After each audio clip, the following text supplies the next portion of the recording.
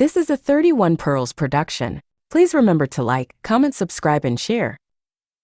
The Book of Gleanings, Chapter 1, Maya and Lila. Once all men were dark and hairy, and in those days woman was tempted by the strength and wildness of the beast which dwelt in the forest, and the race of man was defiled again. Therefore the Spirit of God was wrathful against woman, for hers was the responsibility to reject the beast within and without, that she might bring forth children of the light, to walk in the light. For in man there is beast and God, and the God walks in the light, and the beast walks in darkness.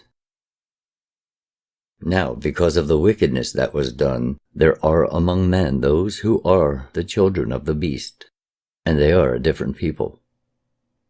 The race of man alone was punished, for the beast acted according to its nature. In man the beast and God strive to decide whether he shall take his place among the gods that live or the beasts that die. And woman in her weakness betrayed him to the beast. Men struggle daily with the beast and wrest their living from the soil, their day being encompassed with strife and toil. So women bring forth children with suffering, and because they are frail, their husbands rule over them. Man is conceived in the womb of woman, and she brings him forth to life. Therefore when God raised man up from among the beasts, choosing him as his heir, and endowing him with an immortal spirit, he placed a veil over the portals of life. This, that woman should not forget she is unlike all other living creatures, and the trustee of a divine mission. For a woman not only gives life to a mortal being, she also bears a spark of divinity to earth, and there can be no greater responsibility. The eye that sees earthly things is deceitful, but the eye that sees spiritual things is true. Then because of the things that happened, the great eye that saw truth was closed, and henceforth man walked in falsity. Unable to perceive truth, he saw only that which deceived him, and so it shall be until his awakening. Not knowing God, man worshipped earth, who mothered him and supplied his needs. God was not displeased, for such is the nature of children. But when no longer children, they must put aside childish things. Nor having blinded them, was he wrathful that they could not see, for God is above all else understanding. The face of a good father is stern, and his ways are hard, for fatherly duty is no light burden, but his heart is ruled by compassion. His children walk in truth and uprightness, their feet do not wander, nor are they willful and wayward. Man is born of mud, sun, and spirit. In the days of conception the Spirit of God impregnated the receptive earth, and she brought forth her children. Then came man who walked like a little child, but God took him in hand and taught him to walk in the uprightness of God. A race of men came out of the cold northlands. They were under a wise father, and above them was the grand company, which later withdrew in disgust. This race was the children of God. They knew truth and lived in the midst of peace and plenty. The children of men about them were wild and savage. Clothed in the skins of beasts, they lived like beasts. Even more wild were the men of Zumat, who lived beyond them. Among the children of God, women had equality with man, for her counsels were known to be wise. She heard with understanding, and her speech was considered. In those days her words were weighed, for then her tongue did not rattle in her head like a seed in a dried pod. Woman knew that though man could subdue her with his strength, he was weak in his desire for her. In his weakness lay her power, and in those days it was used wisely. It was the foundation of the people. The race was good, but because of its goodness it was destined to be smitten, for only the good vessel is worthy of the fire. It is burnt, that its shape may be set and its design endure. This path of peace is not the path of progress. The people were not governed by princes or by statutes, but wise men sat in council. They had only a code of conduct and moral tradition binding each one to the others in symmetrical web of life. Those who transgressed the code and tradition were deemed to be unworthy of life among the people and were banished into exile. Among the children of men, woman was as chattel. She was subject to man, an object for the satisfaction of his lust, and the servant to supply his needs. He subdued her and kept her in servitude, for her betrayal of man was known even among them, and it was never forgotten, nor could it be forgiven. The children of God valued woman highly, and protected her from crudeness and cruelty, and her standing was such that she was awarded only to the most worthy of men. They held her in respect, for to them she was the fountain of life within their race, the designer of its future. Yet even so they had to restrict her, for she was inclined to be willful and unheeding of her responsibility. The people flourished, and from generation to generation grew in stature and comeliness. They were the rising tidewaters of mankind, surging towards its destiny. The right of a man to mate was decided according to his standard of thought, his uprightness, the manner in which he upheld the code and tradition, and his dealings with man and woman. The fittest men could choose the mate among all women, but lesser men could seek only among the less desirable, according to a known standard. To some, having only the outward appearance of men, no mate was given, while the noblest men could take additional ones from among the ranks of lesser women. Thus the race ever tended to improve, to accord with its design. The council of the people knew well the strength of man's desire for woman. The force of the urge was not wasted, for their forebears had harnessed it to the vehicle which carried their race to greatness above others. The race which could properly channel the forces contained within itself was ready to control the forces beyond itself. The greatest forces man can harness to his benefit are those lying within himself. But the underlying strength of the people lay in the morality of its women, for this was the strength that governed, because it was the safeguard for something of value.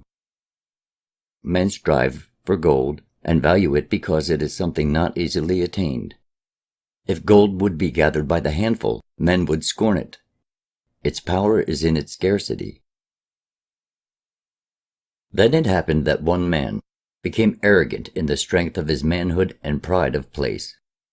His thoughts inclined toward himself rather than towards the welfare of the people.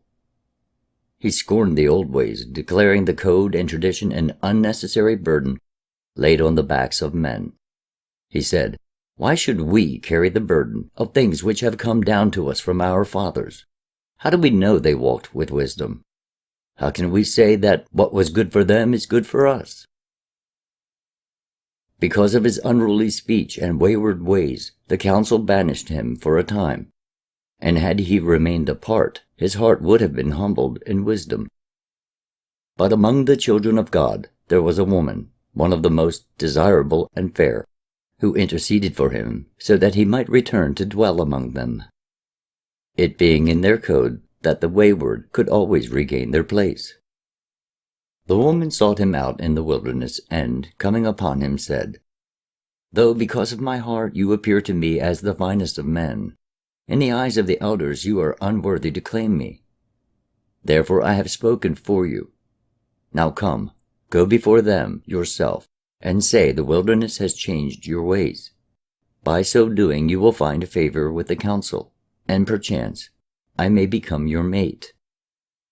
The strength and courage I admire place you high in the regard of men and in favor with the elders. But your wayward and inconsiderate spirit is unworthy of your body.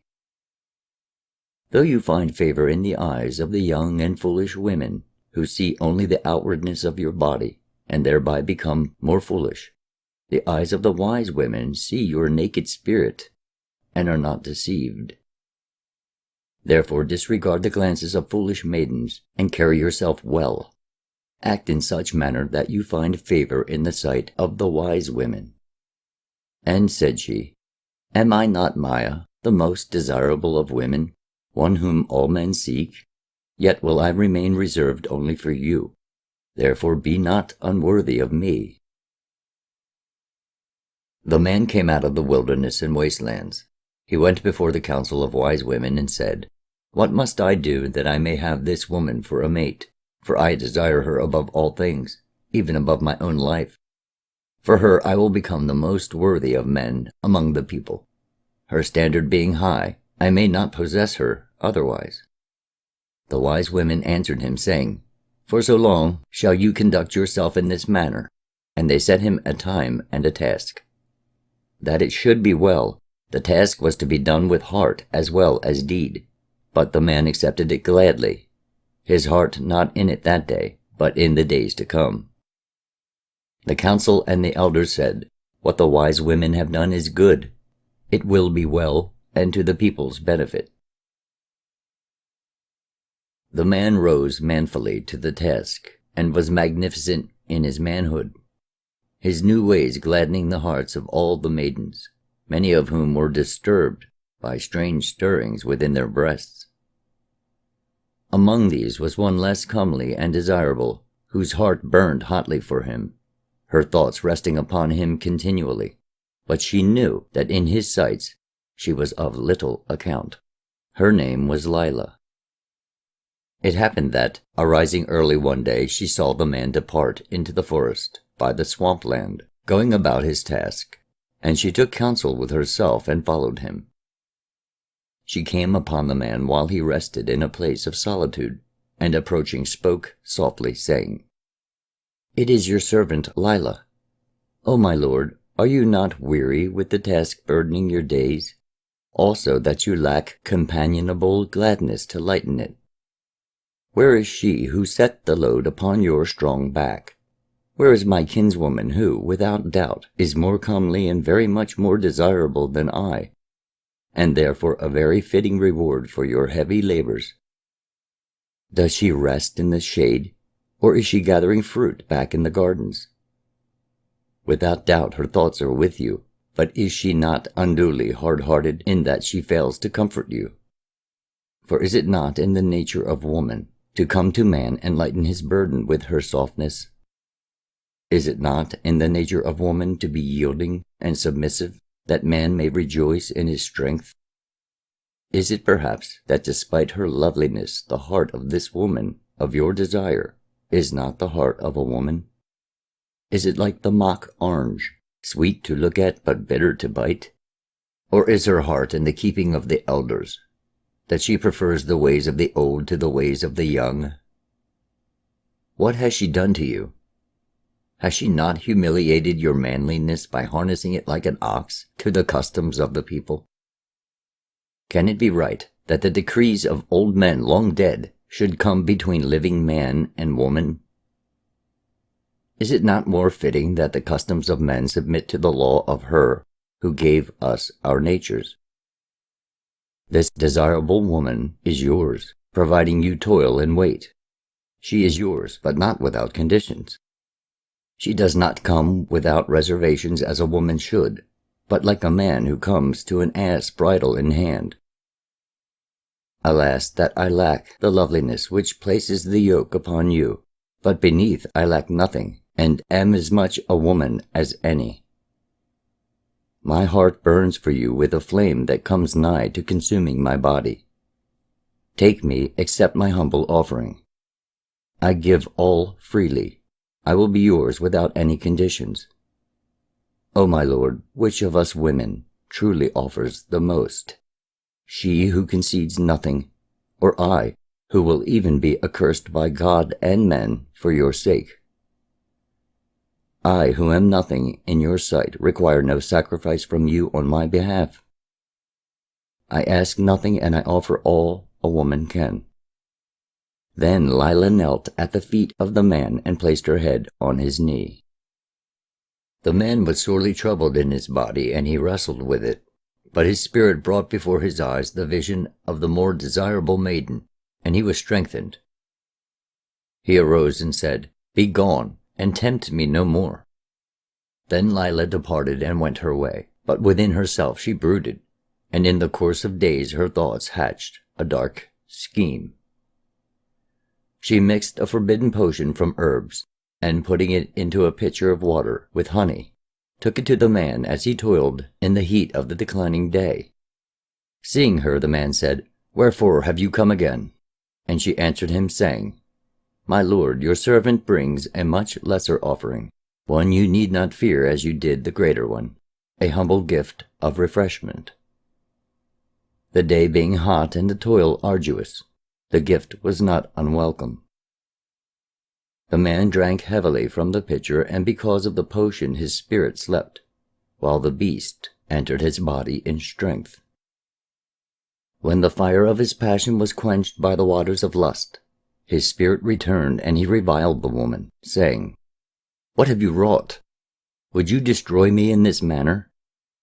The woman replied, "The deed is yours, my lord, for you are a man, and I am a woman." Then the man became afraid, for he knew the code and custom. He became angry after the manner of frightened men, and shouted, "Be gone from my sight, you viper, lest I crush you." Lila answered quietly, "My lord, why be wrathful, or afraid without cause? For this thing shall be a secret between us. None will ever know of it. Behold, my lord, are you not free again, and the yoke removed from your neck? Now you may know the joys a woman can give without submitting to the task. Therefore, take your ease, for life is good to you." The words of the woman were not sweet to the ears of the man, for he was filled with remorse for what had been done. He said, "You are not the maiden of my tender desires, in whom my heart delighted and for whom I gladly undertook the task. What now of her whose beauty compares with the glory of the sun, whose gentleness caresses as the sunbeam, beside whose brightness you are no more than a gloomy shadow?" Lila replied, "She is indeed as the sun. You may worship from afar, but never touch, lest you be burnt and destroyed. I am the woman of your body whom your flesh has chosen. What has this other woman done for you? Did she not sharpen the sword on which you cut yourself? If one lights a fire among reeds, knowing a man sleeps there, who is to blame for his burning? The fire, he who lit it, or the reeds? It is beneath your manliness to turn on me. Thus am I not shamed for your sake. And who among women would invite the wrath of gods and men as I have done?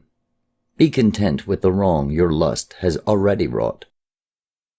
This is an evil deed you have committed, but because we are now united in the flesh, no harm shall befall you through me." Thenceforth among the people they went their separate ways, but flesh called to flesh, bringing them furtively together in secret places.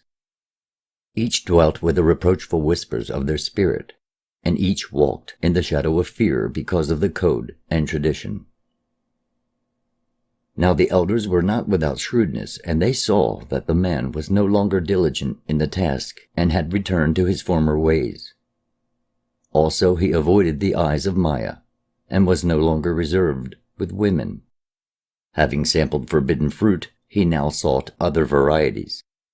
He was not a man with an end in view towards which he strove. His bearing was not that of a free man. The glances between the man and the woman, and their uneasiness, were not difficult to interpret. The elders and wise women said among themselves, "Such is the manner of those carrying a burden in their hearts, whose shadowy love is a feeble furtive thing blooming shamefully in dark and hidden places." Therefore they set a watch on the pair. The watch came upon them as they lay together in nakedness upon their skins, and mocked them with ribaldry. For their passion was profane, and a thing for jest. It was a fungus upon the tree of love. They were brought before the high council, which was the council of elders, and the council of wise women, which questioned them, saying, Wherefore have you done evil unto us? The man answered, The woman put my spirit to sleep with an evil brew, and my body became weak because of my manhood. They replied, Truly you have little manhood now, and are a lesser man because of this woman. The woman stood up before the high council and answered them boldly, Am I then the stronger of the two? Can I lift the biggest stone or run the fastest race? Do not the strong always prevail against the weak? And is not this man the strongest among men? Is this even a matter for your concern? For in what way have we caused harm to any but ourselves? Shall we be punished for that which concerns us two alone, and wrongs no other? The high council replied, The deeds of any person affecting the lives of others are the concern of others. Though it were done in secret between yourselves, were not the effects displayed in your eyes for all to see? Does the man serve the people better because of this thing, or does he serve them less well? Has something been added to the people, or has something been taken away? Have not the people lost? Therefore is not that which you did the concern of the people, and not of yourselves alone. The deed of itself was not wrong, except in the manner of its accomplishment. A woman who places no value on herself steals something from all women, for they are then less valued in the eyes of men. Would men value gold were it gathered by the wayside? Above all this, what of God-given love? Have you elevated or degraded its means of expression among men and women? Among people who value gold above all else, he who debases or adulterates it commits a wrong against them. Here, where love is valued above all else, and woman honored as its custodian, those who debase it are regarded likewise. We dwell in a pleasant place amid peace and plenty, an inheritance from our fathers. The children of men have inherited the wastelands. Are our fathers less wise than theirs, that the customs of our fathers should be spurned? What you have done relates to your two selves, and by your two selves shall your punishment be carried out. This is not a punishment for any wrong done to us, for we are old and it affects us little. We punish because we have a duty to the young, to the unborn of our race. We have an even greater duty to the hallowed things which inspire mankind and enthrone man above the beasts. A people can be judged by the things it punishes and the things it permits. The swine revels in filth, and therefore attacks anyone who enters his pen. Were we wholly of the earth, we need only protect earthly things. Thus we banish you forever from among us, unless in your old age you are permitted in mercy to return. In this manner were the man and woman banished from the tilled land to wander the wilderness beyond. They dwelt in a cavern in the wasteland, against the outer border of the tilled land, and they ate weeds and wild creatures. There they were in a place defended from hostile men and made safe from ambushes. In the first days of their banishment the man was wrathful against the woman, and spoke to her spitefully, saying, Like a lamp that gives no light, you are a woman without womanly virtue, no longer deserving the honored treatment accorded women of our race. You spoke truly when you said that I am strong and you are weak. So be it. Henceforth your weakness shall be my strength. No longer will the weakness of man be the strength of woman, and the backbone of a people clinging to things without substance.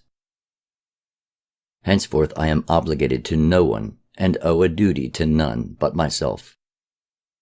Man is weak only in his desire for woman, but the weakness of woman shall henceforth assure satisfaction of the desire.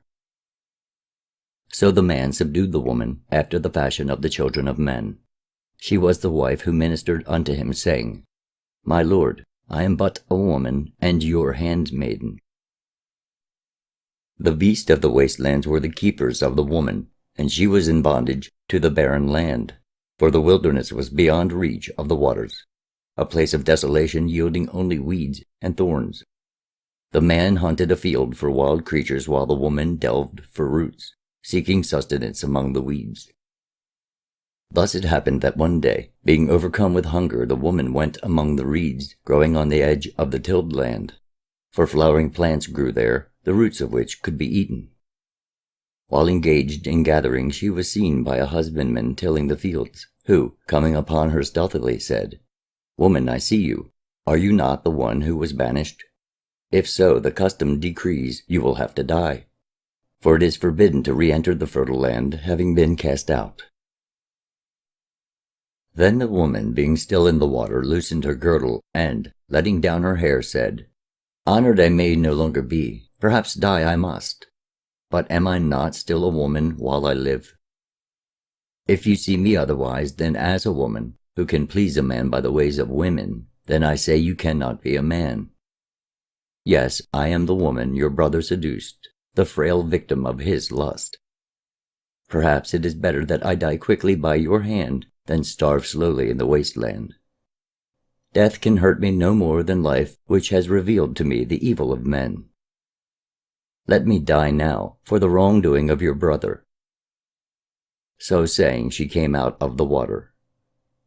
The husbandman did not slay, but instead he dallied with her until the evening. The woman said, ere he departed, This shall be a secret between us, for there is none other nearby to see us here. Give me food, that my flesh may be firm and my heart gladdened, that I may come often to this place.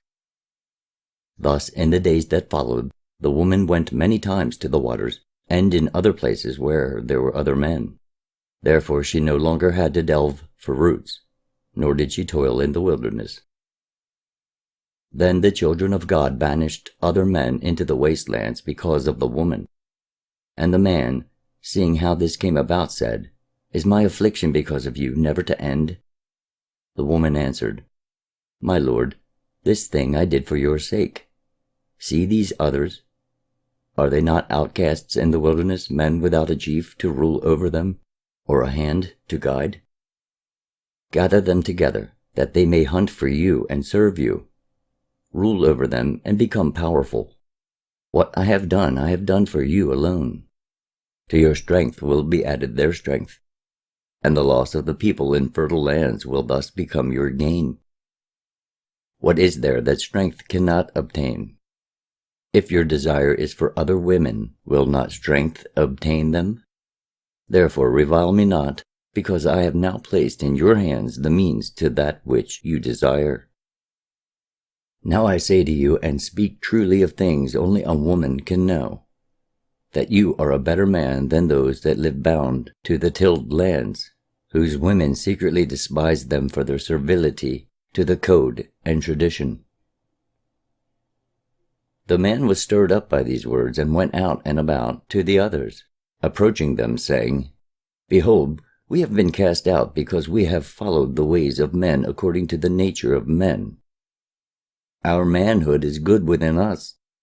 Let it therefore assert itself, so our strength may be greater. So it came about that the men who were outcasts entered the fertile tilled land stealthily at night time, burning the houses and overthrowing the water towers, saying, Let this land rejoin the wilderness. They slew menfolk and carried the women and children away. They stole sheep, goats, and cattle. Then they withdrew to the fastness of the wastelands. There they built an encampment and fortified it about with walls and ditches. And they made war upon the children of men and prevailed against them.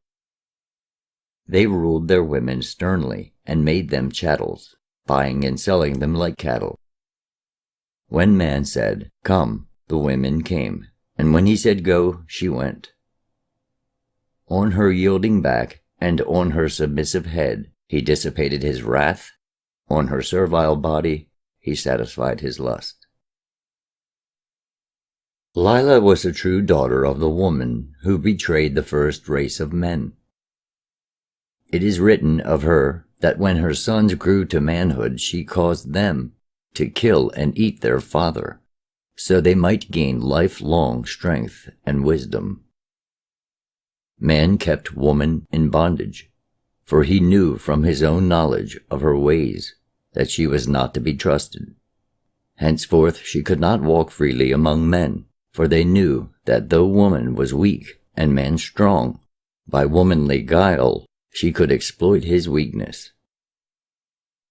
Among the outcast people and the children of men, woman was subject to man, and he imposed his will upon her and dominated her. In this manner woman wrought her own downfall and the destruction of those who held her in high regard. Her charms she cast at the feet of those who trampled them underfoot. Woman was not yet fitted to be the free guardian of the portals of life. She was never wise enough to choose the fathers of the race, for she was ruled by womanly waywardness, not by wisdom. Chapter 2. Eloma. It came about that the sons of the children of God mated with the daughters of the children of men, who knew well the ways of men and were not reserved. The covenant had been broken, and strange women were taken into the households, some even as wives. But though the daughters were lesser women, the sons were wonderfully big and mighty fighting men. These new people came out of the wastelands and crossed to Kitharmus, which they divided in 3 parts between them, and there were rivers on the boundaries. This was when the years of man's life were lessened, because he became fully earth-sustained, but he remained full of vigor, though filled with hostility, particularly towards those who loved. To the east was the land of Yubal, which was mountainous, and the Yubalites were herdsmen. Westward was the land of Chasen, and it joined Ubak on the north. Southward were the land of Uto and the land of Canaan, whose peoples dwelt on the plains and tilled the soil.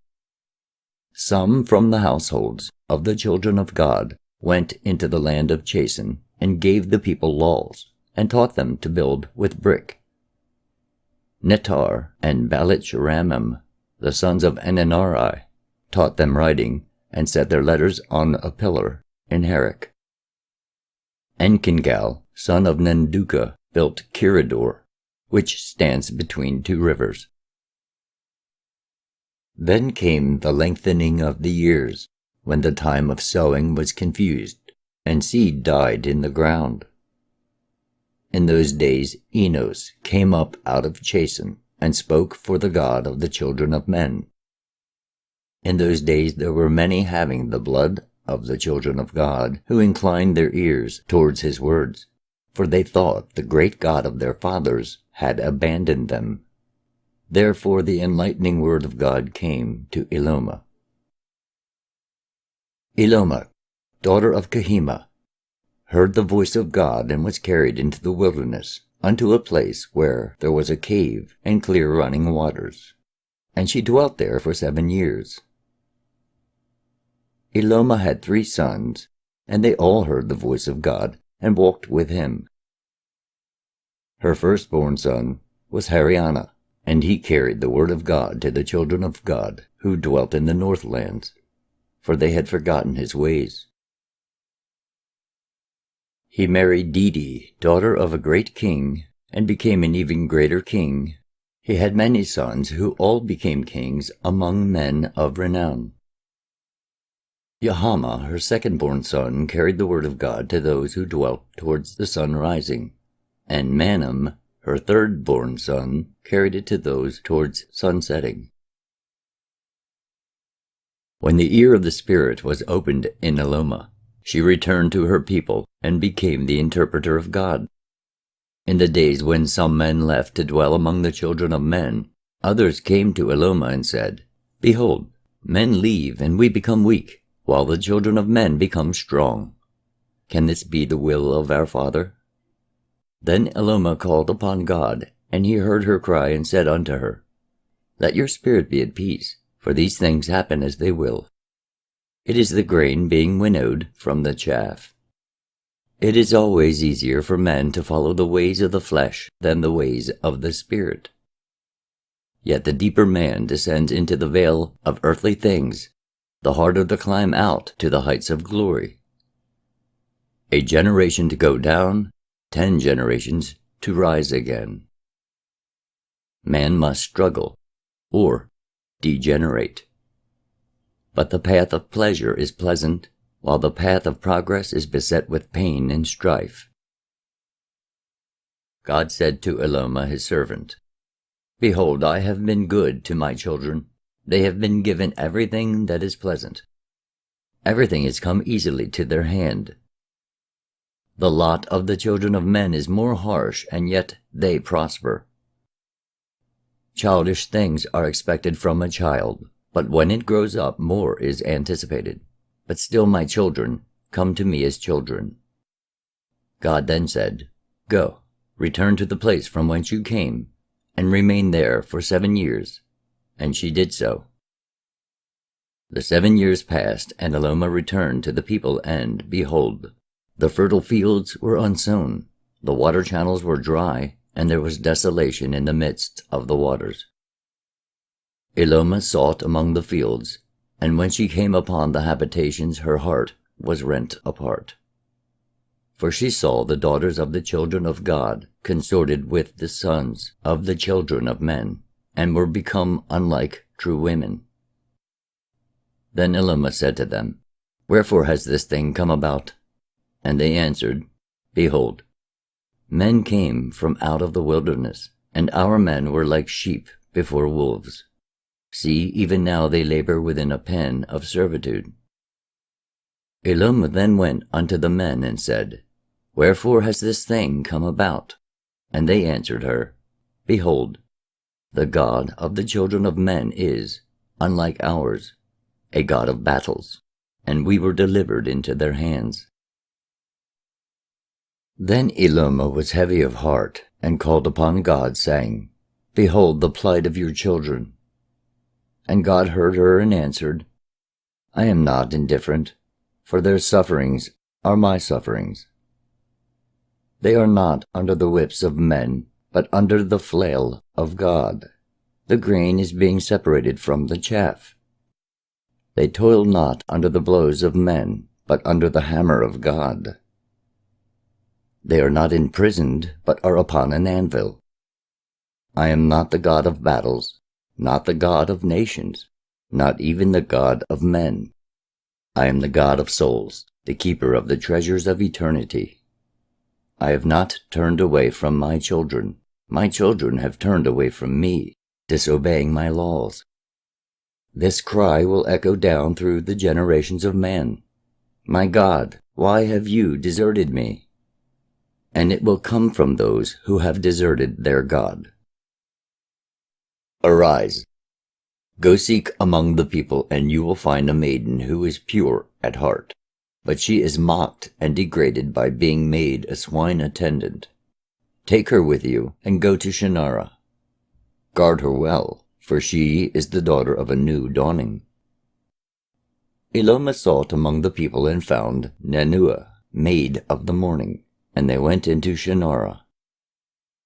The voice of God came to Eloma in Shinar, saying, This is the way things shall be with those who aspire to godhood. They must follow only the paths which I have shown through the words of my interpreters. The unfolding spirit residing in those who have the blood of the children of God and the greatness that dwells in men shall be magnified in the blood of their children. Their wisdom shall be greatly multiplied, if the tie of blood be strong. As good wine becomes bad if diluted overmuch, so is greatness in the blood of man. There is a virtue in the blood of those whose forebears were the children of God, and if 2 people having this blood marry, then this virtue is increased in their children. So it is greater than either parent. There is a law of inheritance from which no man is exempt. For man is governed by the laws of earthly creatures as well as by greater laws. Is not the best ram chosen to sire the new flock? So let woman choose the best among men that they can, and let men choose the best among women, and they who heed my words will know which is the best. Let the truly great ones rule. God said, "The creative words remain on this side of the veil, but their echoes resound on your side. The real remains here, but its reflection is there. Creation is my mirror, though it is not without distortions. I have created in spirit and in matter. My thoughts have ranged from the unseeable smallest to the incomprehensible largest. My greatest thoughts form substance for the spirits of the sons and daughters of the earth. Truth and justice, perfection of beauty and goodness, remain with me, and these you can know on earth only by their reflection. In the universe of truth, all things are free from illusion and are seen in reality, but on earth even the reflection is distorted. I have created light and called it substance. It is illuminated within the light of an ever-present love potential. Men call on many gods, though above all there is but one. Yet whatever they call me, I will hear them, for I am the God above names, the God embracing all names. Whatever men believe, if it serves good, it serves God. But gold necklaces are not for sheep, and outward forms of worship must suffice for the spirituality undeveloped.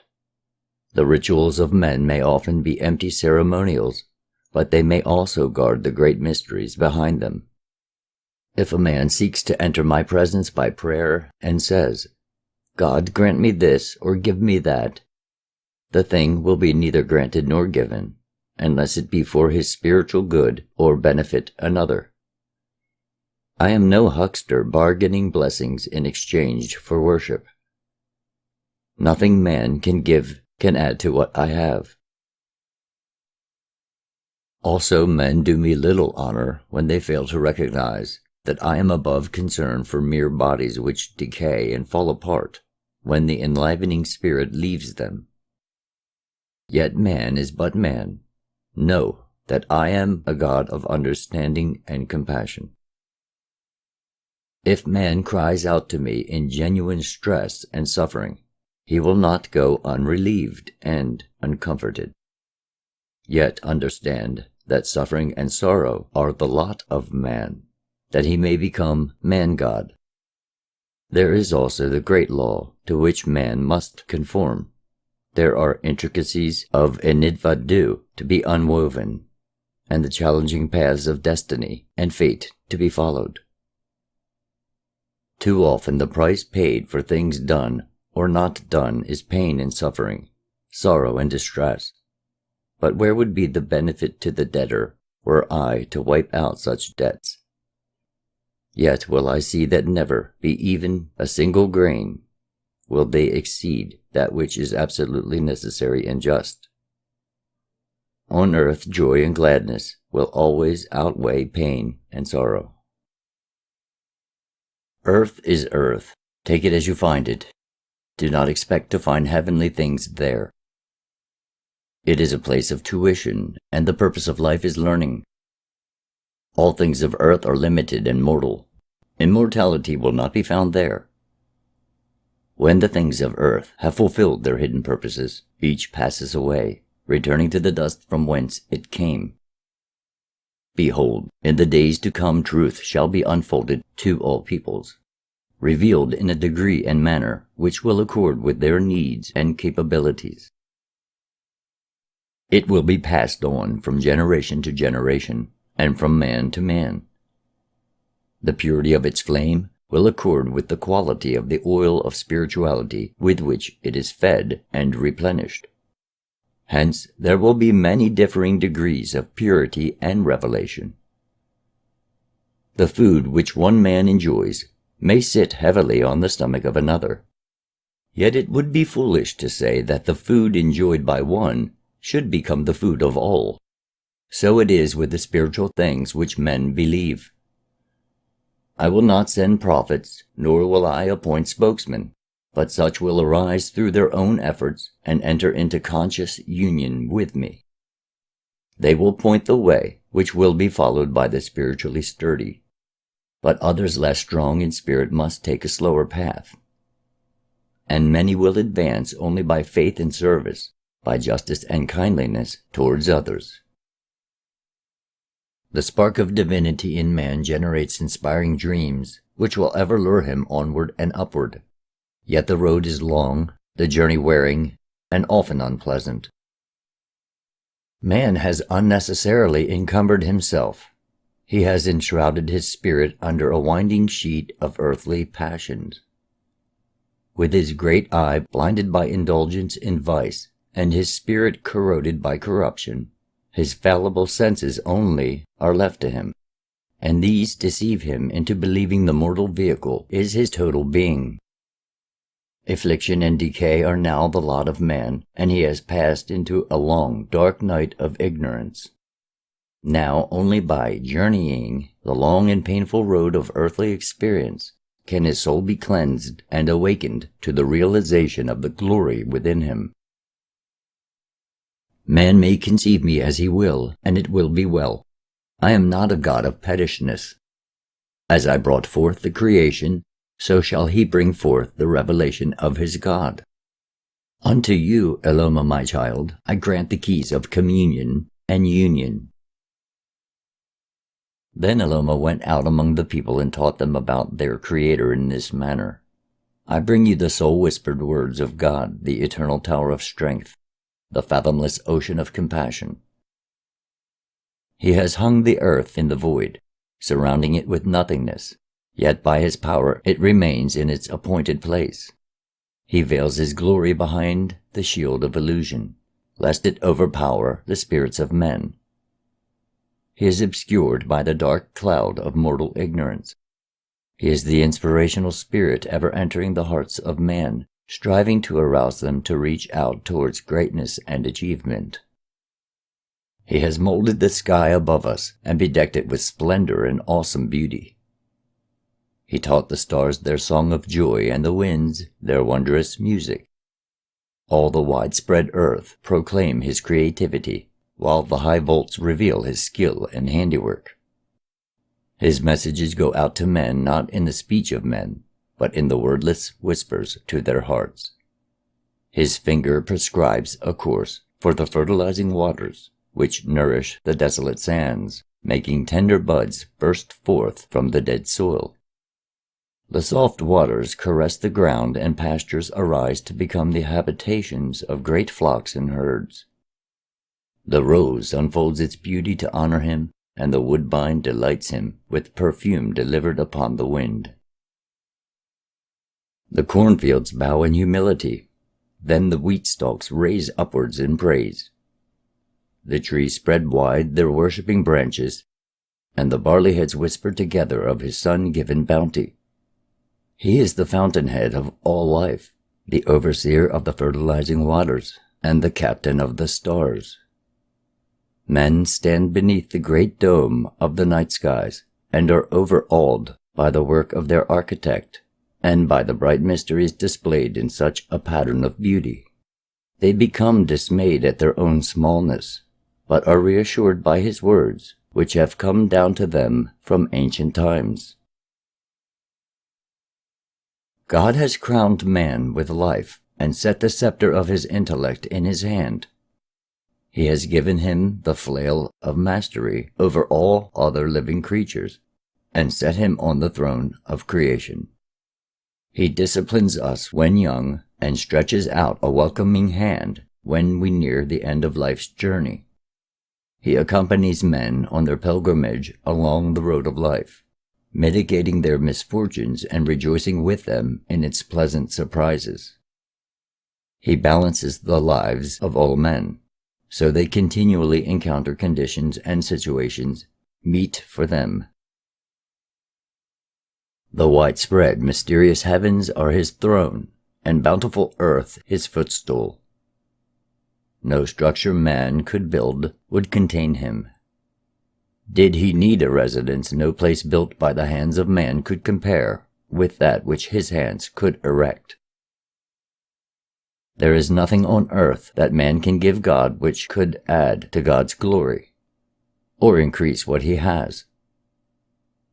The only acceptable sacrifice man can offer is service to the will of God, and God's will is that man should spiritualize himself and improve the earth. To offer goods or money as a sacrifice is an insult to God. It is shirking the needful effort, evading the necessary duty and obligation. It is the easy way and not acceptable. God is the refuge of the poor and the comforter of the needy. His compassion encompasses men when troubles weigh heavily upon them. Yet tribulation and adversity, sorrow and suffering are not to be thought of as needless burdens, imposed upon the difficulties inseparable from earthly life. They are things of value which open the eyes to truth, tempering the spirit as iron is tempered in the flame. Eloma taught many things, and she forbade any man to fornicate with unwedded matrons, whose silver tongue beguiled, and whose winsome ways led men astray. She also decreed that men should not fornicate with any maid or another's wife, for none so doing could call himself an honorable man, and such deeds canker the spirit. It was Eloma who taught men the wisdom of the stars, which journeyed according to their destinies.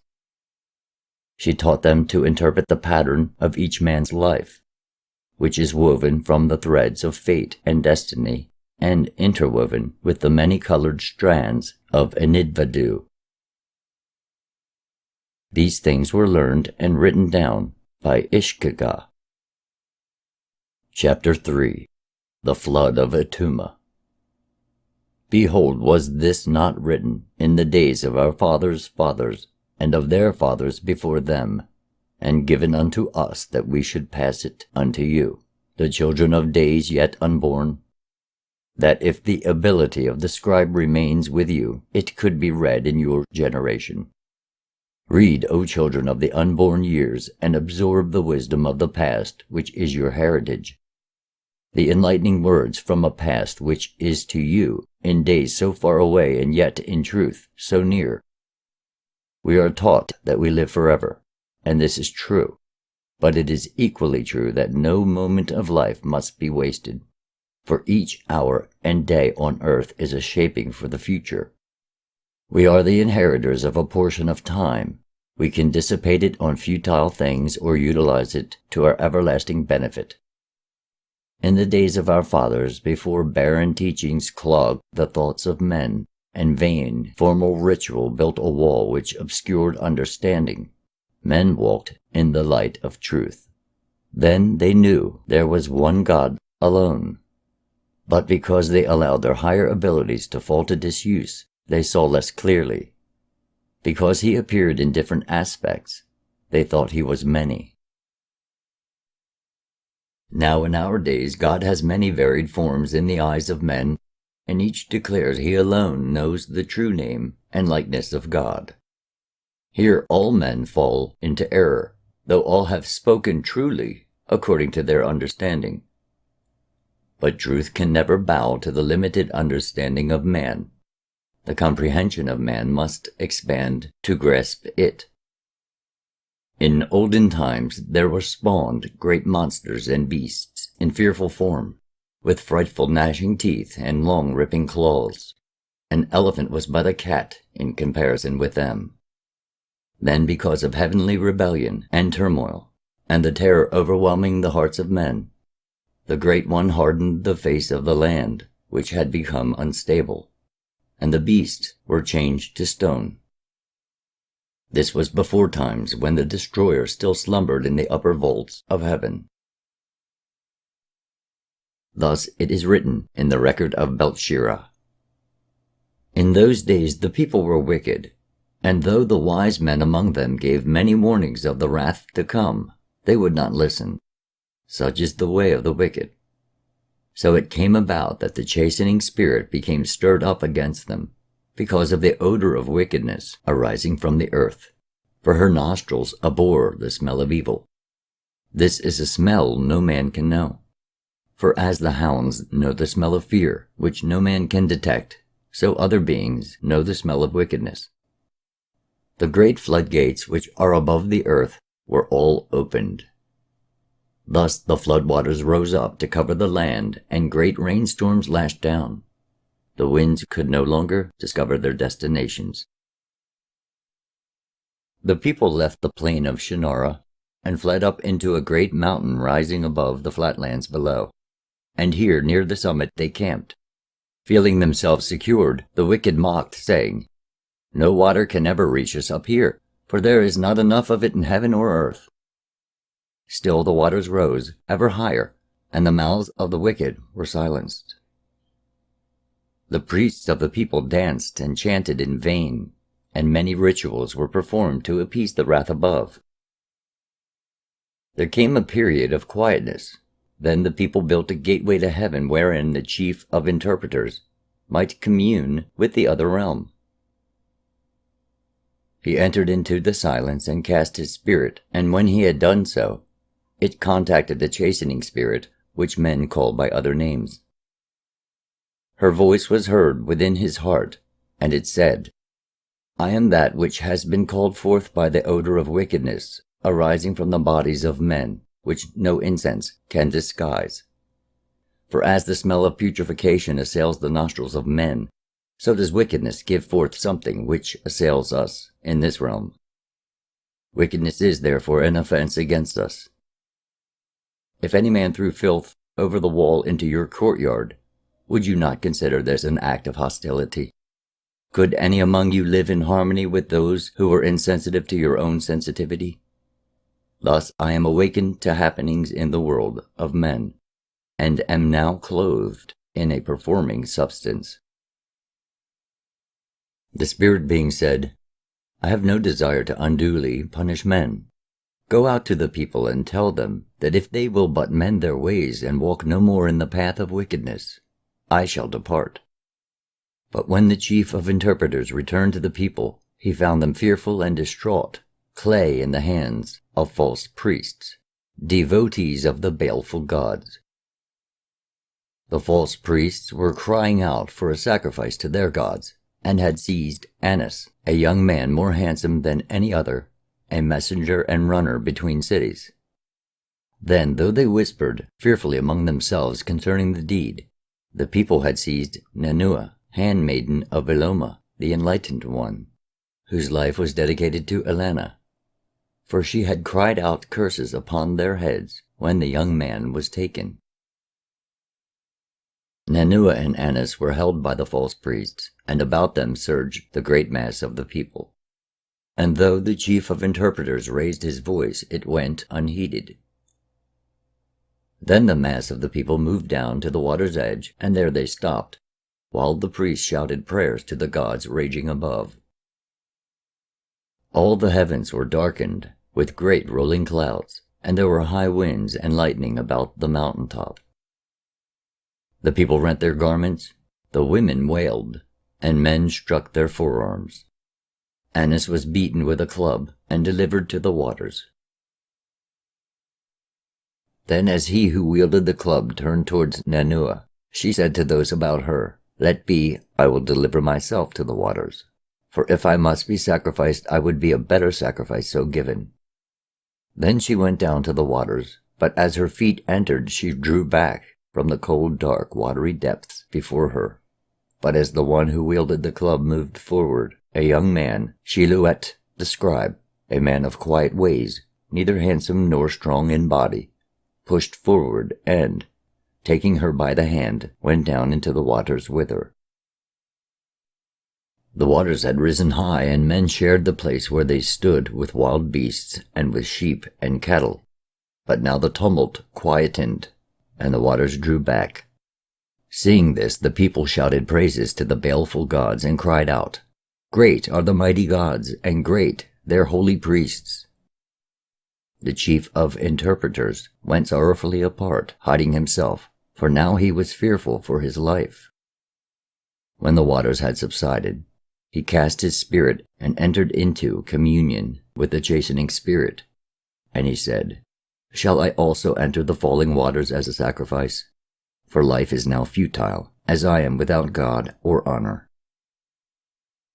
The Great One answered, "Men see in events the things they wish to see. They cannot interpret only according to their understanding. The waters rose to their limitations and did not fall because of the needless sacrifices. The powers above may ordain events to chasten men, but more often such events are challenges and tests. However, divine intervention is rare indeed.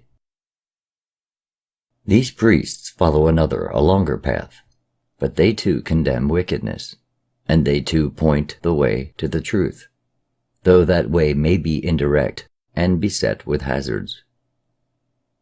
So whether they or you reach the ears of the people, the odor of wickedness will be diminished. Divine ends are achieved by diverse means, and the eyes of few men are open to see either the means or the end. Life is never futile, but your sacrifice would be. No man can lose his God, for he is always there. But the prestige of a man because of that God, such prestige is a worldly thing of little real value. How do you know whether you have lost or gained? Events of the moment cannot be weighed in the moment, but can be assessed only by the judgment of the years. Only eternity knows whether this or that was good or bad, a gain or loss. Then the Great One opened the eyes of the chief of interpreters, so he saw beyond the earthly border into the realm beyond. Behold, he saw Annas, who had been strong and handsome on earth, and now he was something not pleasant to gaze upon. He saw also the true beauty of Nanua, who is now a being of dazzling loveliness. And beside her was Sheluet, who had always loved her secretly, and he was now glowing with youth and handsome as Helith. The chief of the interpreters then understood that evil could be transmuted into good, and that men had little knowledge of the true nature of things. Upon the mountain there is now a grove of trees, and a temple built in the form of a circle of white stones, where the people remember the day of their deliverance. But what they recall and what happened are not the same, nor is the cause in their minds the true cause. They say, "We are the children of Atuma, who saved us." Many who have gone often to the temple of deliverance say they have seen two shades, one radiantly beautiful and one gloriously handsome, wandering hand in hand through the trees or sitting in the sunlit glades. All about is now a place of peace. Men walk under the shadow of dread, and fear of unknown powers fills their hearts. They have fashioned images in the likeness of the things which frighten them in the gloom of their ignorance, and they spurn the real for the unreal.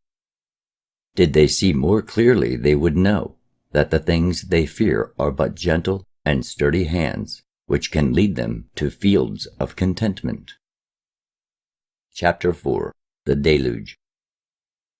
It is written in the great book of the Firehawks that earth was destroyed twice, once altogether by fire and once partially by water.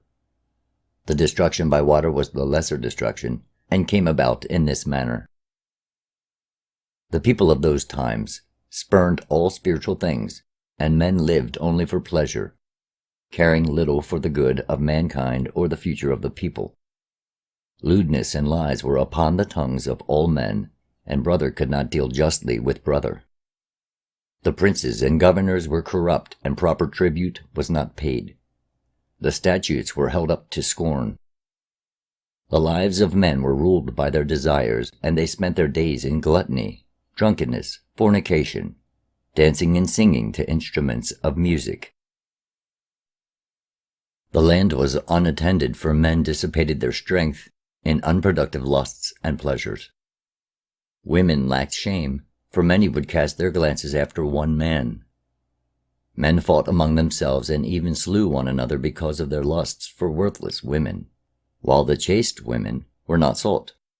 They were even rejected, for men declined the effort of being worthy of them in the eyes of their fathers.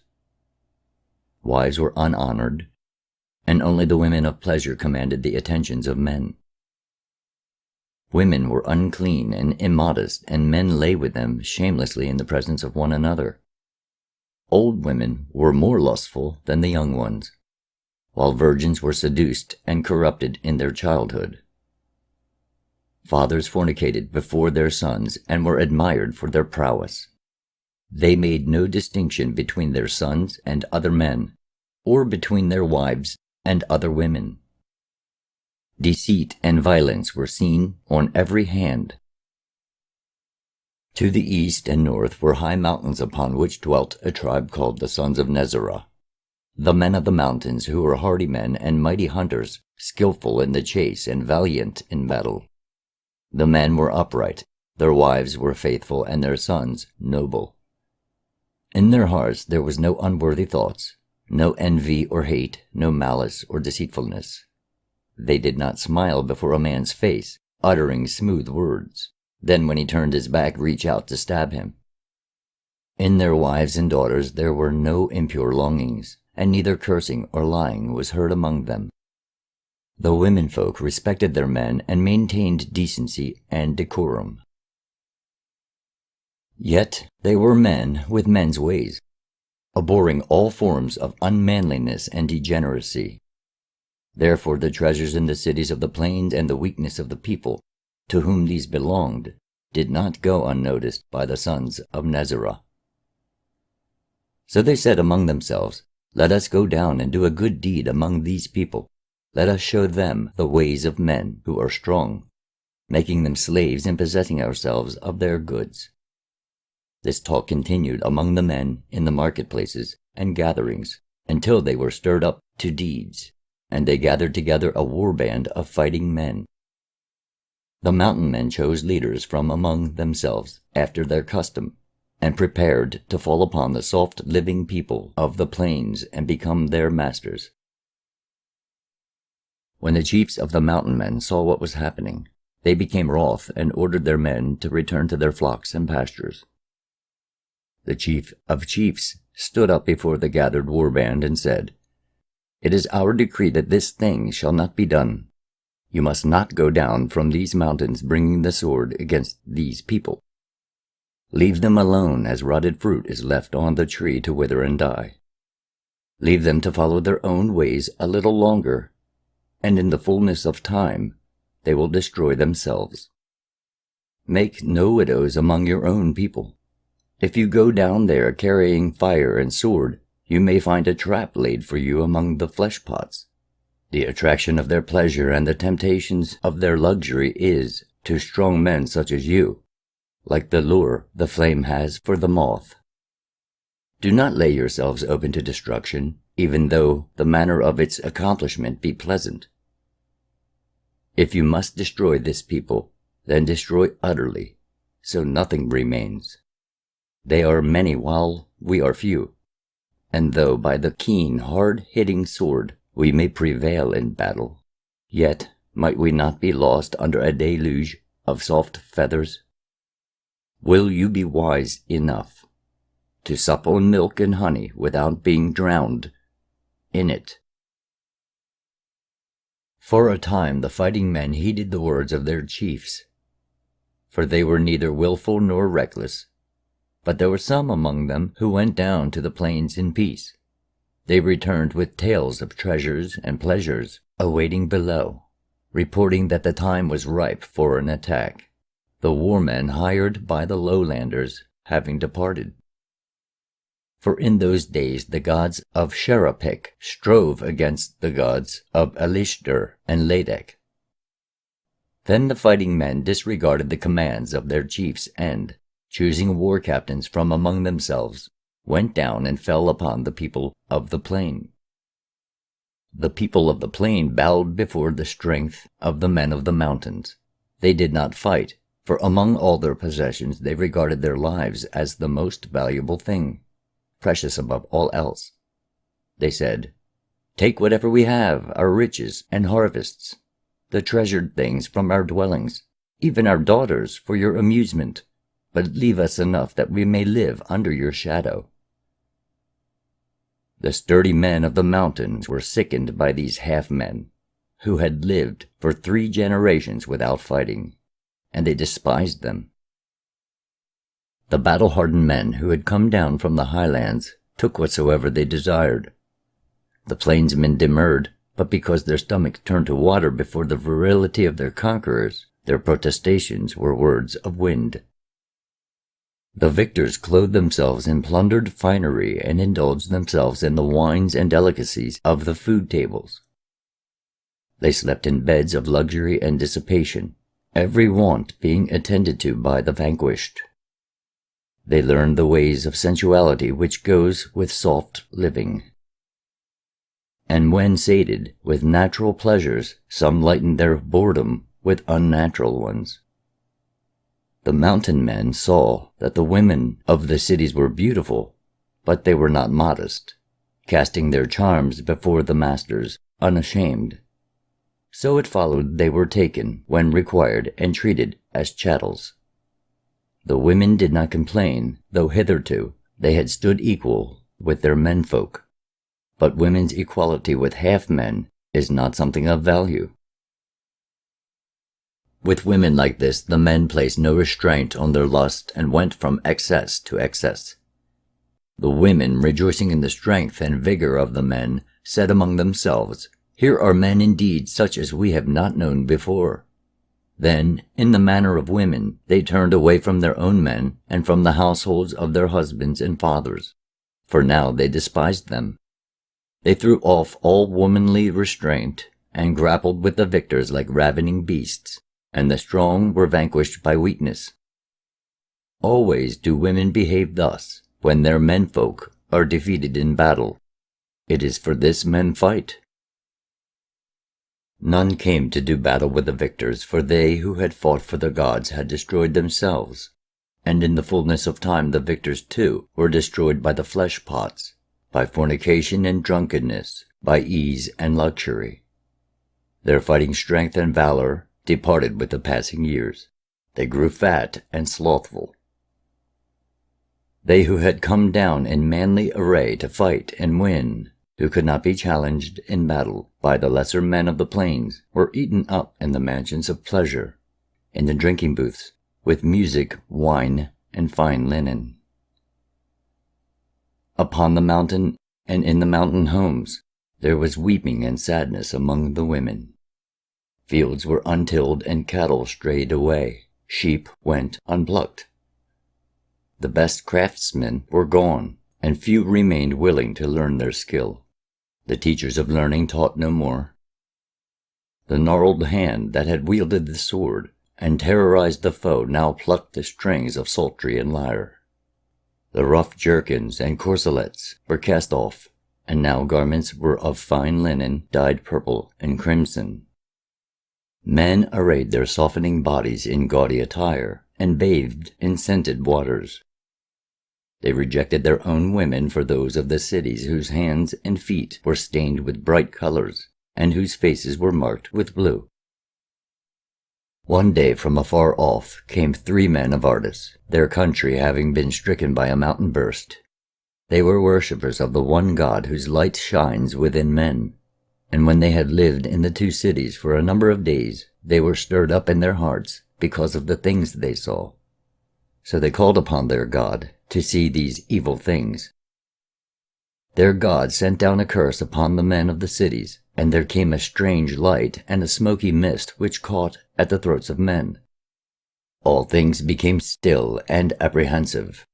There were strange clouds in the skies, and the nights were hung with heaviness. Many days passed before a north wind came, and the skies cleared. But then, when women conceived, they bore devils. Monstrosities came forth from their wombs, whose faces were terrible and whose limbs were unproportioned. In those days men knew the art of working clay and making linen in bright colors, and also the use of eye paint. They had knowledge of herbs and magic, of enchantment and the wisdom of the Book of Heaven, the knowledge of signs and omens, the secrets of the seasons, of the moon and the coming of the waters. The remnants of the sons of Nezerah remained upon the mountains, which are against Ardis, by the land about the encampment of Lamech. In Ardis there were wise men filled with the inner wisdom, who read the Book of Heaven with understanding and knew the signs. They saw that the deeds of men in all the lands about the mountains had brought them to their hour. Then the day came when the Lady of the Night changed her garment for one of a different hue, and her form swept more swiftly across the skies. Her tresses streamed out behind in gold and copper, and she rode in a chariot of fire. The people in those days were a great multitude, and a loud cry ascended into heaven. Then the wise men went to Sherapik, now called Serapesh, and said to Sesuda the king, Behold, the years are shortened, and the hour of trial draws nigh. The shadow of doom approaches this land because of its wickedness. Yet because you have not mingled with the wicked, you are set apart and shall not perish. This, so your seeds may be preserved. Then the king sent for Hanok, son of Hurmanetar, and he came out of Ardis, for there he had heard a voice among the reeds saying, Abandon your abode and possessions, for the hour of doom is at hand. Neither gold nor treasures can buy a reprieve. Then Hanok came into the cities and said to the governors, Behold, I would go down to the sea, and would therefore build a great ship, that I may take my people upon it. With me will go those who trouble you, and they will take the things which cause you concern. Therefore you will be left in peace, to your own enjoyment. The governor said, Go down to the sea and build your ship there, and it will be well for you to go with our blessing. But Hanok answered, It has been told to me in a dream that the ship should be built against the mountains, and the sea will come up to me. When he had gone away, they declared him mad. The people mocked him, calling him commander of the sea. But they did not hinder him, seeing gain in his undertaking. Therefore a great ship was laid down under the leadership of Hanok, son of Hurmanetar, for Sesuda, king of Serapesh, from whose treasury came payment for the building of the vessel. It was built on the lake of Nemos, close by the river of gold, where it divides. All the household of Hanok was there, and the household of his brother who directed the men at the task. Dwiven, captain of the ships from the land beyond Ardis, was overseer of the craftsmen. The women and children carried, and the men built. The length of the great ship was 300 cubits, and its breadth was 50 cubits, and it was finished off above by 1 cubit. It had 3 stories which were built without a break. The lowermost was for the beasts and cattle and their provender, and it was laid over with sand from the river. The middle one was for birds and fowls, for plants of every kind that are good for man and beast, and the uppermost one was for the people. Each story was divided in twain, so that there were 6 floors below and 1 above, and they were divided across with 7 partitions. In it were cisterns for water and storehouses for food, and it was built with ascara wood, which water cannot rot or worms enter. It was pitched within and without, and the cisterns were lined. The planks were edged, and the joints made fast with hair and oil. Great stones were hung from the ropes of plaited leather, and the ship was without mast or oars. There were no poles and no openings, except for a hatch beneath the eaves above, whereby all things entered. The hatch was secured by great beams. Into the great ship they carried the seed of all living things. Grain was laid up in baskets, and many cattle and sheep were slain for meat, which was smoked by fire. They also took all kinds of beasts of the field, and wild beasts, birds and fowls, all things that crawl, all gold and silver, metals and stones. The people of the plains came up and camped about to see this wonder. Even the sons of Nezerah were among them, and they daily mocked the builders of the great ship. But these were not dismayed, and toiled harder at the task. They said to the mockers, "Have your hour, for ours will surely come." On the appointed day, they who were to go with the great ship departed from their homes and the encampment. They kissed the stones and embraced the trees, and they gathered up handfuls of the earth. For all this they would see no more.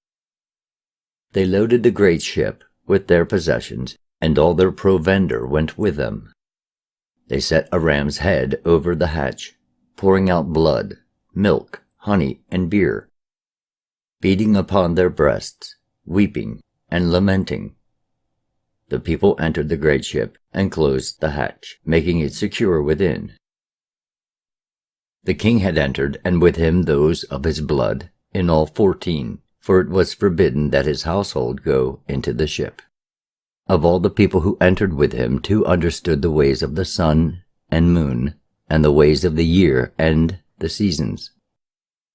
1 the quarrying of stones, 1 the making of bricks, and 1 the making of axes and weapons, 1 the playing of musical instruments, 1 bread, 1 the making of pottery, 1 the care of gardens, and 1 the carving of wood and stone, 1 the making of roofs, 1 the working of timbers, 1 the making of cheese and butter, 1 the growing of trees and plants, 1 the making of plows, 1 the weaving of cloth and making of dyes, and 1 the brewing of beer, 1 the felling and cutting of trees, 1 the making of chariots, 1 dancing, 1 the mysteries of the scribe, 1 the building of houses and the working of leather.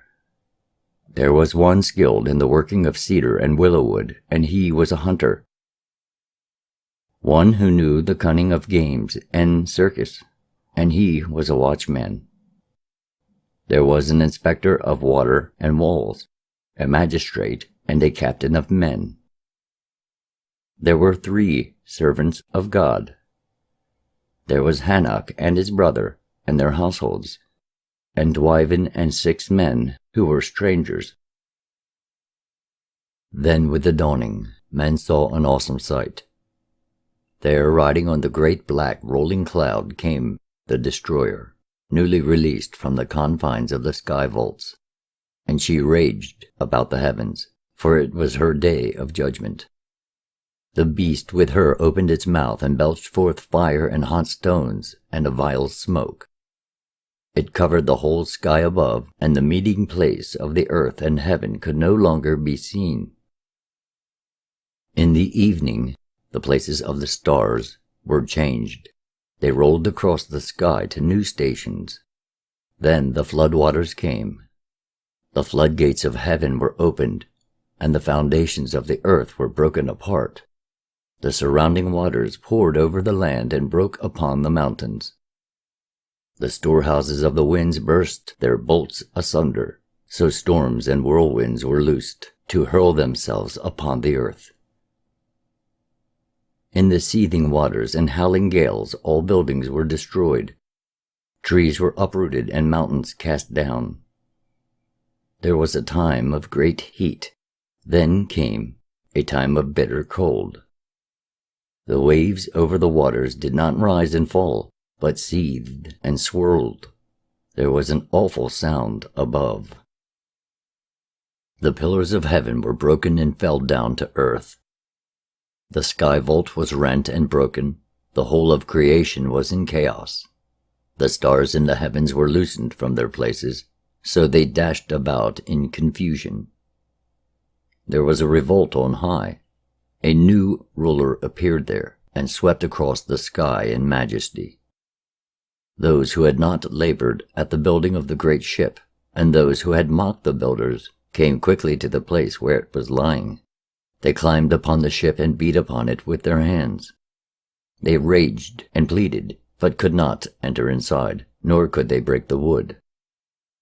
As the great ship was borne up by the waters, it rolled and they were swept off, for there was no foothold for them. The ship was lifted by the mighty surge of waters and hurled among the debris, but it was not dashed upon the mountainside because of the place where it was built. All the people not saved within the ship were swallowed up in the midst of raging confusion, and their wickedness and corruption was purged away from the face of the earth. The swelling waters swept up to the mountain top and filled the valleys. They did not rise like water poured into a bowl, but came in great surging torrents. But when the tumult quietened and the waters became still, they stood no more than 3 cubits above the earth. The destroyer passed away into the fastness of heaven, and the great flood remained 7 days, diminishing day by day as the waters drained away to their places. Then the waters spread out calmly, and the great ship drifted amid a brown scum and debris of all kinds. After many days the great ship came to rest upon Cardo in the mountains of Ashtar, against Nishim in the land of God. Chapter 5. The Birth of Hurmanetar. Hanok had 3 brothers by his mother, and 1 by Sadara. 2 were with him on the great ship, and 1 was saved in Megan. Hanok ruled all the land of Boka, and his sons Labith and Hatana were born at Nasarah, after the great ship became fast. His brothers divided the water-washed land between them. 1 went to Turdana and built a city there, and he ruled the western waters. 1 ruled the eastern waters and the swamps down to the waters of the sea. The other raised up Iraka in the midst of them, and he was the greatest. The city of Iraka stood for 1,000 years, but in the days of King Nadaresa, the people made great images with faces of gold and bodies of brass. Children were offered to these demons, conceived in wickedness. Then God in his wrath unleashed the winds, and they were swept through the city as a whirlwind. The gold-faced images were thrown down one against another and were broken. They fell and were buried under their temples. Iraka was then removed from the eyes of men. All the cities were rebuilt, and the kings were dead. The people had multiplied greatly when Lugadir, he who taught the working of metals, was born. He was the mightiest of kings, and his deeds are known to all men, and written in his books. Wisdom came to the land by the hand of our father Hurmanetar, who was called Hankadah, born at Egelmach in the land of Caleb, under Iraka, of Nintersu, maiden of the temple, by Galamishawar, builder of the walls, son of Lugadur, the metal worker, son of Dumath, the shepherd, son of Gigaton, the tiller of the soil. In the days when the mother of Hurmanetar carried him under her heart with pain, the king his father had a dream. He saw a woman and knew he had just lain with her, but could not see her face clearly, for whenever he almost recognized it, the likeness changed to that of another. The woman was purifying herself over a bowl of incense, and while so doing, she made water. Then a great cloud of smoke arose up from out of the bowl and filled all the room, and it went out through the doors and filled all the city and all the temples of the city. The following night the king was disturbed by the same dream. Therefore, knowing he had received an omen, upon his arising he hastened to send a messenger to the temple of stargazers. 2 wise men came, and he told them concerning his dream, requesting that they read its meaning. Having heard the words of the king, they thereupon left, going away to consult the book of heaven, to discover what was written in the future concerning such a matter. In 2 days they returned, coming in unto the king as he sat within the hall of judgment. And they bowed before him, saying, Woe unto us, your servants, for what we have to say. For thus it is written, One is to be born, of a woman whom you have ravished, and he will be a slayer of kings, a destroyer of temples, and a contender with the gods. He is one born to be great among men, and his hand will be against you." Hearing this, the king bethought himself of the women he had taken by force, but they were many and scattered. So he sent again for the wise men, requesting their aid, and the wise men received his words. Now the wise men knew these things were written of a son to be born to Nintursu, but they were perplexed, not knowing what to do.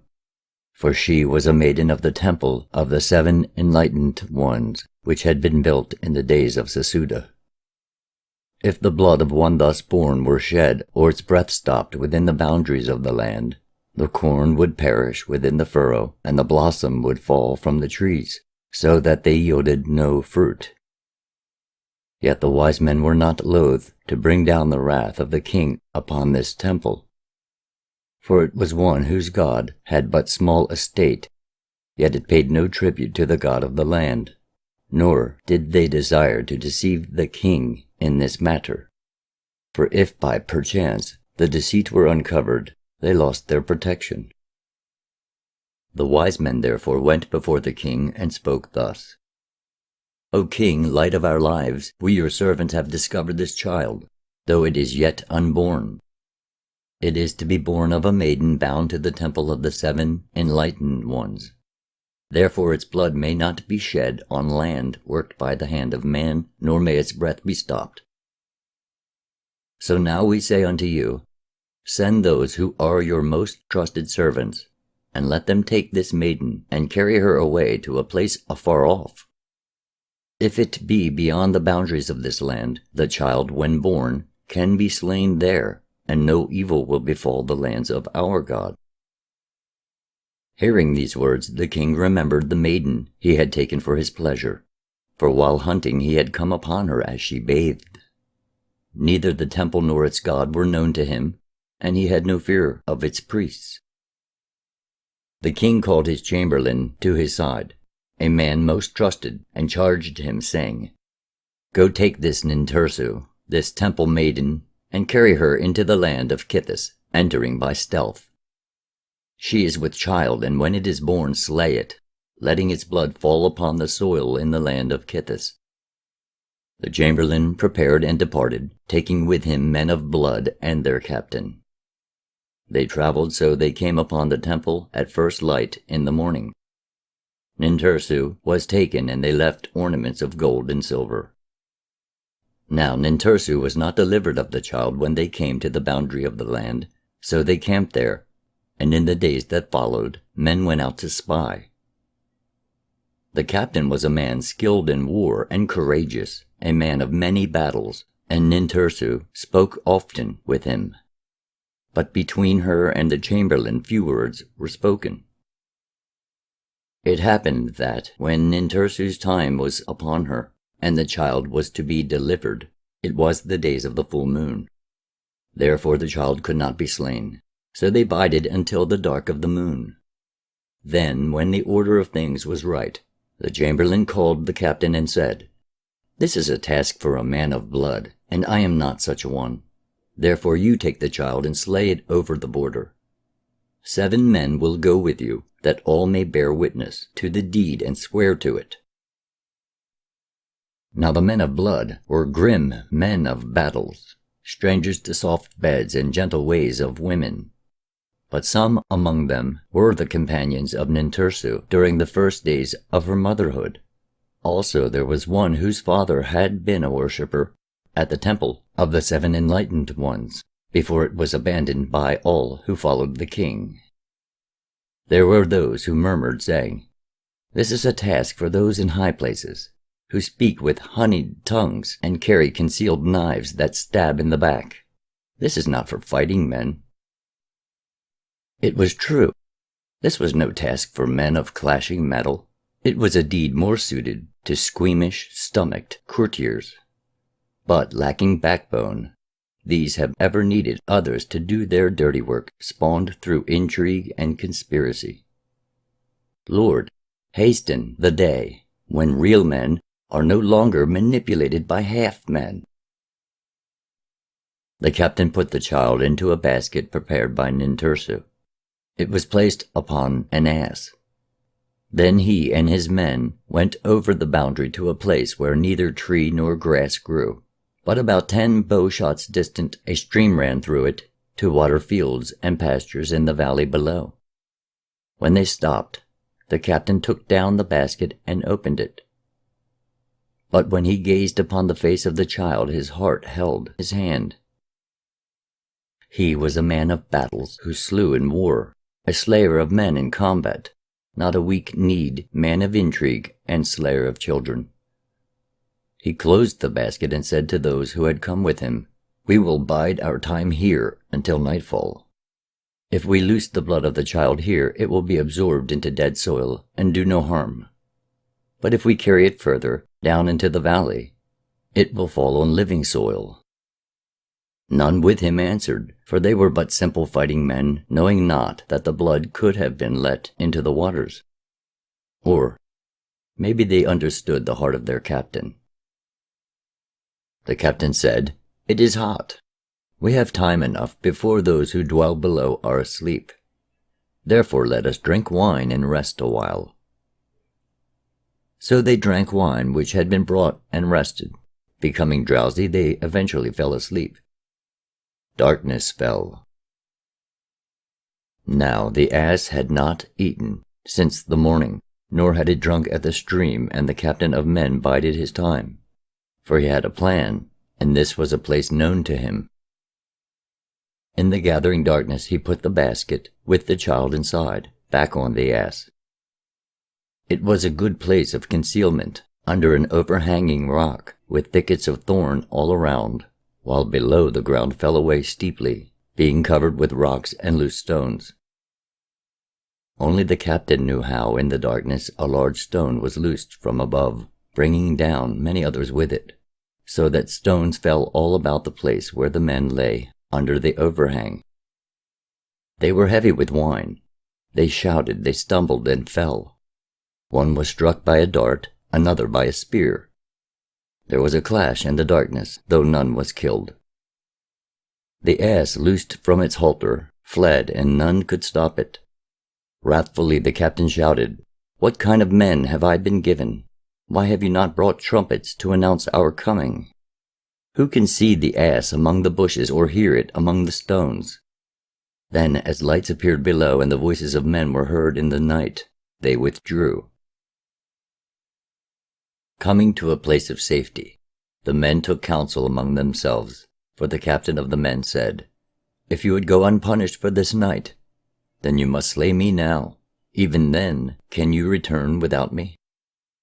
Also, who knows where the blood will flow? Therefore, shall we not all say, 'With mine own eyes I beheld the blood of this child, and know it is dead'? Are we men of wisdom who live, or are we foolish ones who die?" Thus, borne on the back of an ass, Hurmanetar came to the land of Kithis. Chapter 6. The Companionship of Yadol. Concerning our father Hurmanetar, these things were written in the scroll of Pakhaman, scribe of the Firehawks. Generation had grown out of generation, and the Lord of Light and Life had hidden himself, for he knew the nature of man, and none could find him. Time passed, and they sought him no more. Then, high-riding, ass-born, came one who was to reveal the light to men. Praises to the Lord of Light and Life for Hurmanetar the Light-bringer. He wandered the hillsides among shepherds who tended their flocks with care, and he learned their ways. This was the wisest of men, and his body was filled to overflowing with manly powers. Wide-striding, he measured the mountains' broad pastures. In anger his face burned like the sun at noontide, while in benevolence it shed the calm glow of the moon in the night quietness. In courage and skill none could match him. He was a child like no other. Before others crawled he stood upright. He learned his letters at 3 years. He could read and write at 5. He taught those who attended the temple with him when he was 7. He was 10 when his foster father joined his father's, and the estate was divided through the women. At 12 he changed the course of the river falling down from the mountains to lead it through new pastures, and thus his mother became rich. At 13 he was sent to the shepherd of the city and trained with spear and shield. At 17 he slew the king's right-hand man and fled to the mountains of Atuma. Like a beast of prey he wandered at will. He was the mountain dweller, firm of limb and swift-footed, taking according to his whim from those who passed his way. Mighty was his bow of ancient wood. Sinew-strung, it sped swiftly, his straight-shot arrows. High on the mountains wandered another, Yadol his name, one who lived on herbs and wild honey, tall and long-haired, for no knife had ever touched it. His hand tamed a wild wolf cub, and it was his companion. Wherever he went, it followed. The wild beasts did not molest him, and he walked freely among them. Hurmanetar was a trapper of wild beasts, and he dug a pit at the place where they came down to water, and other traps were set. Yadol passed that way, and the pit was filled in, and the traps broken. The ensnared deer was set free. When Hurmanetar returned and found the pit filled in, and the traps broken, his heart was seized by a whirlwind. He raged against the skies, he swore against the trees. He sought for days, he sought, but could not come upon Yadol, the evasive one, the cunning one. His traps were useless, his pits a vain labor. He hungered, and because he hungered, became less cautious. When he lay in wait among the bushes to waylay men who passed, he was not held back by thought of their number, but loosed his arrows and leapt upon them. Hurmanetar attacked stormy-hearted, like a whirlwind he attacked. But when they saw he was one alone, they stood fast. Hurmanetar turned back into the bushes, but arrows sent after him found their mark. For 3 days he lay in his place upon the mountain, and his legs swelled up, and he thirsted, for he could not get water. He lay in a body of pain, and his spirit prepared to depart from him. A wolf came, and his hand sought a stone, but weakness held his arm, so it could not be cast. Then lo, the wolf licked his hand and departed. Then Yadol came. In his hand was a skin filled with fresh water, and he knelt beside Hurmanetar and gave him a drink. Yadol dressed the wounds and brought herbs to eat, and so it came to pass that Hurmanetar grew strong again. Thereafter Hurmanetar and Yadol dwelt together within a cave among the mountains. But Yadol would neither slay for meat nor eat of it. Yet they roamed the wild mountains together in joyous companionship, and their days sped swiftly by. But Hurmanetar longed for other things, and therefore was tempted to attack men who passed, for he desired fine meats and garments and ornaments for his body. These things were brought to the ears of the king, and those about the king said, "Let us take men and go up into the mountain and slay this wild hill wanderer, this manslayer and robber." But the king bade them hold their hands, for he desired to see the man for himself. He wanted him taken alive, and he said, "Should any man slay him, that man is mine." The king therefore took counsel of the wise men, saying, "How shall we take this man, if man he be, and not a spirit of the mountains? I would look upon him with my own eyes, for I know of none such as he. One such there once was, but he is no more." Then one among the wise men said, "This man of the mountains, if man he be, will follow the ways of men. Therefore let us procure a harlot from the temple, a woman of pleasure, and let her go and take him, and snare the hunter in the well-baited trap." The king said, "This is no new thing, and perchance it can bring the wild man of the mountains down to me in chains of silk, even into the city." Therefore go and put your words into deeds." Then a man was sent to the temple, and he brought back Yosira, a woman of pleasure, in exchange for gold, and she was taken to the hunters who knew the ways of the mountains. They set off, journeying for some days, the hunters and the harlot and those with her, until they came to a place where there was a water-hole, close by the way of Eloma. They passed beyond the water-hole to the spring above, sending men into the surrounding forest. The day came when one returned saying, "The wild man comes." Then the chief of the hunters said to the woman, "O woman, bare your breasts, and sit beside the waters. Use the wiles of your calling. Have no shame, but welcome him boldly. When he comes up close, reveal your secrets, drawing him near to you. Teach him the art of the harlot that ensnares men."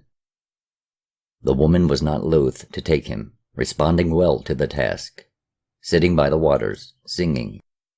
However, Hurmanetar circled warily about the place, but discovered nothing, and no harm came to him.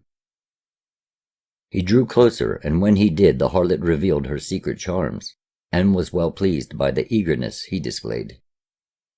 She instructed him in the harlot's art, and they dallied there for several days. But the hunters did not come to take him, for they found no way to come upon him furtively. Then after 7 days Hurmanetar departed, passing up the incline of the mountainside without looking back. The harlot was afraid because the hunters murmured against her. But it was not her fault, and the chief of hunters said, "Wait and see. Let us abide a while yet." Hurmanetar returned to the place where the wild deer grazed, but Yadol was not there, and when he crossed the wind of the deer, they fled away. He went to the cave where they shared their rest, but Yadol was not there. The wolf alone lay close by, and Hurmanetar called out to it. But the wolf stayed afar off. It would not come near because Hurmanetar was not purified from contact with the harlot. For a day and a night Hurmanetar stalked the mountainside, wide-striding along its paths, but he did not find Yadol. Therefore he returned to the place where he had left the woman. She greeted him warmly, making him welcome with cooked meats, rejoicing in her heart. They remained there for 3 days, and she tamed him to the need for a woman. Then the day came when she said, "You are wise. You are strong even as a bull. Why run wild upon the mountainsides with one who deserts you at will? Come with me unto the king, for he has heard tales of your might and would close his eyes to your deeds. He will give you a house and gold, and I, Yosira, will become your servant. The temple of love will be opened for you, and I will show you the delights within. Come and dwell under the shadow of the king, for he is mighty. He is the wild bull which roars over men." Hurmanetar thought and said, "No, I will not go before the king, for he does no good in my sight. Do not the people murmur against him, saying, 'Woe for these days! The hand of the king rests heavily upon us.' His pride knows no bounds, and no maiden is left virgin for her husband. Neither the daughter of a man of blood, nor the wife of a prince, walks freely in the city. Are not all its doors shut like the doors of prisons?" The woman thought a while, then said, "Who tells these things of the king? Are their words established? He is the great king, a mountain licked by 10,000 tongues, the king whose whisper fills the judgment hall, whose voice echoes 1,000 leagues away. He is the glorious king, a man perfect in strength and proportion. His body is one to delight the eyes of any woman. None other has his wisdom and knowledge, therefore men talk against him. For it is the nature of men to be jealous of those who so much excel them. Let us go. Let the king see you face to face and rejoice, for you are alike. O come with me to where each day brings new delights, where the young women are gaily robed, and the young men wonderful to look upon. Come to where breezes are filled with sweet smells, where beds are soft and rooms perfumed. Come to the place where life is enjoyed. Come serve the king. As you are now, so was he in his youth, but youth departs, albeit slowly. He is the never-resting one, the son of the Lady of Battles. Come and do not fear, all will be made ready for you. Even now the wise men tell of your coming, and men wait to escort you in peace. Hurmanetar was swayed by her words, and said, So let it be, where you go there go I. Then Yosira gave him a necklace she had brought, and led him to the tents of the hunters. But when they saw him face to face, they were afraid. Such was the light held in the eyes of the stalwart, wide-striding one. Yet they recognized him as a man like themselves, and their fear passed. So it was that Hurmanetar went with them, and with the woman, and came to the city and went before the king, and the king looked upon him with favor. He gave Hurmanetar wine, and he was drunk, and oil for his body, and he was anointed. He was arrayed in 3 robes. He became a man of rank. He was given a house and servants. He was given a watchman. He became captain of the guards, and none was like him. To the woman of pleasure, the harlot, the king gave bracelets of gold and sent her away, saying, Go to your proper place, for you have completed the things required of you. There you will be great among women, while here you will be degraded among them.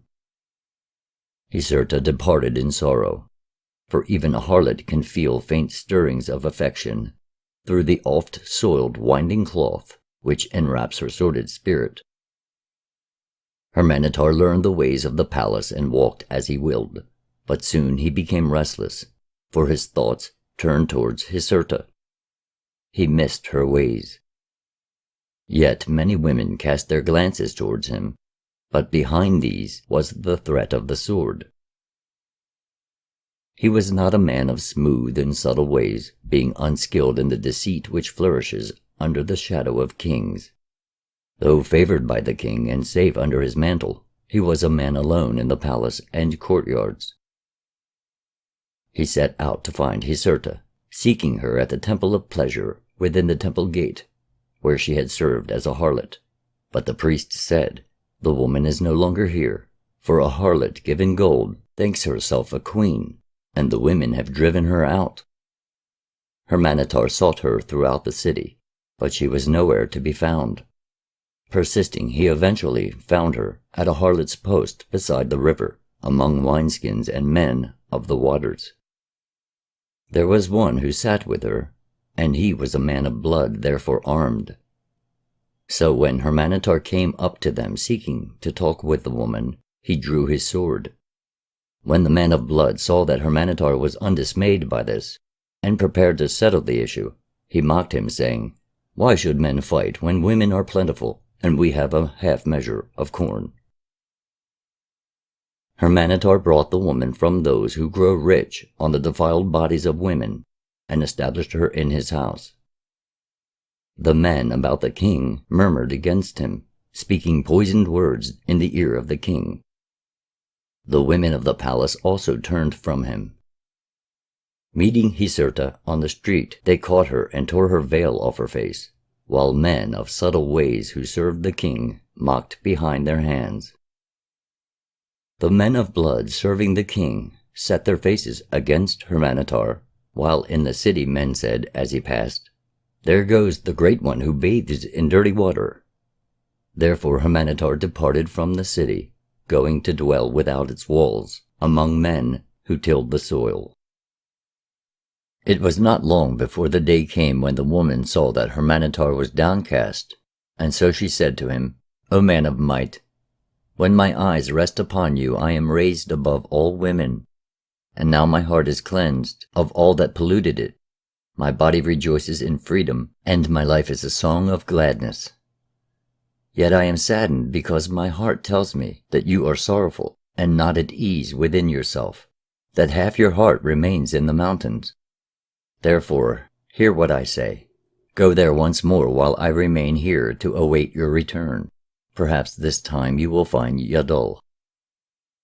Her words made Hurmanetar sad, and he said, "How can I go away and leave you here? Who will protect you? What man can I place over you who will not know you? Yet go to the mountain I must, therefore you shall come with me." They departed, crossing by the way of Hamramah, and came to the mountains, high-standing and steep-sided. They searched many days, but Yadol could not be found, neither would any bird or beast approach them.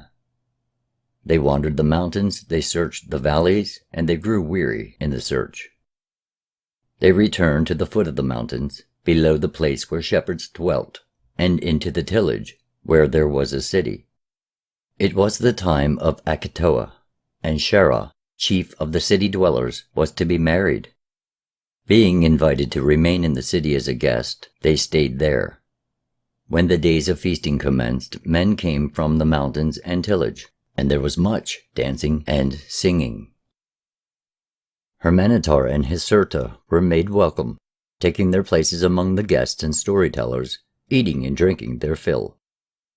There was strong drink brewed from corn and wine from the palm, and Hurmanetar became overfilled with these, and, drunk, he fell asleep. While he slept, a man came upon Hyserta and seized her, saying, "Come, let us be together, so I may have pleasure and you may have silver.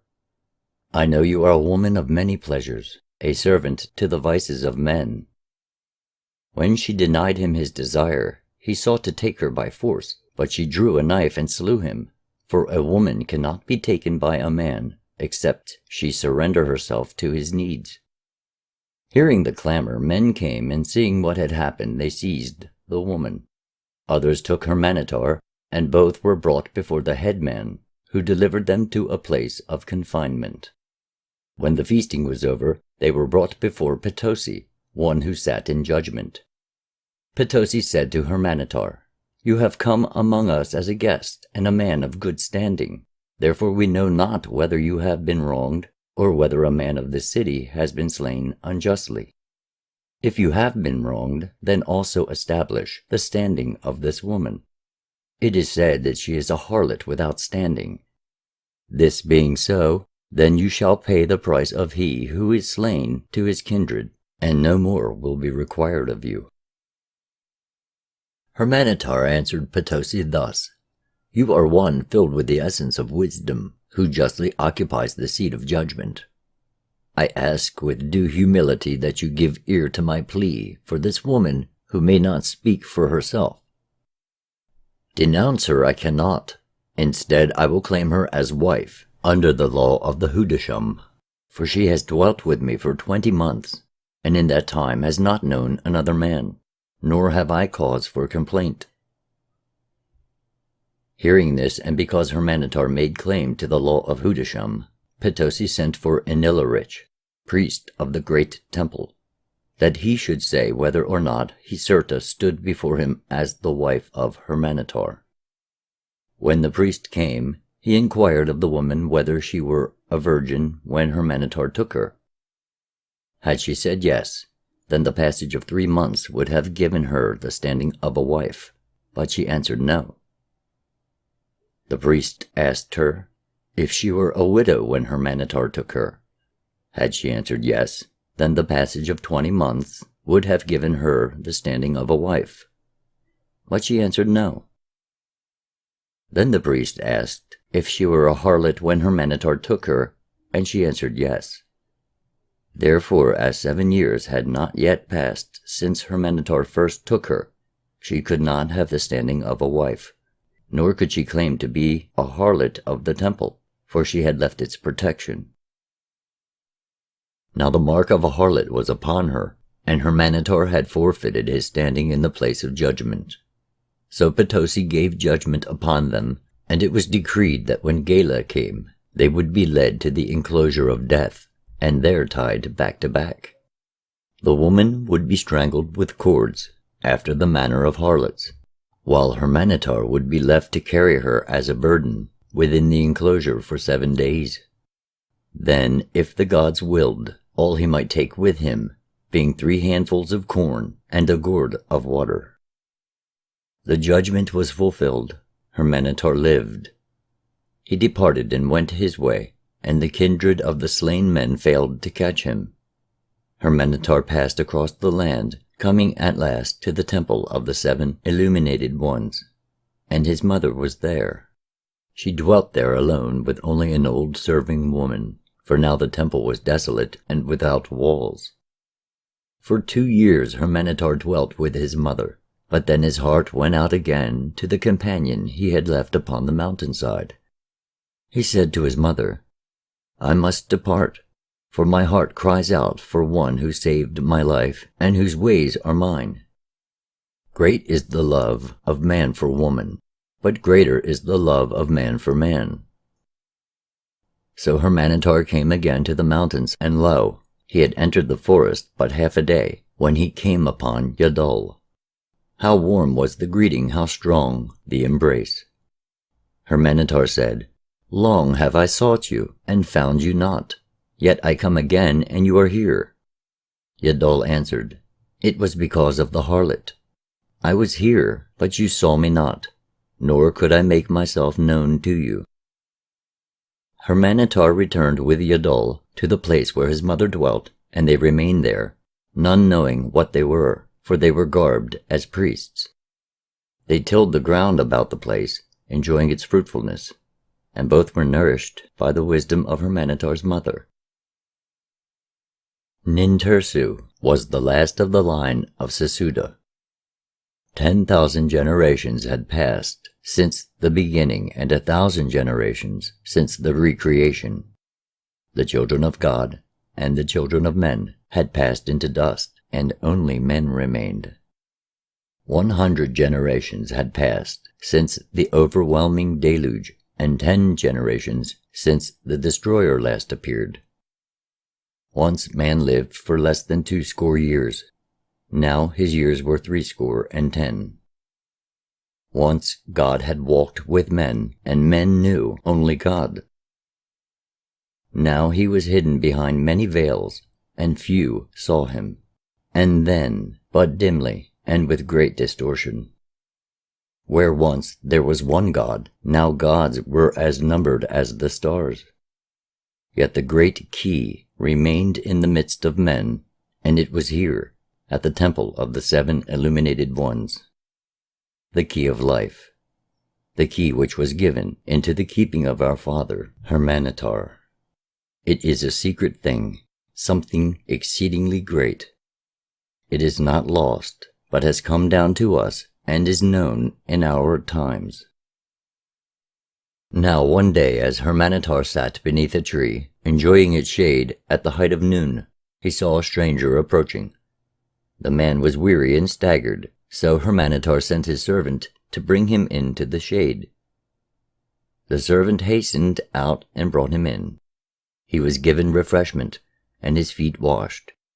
And when this had been done, Hurmanetar asked him where he was bound, and the stranger replied, "I go to Tegel, for in that place is a mighty man, and a just one who will give ear to my plea. For untoward things are happening in the great city, things which should not be. The people cry out in the place of assembly, but they cry to the wind. Gilnamner has seized the heart of the king, and now rules. In 12 days I am pledged to marry, but there is no lightness of a bridegroom in my heart, for the king elects to be first with the bride. This is the custom come down to us from the gods of old, but my heart is wrung like a grape. I cannot find it within me to give her into his keeping on the wedding night. Therefore I go to find one who can challenge him at the door of the bridal chamber, as the custom permits, for this is no low-born woman. But this is a thing none has heard of as having been done before in our times, for men fear the gods. I know of none other who may stand before the king as one sanctified." Hurmanetar heard him and replied, "Be of good heart and go no further, for I am that man." Hearing this, the stranger, filled with gratitude, fell upon his knees before Hurmanetar and said, "How can I thank you? How can I repay you? What can I give?" But Hurmanetar answered, When a man does what has to be done, then payment and reward sully the deed. Then he called to Yadol and said, "Prepare, for we go into the city of the king." And because he was sanctified, Hurmanetar claimed the protection of Erechor.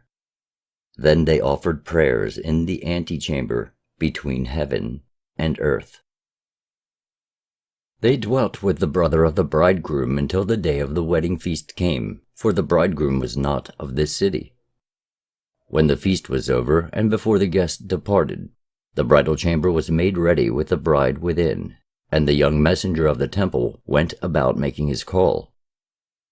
Then the king came to the antechamber, passing by the husband, who was to wait without.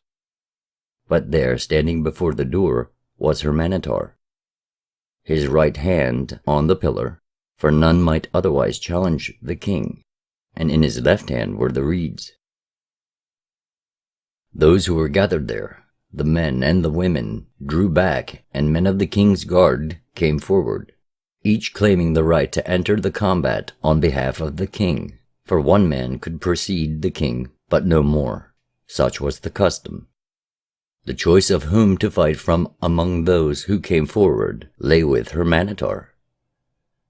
And because he chose the captain of the guard, a man skilled in war, the people were amazed. But Hurmanetar knew the man's weakness. No more than 5 blows were struck, when Hurmanetar, leaping to the left-hand side of the captain of the guard, drove up under his armpit, so that he fell to the ground and died.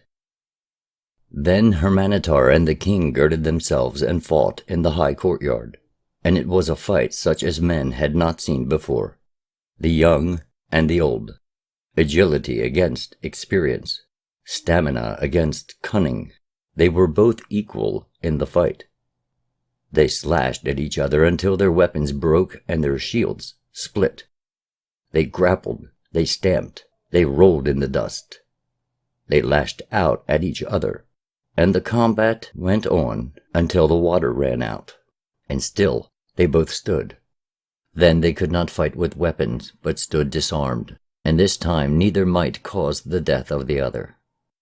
They circled each other warily, keeping away from the balustrade. Then Hurmanetar jumped aside, and with a swift movement caught the king to him. Twisting him so, they both fell down into the courtyard below the ground. And the king fell over his shoulder, so that his breastbone broke, and he remained on the ground. Then the king's guard gathered about him, and a man skilled with medicines came forward. Though grievously hurt, the king would not die. Hurmanetar gave his seal and right to the husband, and with Yadol parted the men who stood about in silence, for they could not harm them. So Hurmanetar and Yadol departed from the land, for it became closed to them, and, mounted on mountain asses, they set out on the way of Anhu. Hurmanetar crossed the wide plains with Yadol until they came safely to the stream of bitter waters, brought there by Maminatim. And so they came up to Machur, close by the forest of cedars, and dwelt there. This is the place where there was a temple to Humbenwera the guardian. Chapter 7. The Death of Yadol.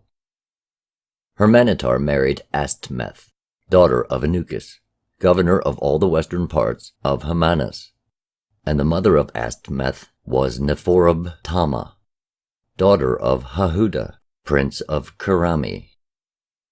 In those days, Dadi, daughter of Samshu, king of all the lands to the north, even to the land of everlasting night, ruled all the eastern parts of Hamanas, and of all women she was the most beautiful. Now, as time passed, Hurmanetar grew rich, and he built himself a great house of cedar wood, and had many servants and concubines. In these days, the days of his greatness, he forgot the teachings of Nintursu, and the great key lay hidden, for the hours of his days were filled with worldly matters. The overseer of Hurmanetar's cornfields was Noaman, a man of Loza, a man whose word was not worth a noble of sand, for he falsified the measure. Therefore fingers were removed from him, and he was driven forth out of the lands of Hurmanetar, and he became the servant of one Sabatur. This Sabatur dwelt on the road to Millicum, outside the city of Kithim, where Dadi ruled, and Dadi was a great queen. In the days when men came to Kithim and Lodar to buy and sell, before the feast, when the new milled corn was offered to the bull of Yahanna, Hurmanetar went up into the city of Kithim to pay his tribute. Now Gilamishowar, the king, had died because of the thing hidden in the earthenware box. And the new king, wishing to know where he stood with the gods, sent for wise men who threw bundles of cedar wood before him. They saw he was destined to reign in greatness and prosperity, providing that he never quarreled with a queen or killed a child. Therefore the king deemed it wise to strengthen his peace with Dadi, and sent his son to her with many gifts. The prince journeyed some days, then stopped at an inn a day's journey from Kithim, and supped there. And while he ate, word was brought to him that someone wished to speak with him. It was Noaman, and he spoke poisoned words regarding Hurmanetar, so these should be brought to the ear of the queen. Thus, when Hurmanetar entered the city of Kithim, he was seized and brought before the queen. But when she saw him and spoke with him, Dadi found no fault with him and looked upon him with favor. Therefore, though the prince departed, Hurmanetar dallied at the court of Queen Dadi. Time passed, and Hurmanetar came frequently to the court, and he was well favored. But it came about that strife arose in the lands about, for the mother of the gods strove with the father of the gods. It was a time of turmoil, when the hand of brother was against brother, and all the while Hurmanetar rose in the esteem of the queen. So it came to pass that a son was born to Hurmanetar and Dadi. While the lands about had been ravaged by war, there was peace in Kithim. But when the son of Hurmanetar and Dadi was scarce 1 year old, men came bearing tidings of war. The hosts of the king had gathered, and voices were crying in the marketplace, "Prepare to die, for those who are mightier than the Humbala are upon us. None shall be spared from the fire of the pit, neither old men nor women and children." For those who came were the children of Githesad, the serpent, the cunning one, whose mother was one of those who brought defilement into the race of men. These people knew neither justice nor mercy. The priests and the people went up to the mountain to gather before the cave of Yahanna. They cried out to be delivered. They were overpowered with weakness, and their teeth shook. Their knees became weak. But Dadi remained in the city, and she appointed Hurmanetar captain of her war hosts, and he gave the orders. The arms makers bent to the task, making spears of willow wood and casting axes. Hurmanetar freed Turton, who, because he had renounced his father, had become a slave, and gave him command of the bowmen. For Turton was a man of might and a bowman of renown. In the days when men feared because of the bull of heaven, the war hosts of the children of Githesad gathered on the plain, and the fires of their encampment were at night numbered like stars.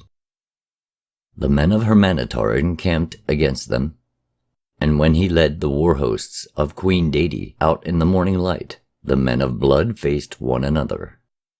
Turton the bowman had been made a war captain, and he went out before the host of Dadi to see how those who stood against them were arrayed.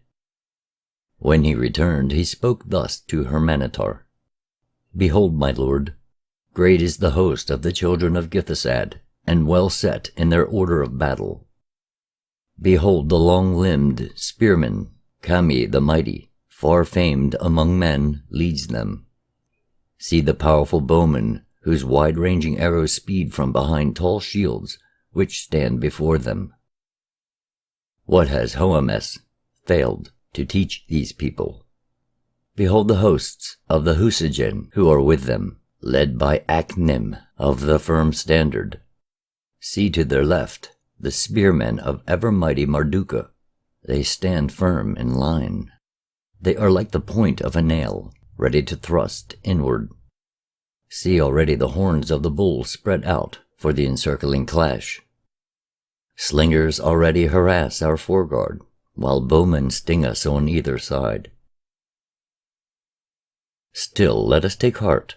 Have we not ourselves many mighty men ready to give their life's blood for you? Are they not all armed with every kind of weapon and masters of war? There are far-throwing slingers and keen-eyed bowmen. There is tall Lugal with the flashing weapons of fire.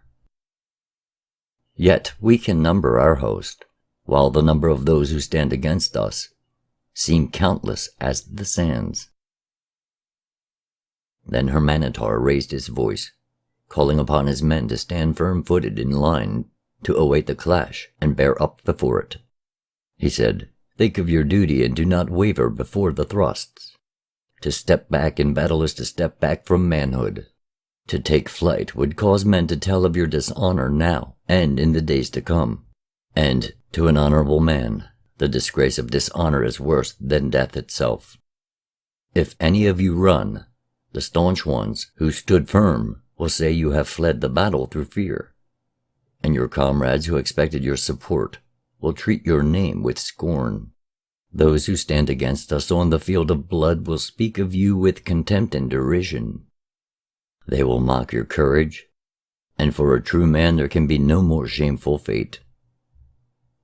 Then, to encourage those who were faint-hearted, Hurmanetar sounded the loud, thunderous war cry. It resounded like the roar of 10 bulls.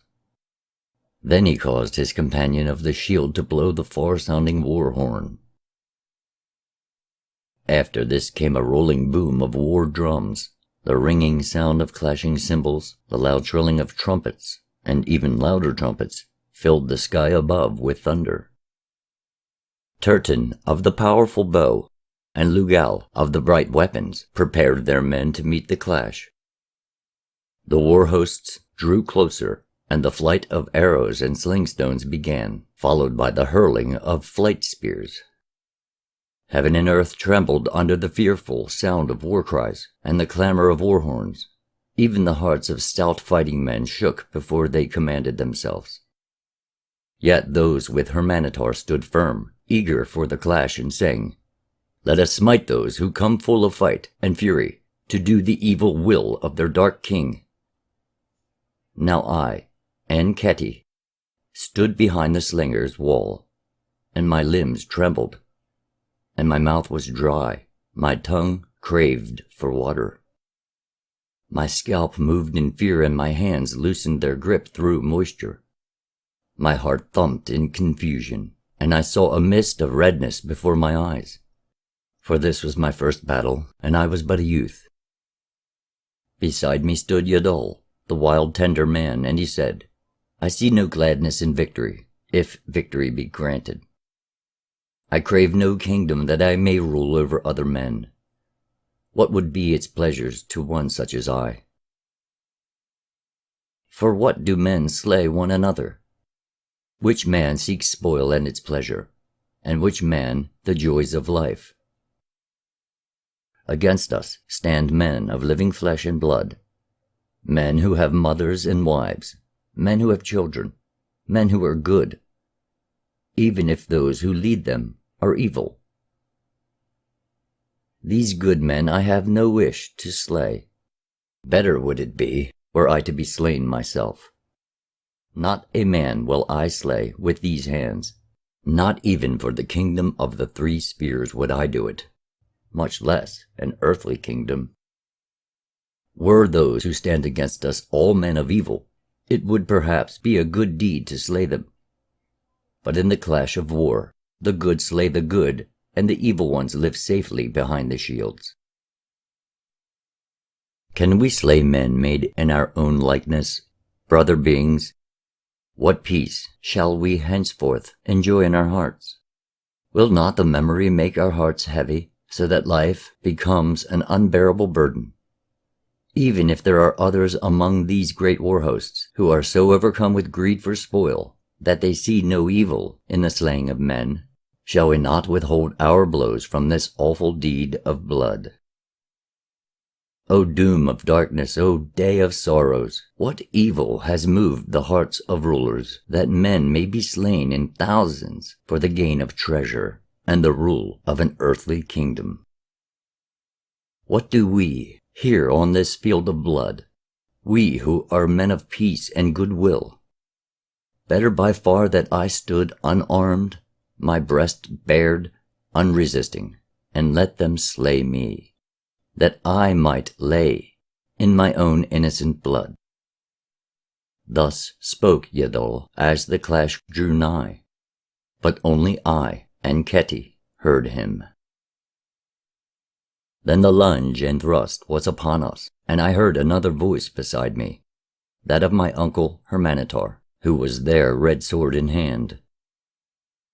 The press of the foe drew back, and in the lull Hurmanetar stood beside Yadol, the companion of his wanderings, and placed a hand on his shoulder in compassion.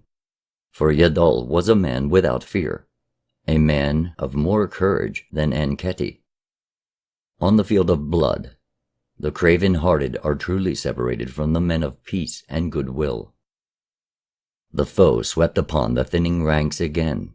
They came like waves breaking upon a beach. They swept in, then sullenly, tardily, they rolled back, only to reform and crash again. As they came, I heard Hurmanetar open his mouth and cry out, "They come yet again!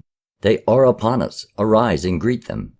Arise above this field of blood, like men, for this is the day of heroes. This is the final test.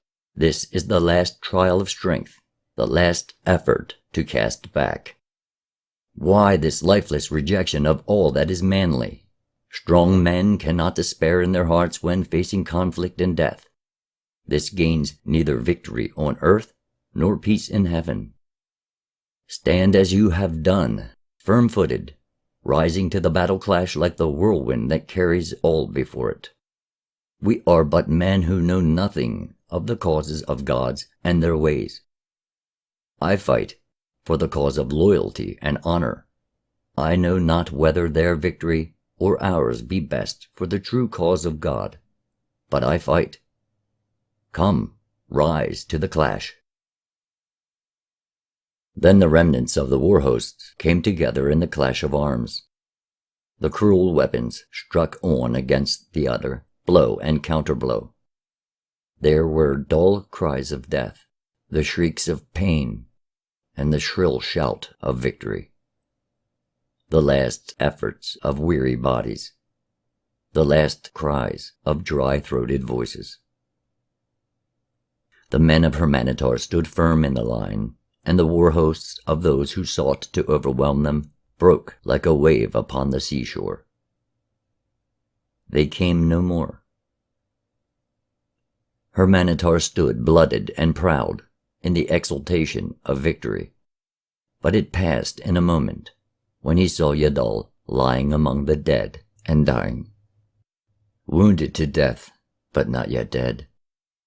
He had taken upon himself the spear thrust meant for Anketi.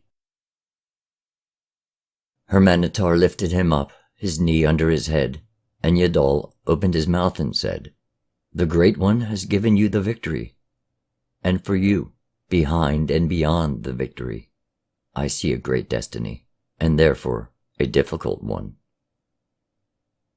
Be not heavy-hearted, nor let your spirit grieve, heavy laden with sorrow because of me. Weep not, for this I know.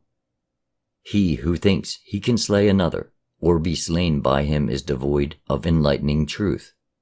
The spirit of man cannot perish by the sword, or be overwhelmed by death. The sharp weapon of war cannot harm the spirit, nor can fire burn it. Waters cannot drown it, and soil cannot bury it. My spirit departs to its abode beyond the power of sharp sword. beyond the reach of thrusting spear, beyond the range of swift arrow. Now, face to face with what must be and cannot be altered, face to face with the ultimatum of destiny. Cease from sorrow. What is this passing thing called life? This fragile flower, so tenderly cherished, seen in its true frailty here on the field of blood. Does it have any real meaning? Here on the field of blood, the dead sleep to awake to glory. To the victorious ones remaining alive, there is glory on earth. So do not dally here with the dying. Arise, go to your proper reward, and lay me down to mine. Fear not for me, already I see the welcoming light beyond the veil. We shall meet again. Thus Yadol departed from earth, and he was laid to rest in glory. He sleeps among the hills and trees, among the wild birds and beasts, which were his friends. These words are cut on his tomb. He was a man of peace, and died, because other men were not as he. The Book of Gleanings, Chapter 8. Hurmanetar journeys to the Netherworld. Perhaps no man of his day properly honored Yadol, for he was beyond their understanding. But Hurmanetar loved him, and Enkhedi never forgot him. Long days the thoughts of Hurmanetar rested upon Yadol his friend, the companion in the joyous hunting on the mountains. Long he thought, what manner of sleep is this, if sleep it be that fell upon Yadol? Has he decayed into dust to become nothing, as my eyes declare? Or does he live in some strange way? Did not the worm fasten onto his body before it was laid to rest? Yet he knew it not. Long hours had Hurmanetar sat at the feet of Nintursu, the wise. Yet faced with the blank stare and deaf ears of his companion, he had begun to fear the certainty of death. Like many before him, he sought to penetrate the veil. Therefore, having claimed audience, Hurmanetar came before the queen to state his intention. Deity, having been victorious, was exalted in her own eyes, and cared little that the battle had been won for her by Hurmanetar and others. Now the danger was past. She dallied with new favorites, not knowing the day of retribution would come. As come it surely did, for she was carried off captive in chains to become the plaything of a cruel king. Having come before the queen, Hurmanetar spoke thus, O great queen, exalted above all others, great lady of battles. Though dwelling here under your great shadow, I am as a cat among pigeons, as a wild boar among a docile herd. Therefore I would spread my wings, going to a distant place to communicate with my God. I would seek entry into the place of the dead. My heart is consumed with sorrow because of the uncertainty that grasps my heart. My spirit is restless. I shall seek to discover if my friend and companion yet lives in the land of shadows, or whether he is no more than mere dust, the plaything of the winds. Queen Deity answered, Wherefore must you go to some distant place to communicate with your God? Is he some little god to be found only in one place?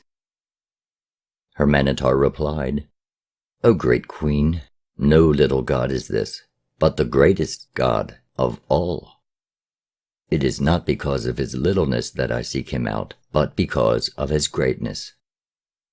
The handmaiden goes to the dressmaker, but the dressmaker comes to the queen. Then Deity inquired from Hurmanetar as to the nature of this god, for she was curious, he not having previously discussed such things with her. She asked him for which god he fought, but Hurmanetar said he had only fought for her. Hurmanetar said, We have a god, you and you have a god, and I have a god. The people have their gods, and the strangers within your gates have their gods. But hidden behind all these is another God, These lesser gods are no more than his members. It is this God whom I seek. How can I, a mere mortal, describe him? Only this do I know, as I learned it in a remote temple. This God came into existence before all else. He ever was, so none could know him in the beginning, and none knows his mysterious nature. No God came into existence before him. How can I even name one who had no mother after whom his name might have been made? He had no father who could have named him and said, "This is I, your father." None can display his likeness in writing, nor can it be cut with knife in wood or stone. He is too great that men should even inquire about him. With what words could he be described to their understanding? No other God knows how to call him by name, even the greatest of them being less than a servant before him. Yet this I have been told, that the spirit of man can know this great God, and can even know his nature. Therefore, perchance, the spirit of man is greater than any of the gods. At this, those who stood about Queen Deity murmured against Hurmanetar, but she gave no heed to them, gazing long upon him. Then she spoke. Perchance, too, this great God does not exist. Who besides you knows of him? If he be so great, is it not more likely that he would be worshipped by gods rather than by men? Is it not more likely that lesser gods stand intermediate between him and men? If a shepherd or a husbandman comes to the palace seeking justice or grace, does he see me or an official under me? You say your God is approachable by anyone. Does this enhance his stature? Which is greater, the ruler who judges disputes between swineherds and listens to their complaints, or the ruler who appoints effective officials to deal with swineherds? Surely the former rules amid chaos while the latter rules with efficiency. Do not both of us believe, as all men believe, that there is one great God above all gods? But we believe that being so great, this being is beyond approach by mere mortals. Only in this do we differ, you and I. Hurmanetar answered her, saying, I know him not as he is. All I know is that he exists. Look about you, you who are enthroned so mightily high that your eyes are bedazzled by your surroundings, so you cannot see the truth lesser beings discover for themselves. Why, even the lowly worm crawling beneath your palace proclaims that nothing less than an almighty God could have created it. Wise were our fathers in olden times, and wise are our fathers' fathers.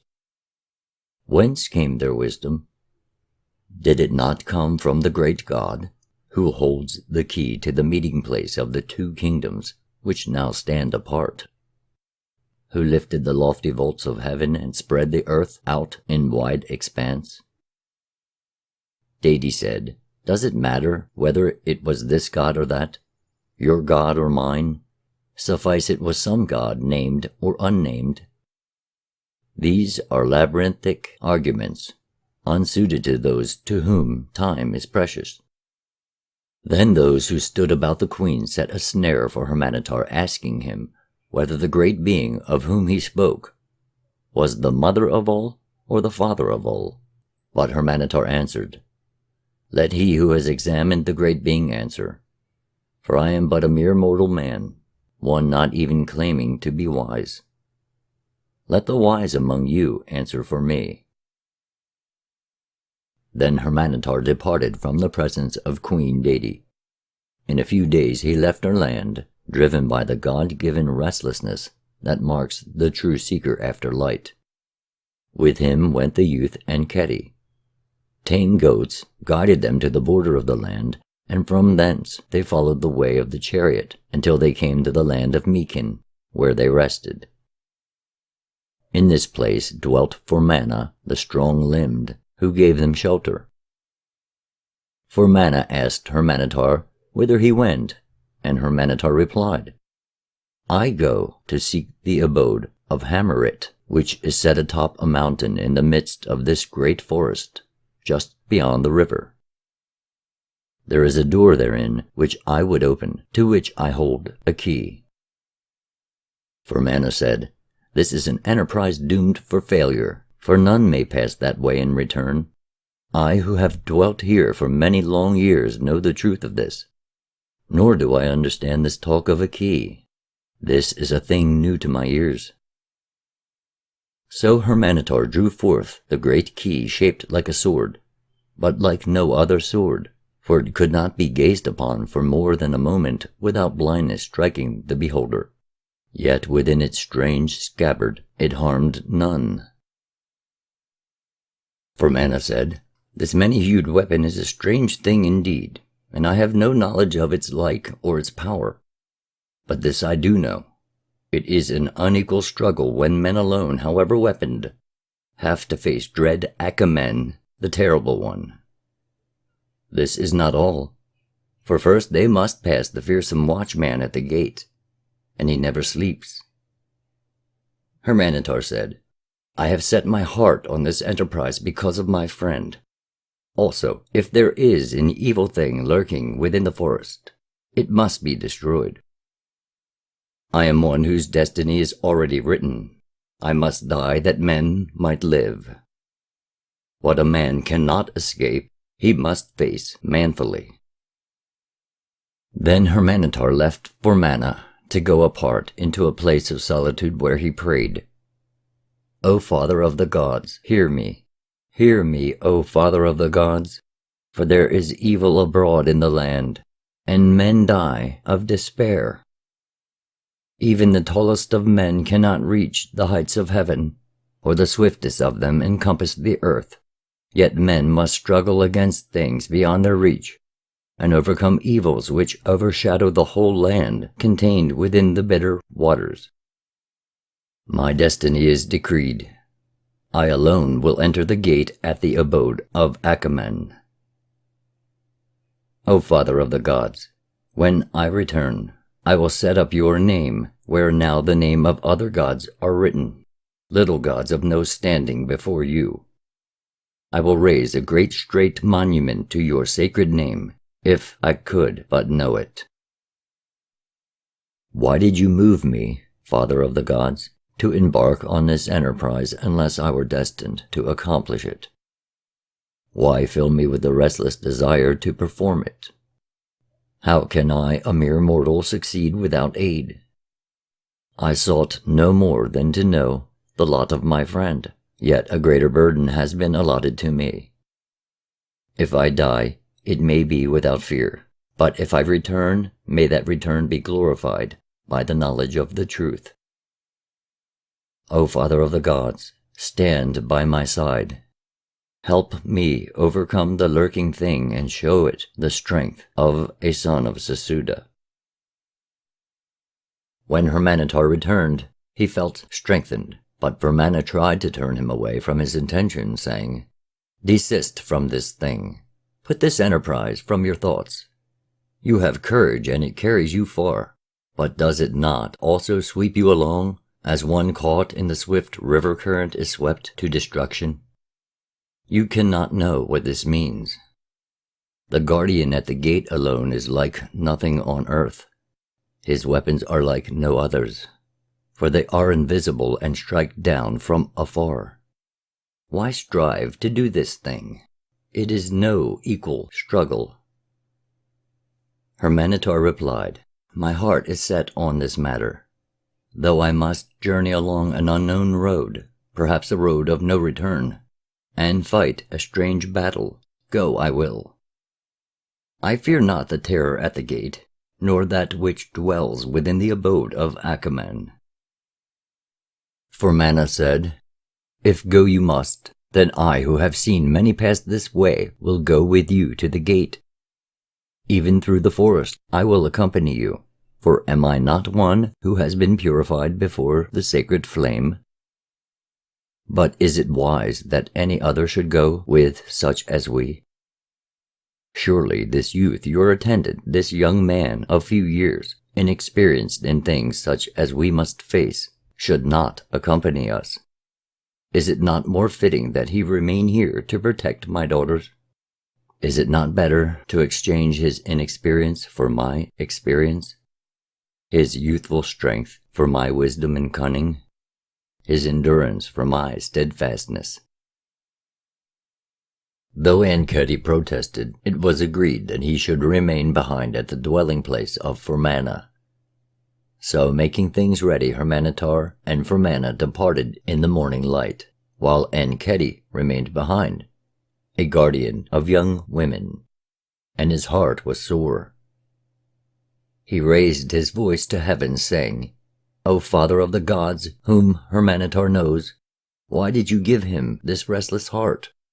Why did you bestow it upon him? You have stirred up his spirit, so now he goes into unimaginable danger. O Father of the gods, of whom I am ignorant, overlook my shortcomings and hear my voice. From this day until he overcomes the evil thing and returns, let him ever rest in your thoughts. Stand by him when he faces the watchman at the gate. Strengthen his arm when he strikes at the things that lurk to devour. What these might be or their nature is beyond my imagination. I know them only from the talk of men, each of whom sees them from a different stance. Yet have any truly seen and lived to return? I know not, but I pray sincerely for him whom I serve. When Hurmanetar and Hurmana came to the edge of the forest, they were attacked by lions, but they slew the beasts. Then they entered the forest, and saw great trees, such as they had not seen before. They went sleepless, for dread things lurked in the murky light of the forest. They pressed on, coming to the foot of the mountain where they camped and slept, for it was an open place. Then as the sun rose next day, they climbed the mountain until they came to a cleared place before the cave known as the Portal of the Dead. Here Hurmanetar took leave of Hurmana, who remained in a hut just beyond the cleared place. Now Hurmanetar looked about, seeking the guardian, for he knew what had to be done before he could enter the cave. Then he saw to his right and beside the cave a stone hut, and seated before it was a very old woman. Going up to the woman, he greeted her and said, I am one who would enter the dread place, the abode of death, the threshold of the other world, the door replacing the misty veil. I am one sanctified, one knowing the lesser mysteries. I am an enlightened one. The woman replied by asking the 3 questions which all who would span the spheres must answer, and when this was done correctly she invited Hurmanetar into the hut. Inside she indicated a stool, and when he was seated she spread a cord around him in a circle. Then she placed a firepot before him, onto which she poured the contents of a small leather bag.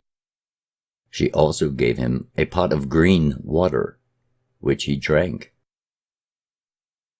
Some time later, after he had slept a while, Hurmanetar was conducted to the cave, and left there at a spot known as the Devil's Mouth. For there an evil breath came from an opening in the ground. He remained there for a while, and again he slept. Awakening, he moved forward into a dark passage, but his movement was strange, and he saw as through a narrow tunnel, while his body appeared light and airy. He came to the place where the watchman kept guard at the gate, and beside him the terror squatted. Hurmanetar drew his sword and faced the awful pair. He advanced cautiously towards them. Then, when they met, the air was filled with a loud clamor. Great hissing noises beat at the ears. Shouts and screams tore overhead. There was a howling such as no mortal has heard outside of that awful place.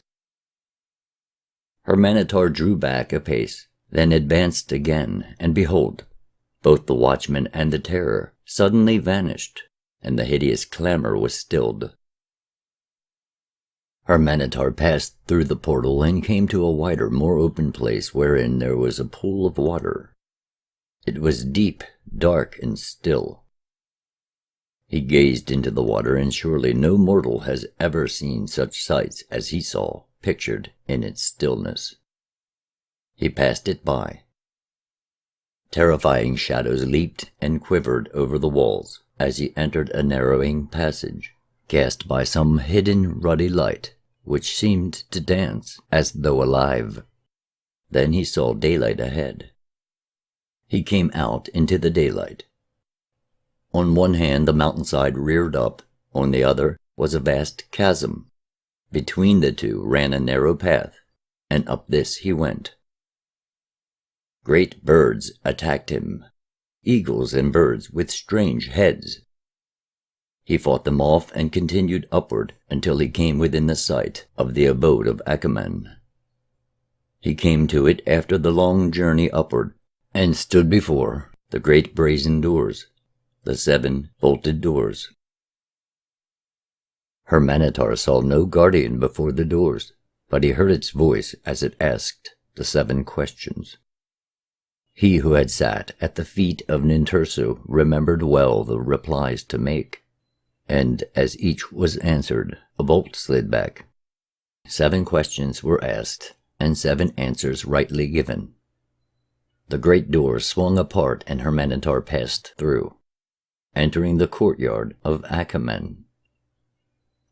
Within the courtyard, Hurmanetar fought and overcame the 4 great beast beings, which feast on the bodies of men, but the sword of Hurmanetar laid them low.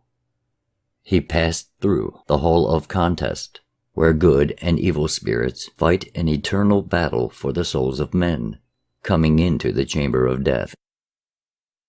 Now weary, he sat himself down on the stone called the seat of Makalam, for it was then in this place, and he waited. Then Achaman the Terrible came, and Hurmanetar strove with him for a half a day, and prevailed. And so he entered into the place where stood the door of the spheres. This Hurmanetar opened with a great key. He passed through, and entered the abode of the dead.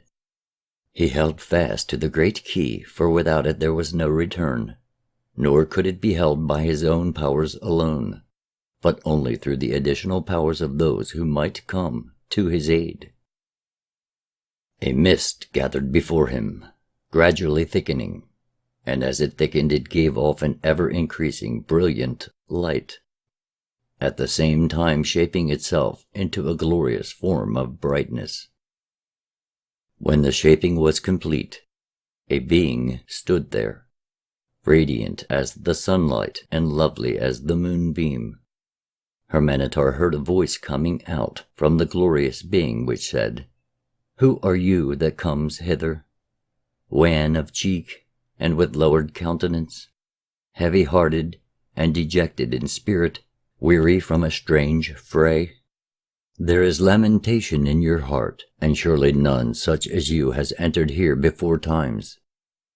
Brave indeed is the one who seeks entry by force of arms."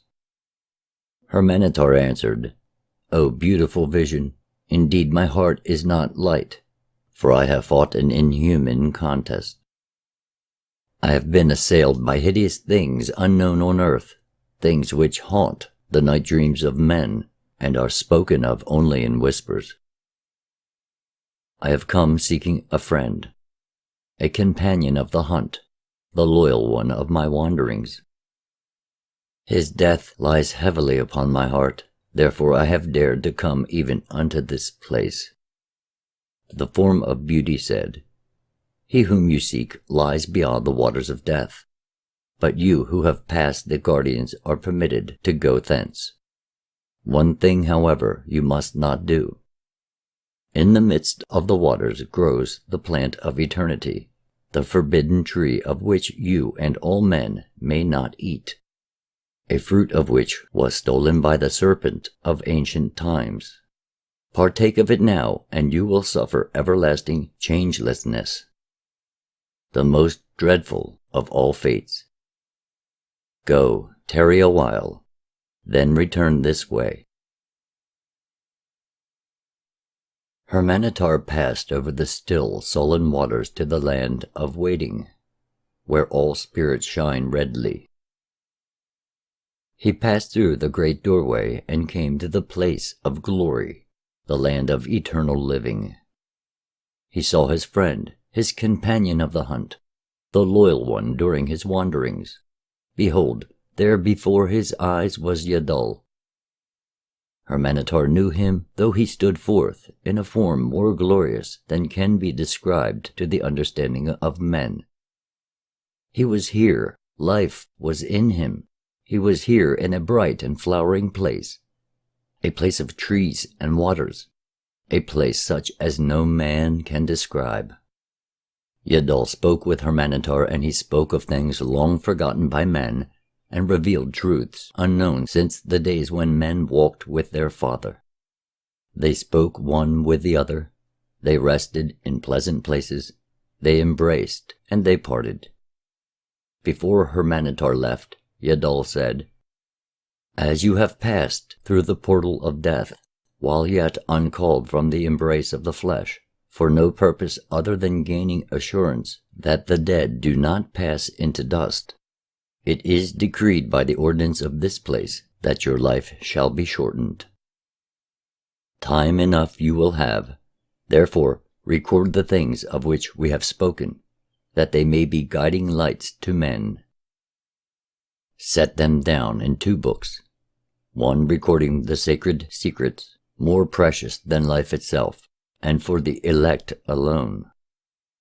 The other recording, the sacred mysteries for those who sit at the feet of the elect. One will be the book of truth, unveiled, and the other the book of veiled truth, the book of hidden things.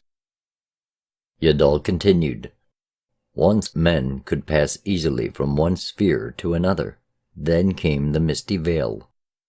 Now men must pass a grim portal to span the spheres, and, as the generations pass, this too will be closed to men. The secret of the substances which, compounded together, become the horse which can bear men here, will remain with those who know the mysteries, but these will become even harder to reach.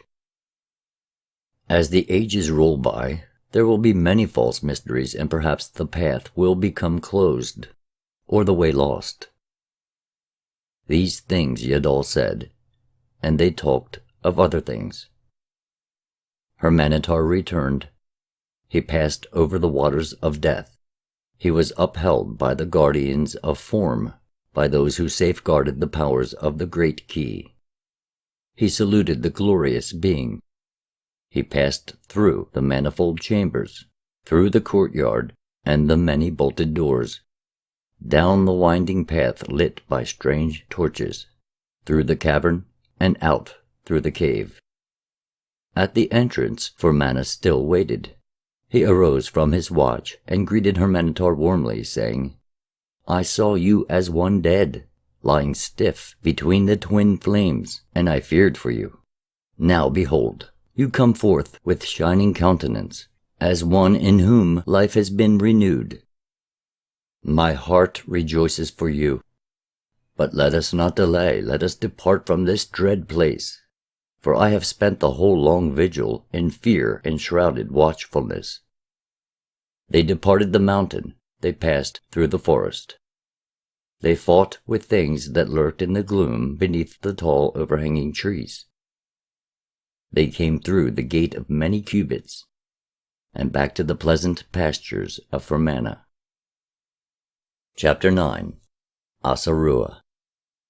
Enkhedi had been left with the daughters of Hurmanetar, who, having just reached maidenhood, were wilful, and vexed him sorely, so that he sought a place of solitude, being an unbearded youth, unlearned in such matters.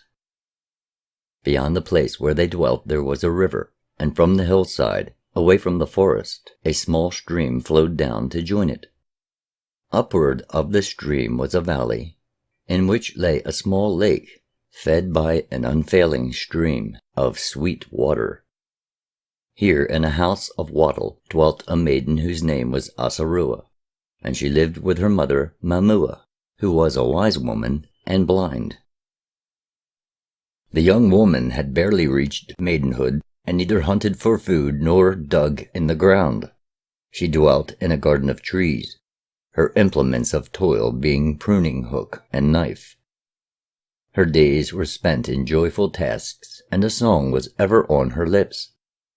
She worked happily among the trees, loosening the soil about their roots, cutting away the overgrowth and pulling up the weeds.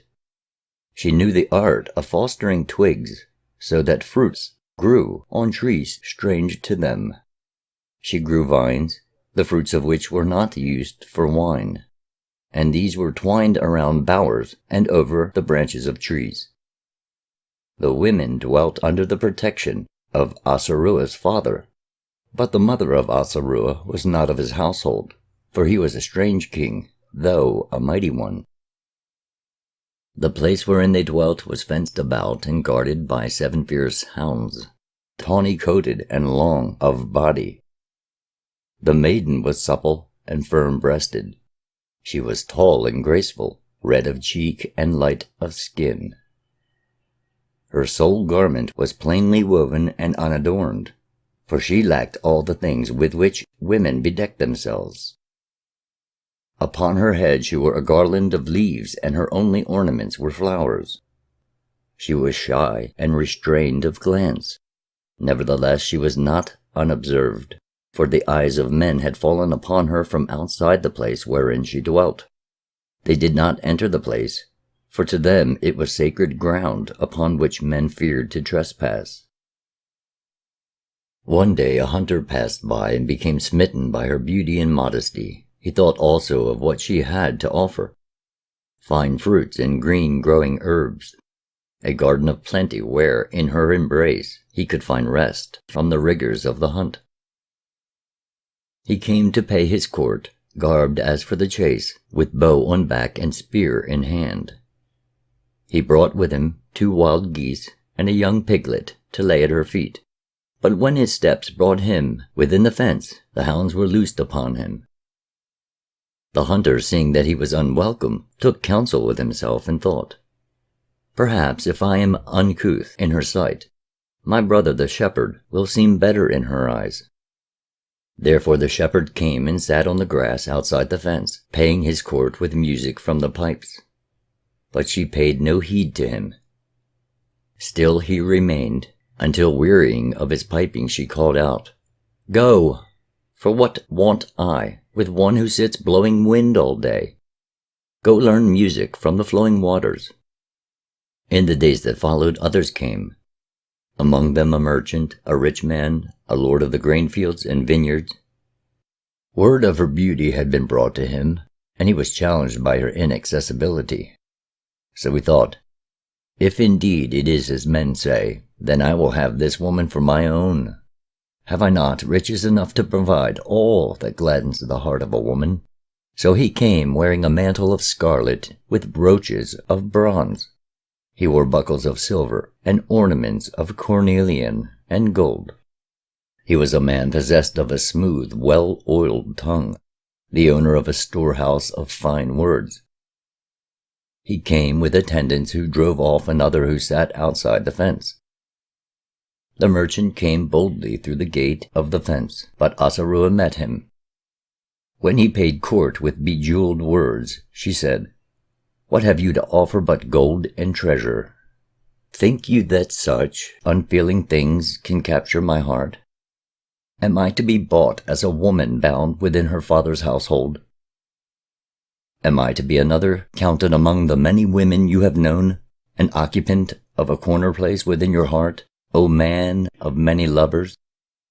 Then he was wrath with her. But she took no heed, and the hounds drove him off, even the lordly one, for the ground here was sacred. One day, not much later, the young Anketi came that way, and in passing he saw the maiden Asarua.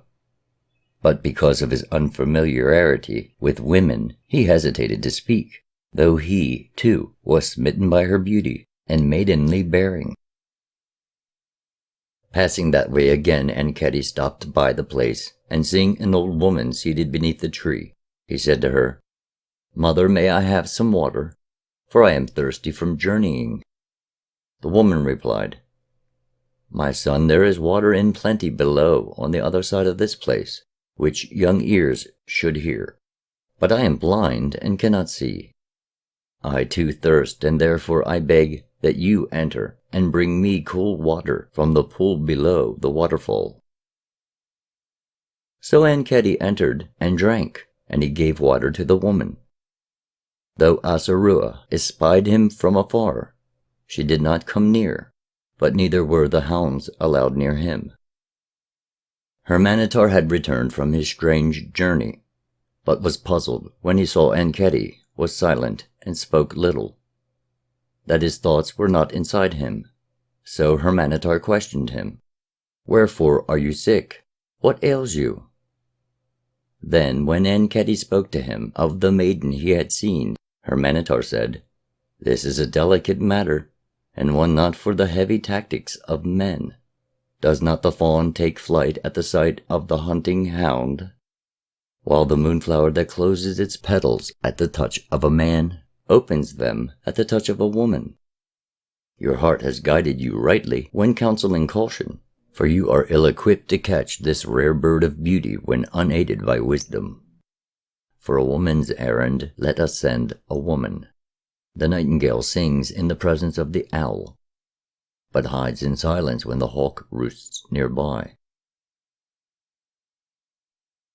Then Hurmanetar spoke with the maidservant of she who had mothered the daughters of Hurmana, and the maidservant agreed to do the things he told her. Thus on the morrow she went forth unaccompanied, and coming to the place where Asarua dwelt, sat down outside the gate. When the eyes of the maiden eventually fell upon her, Asarua saw the bent old woman, weary and travel-stained from the journey. And out of kindness, for she was gentle and compassionate by nature, brought the old woman in, that she might sit under the shade of a tree to rest herself and eat some fruit. After the maidservant had rested in the shade and refreshed herself, she spoke to Asarua and said, "How lovely is your garden, and how well watered! How bright and refreshing its many fruits! I have heard much of this place, but more of you and your beauty. But no words of men have done justice to what I see with my own eyes." Asarua said, "The words of men often differ from the thoughts of their hearts, while flattering words are bait above a well-set trap. Let us not talk of men and their wiles, but of more pleasant things. Come, let us walk around the garden." They walked and came to a place where grew a tamarisk tree, and about the tamarisk entwined a vine holding many bunches of grapes. The old maidservant said, "Behold this tree. Of what value would it be, were it not for the vine? Would it have any value except as firewood? And what of the tree to which it clings? Would it not straggle along the ground, lying in the dust, to be crushed underfoot by any passer-by? It would be a helpless thing, unable to raise itself up, a barren creeper bearing no fruit. So see what benefit comes from their union, and learn wisdom. Is not the tree named as a man is named, and the vine as a woman is named? We who are old see lessons in such things, and in learning from them gain wisdom. The young are ever loath to even read to their benefit from the book which is always open before their eyes." Asarua listened, but said little. As they walked, the maidservant spoke of the young daughters of Hurmana, whom she had nursed, and of the ways of man and woman. She spoke as such women speak, her tongue following a winding road. The speech of men comes out like an arrow, but the speech of women comes out like a puff of smoke. Men talk with the naked tongue, but words from the mouth of a woman are veiled and devious. The tongue of a woman is a sword sheathed in silk. Not for naught are women called the twin-tongued. Perchance these words were added in the days of Delos, for not all men think thus of women. The maidservant had an inexhaustible supply of words, and Asarua was so taken aback to hear the things of which she spoke that she could find no words to answer. Thus speaking, they came to the small dwelling place where the mother of Asarua was preparing a meal. She invited the maidservant to eat with them and to sleep there that night, and this the maidservant gladly accepted. After they had eaten, the maidservant spoke with Mamua, the mother of Asarua, and the talk was of unfortunate women whose daughters were fair yet refused to be married, daughters who closed their ears even to good advice on marriage, whether such women were true women or unnatural women. The words which mattered were few, while the words in which they were buried were many. But the former were not lost on Mamua, whose ears were not closed to such talk, and they entered her heart. She gave attentive ears when the other spoke of Enchedi, who, though but a youth, was wise. Though he had not yet drunk deeply from the waters of wisdom, nevertheless the well from which he drew them was a never-failing one. "Be wise," said the maidservant. "Choose this young man, for surely none better will come this way. He does not wander from his place of duty. He is not slothful in manner, nor does he spend his days in futile pleasures. He does not go from woman to woman, and while it is true that this could be because of his age, yet he speaks of women only with respect, which is not the way with budding fornicators. He is manly, he is of the blood of kings, and above all he is wise, because he has a wise instructor. He is a youth of good promise, and one who would not bestow his love lightly." The mother of Asarua heard the words of the maidservant with both ears, and when the maidservant was departing said, "Come again when the moon is new, that we may speak more of these matters." Enchedi visited the place again, and when the maidservant returned at the new moon, Mamua said, "It is well, my daughter will marry the youth Enchedi, but first he must bide in the place where he now serves for 1 year. Then he must labor in this place for 1 year. After this he may marry Asarua with my blessing." This seemed good in the eyes of Enchedi, and so it was that he labored 2 years in order to marry Asarua. The Book of Gleanings, Chapter 10. The Death of Hurmanetar. In the days when the Elshamban were gathered in war hosts, Hurmanetar departed with his household and the household of Enchedi to dwell in the land between the great river of sweet waters and the bitter waters of the west, and they built an encampment there. They were in a land where some men spoke as Hurmanetar spoke, and though there were men of blood with them, the people of the land let Hurmanetar and those with him dwell in peace among them, because in those days men were inflicted with Inahana. When the task set upon him was nigh finished, Hurmanetar knew that his days in the land of the living were not to be many more. Therefore he betook himself into a place of solitude. There he fasted for many days, casting his spirit that it might commune with the Father of the gods. But the voice of God remained silent. Then he left that place, going into a cave where he dwelt in the half-light for many days. But again, there was no response from the Father of the gods. So Hurmanetar departed from the cave and returned to his people, where he was heard to say, "Woe, for truly my God has forsaken me, and remains dumb against my pleadings. Yet I have done all the things told me beforetimes, and written in the great book. Wherefore have I failed?" Then he went apart from the people and slept alone, for his heart was heavy. But behold, in the night he had a dream. In it he saw the sacred symbols spread out upon a cloth of white linen, and each was displayed according to its form. As he gazed upon them and numbered them, each by its own number, an ass came and ate up the sacred symbols, and lo, the ass became a falcon. Then as he looked, the falcon became a cow, and between its horns was a crown of silver and a crown of gold. And the cow spoke to Hurmanetar, saying, "Drink of my milk and anoint your eyes with it. Thus they will be opened and you will see."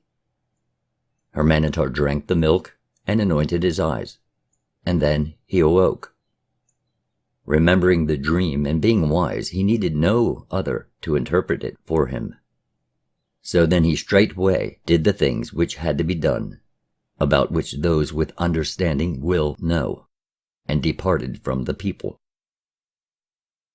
Hurmanetar went out towards a place of solitude, about 1 day's journey distant.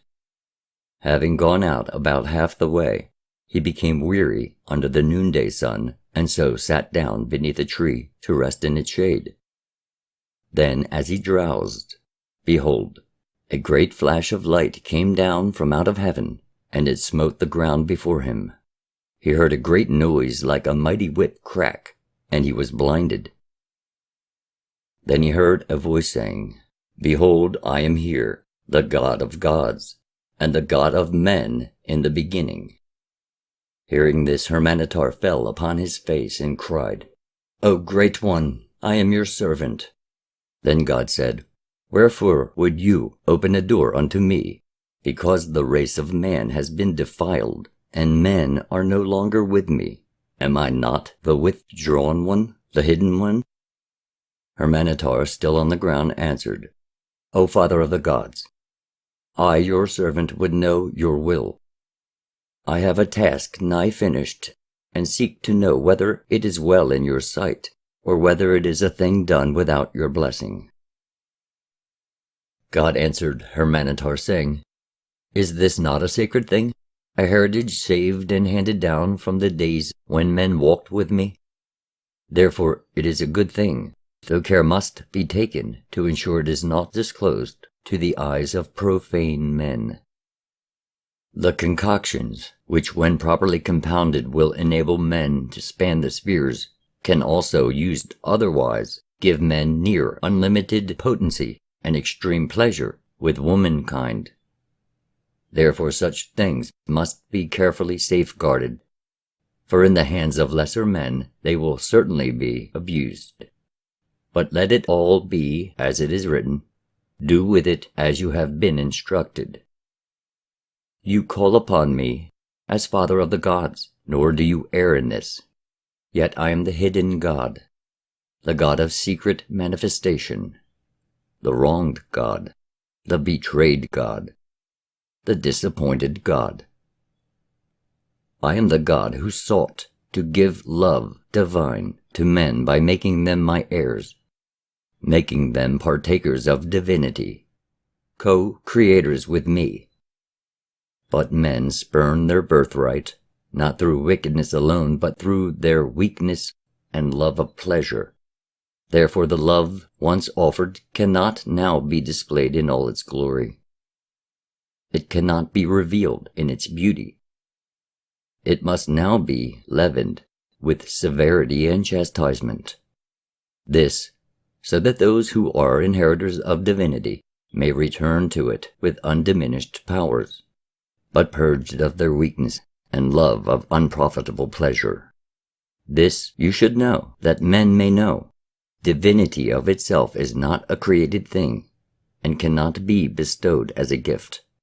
It comes as a crown of achievement. I, the Almighty God, who, by taking thought, can create 10,000 worlds, say this. Men have said, as they will say throughout the ages, why, if God be almighty, can he not create perfection immediately? Why does he not create beings having the knowledge of divine love forthwith?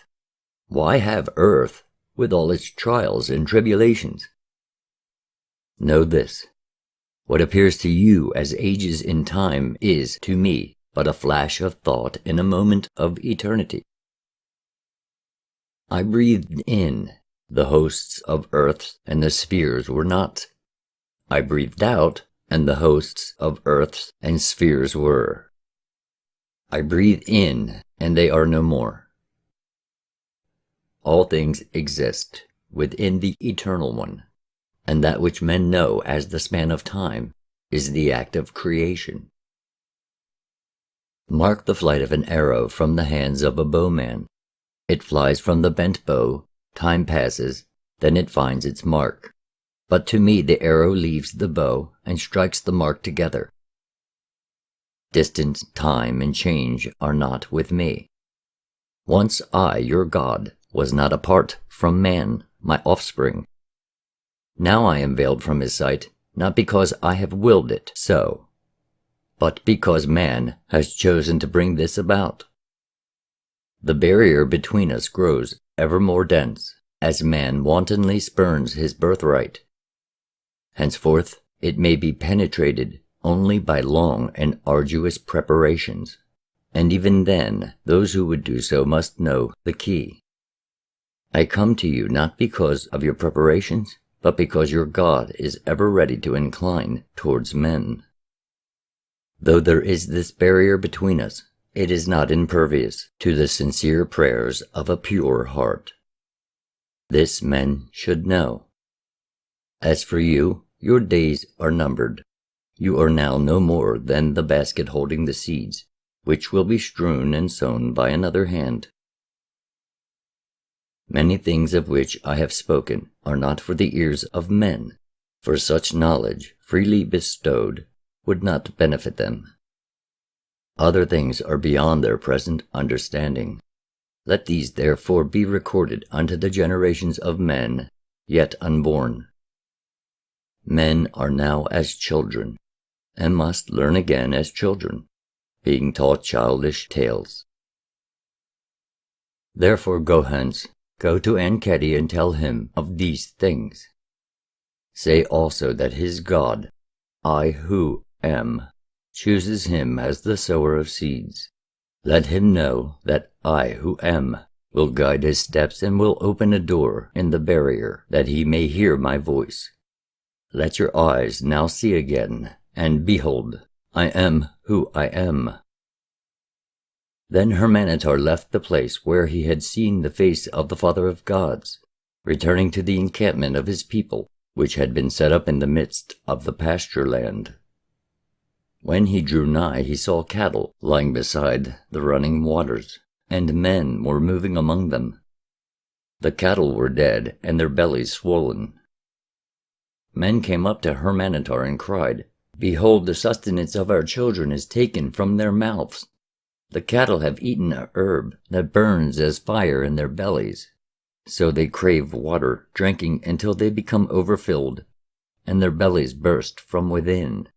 Therefore they die. Who is this whom you call the Father of the gods? Perchance the gods do have a father, but where is the God who protects men? Where is the God who is the Father of men? While you leave us to pay homage to the Exalted One, who may concern himself with the affairs of the gods, but has no concern for the welfare of men, our cattle die. Because of your words we have neglected to build an altar to Shemaken, or to pay homage to Yahanna.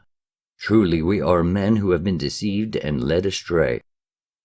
We are men who have walked with their eyes turned upward, and fallen into a quicksand.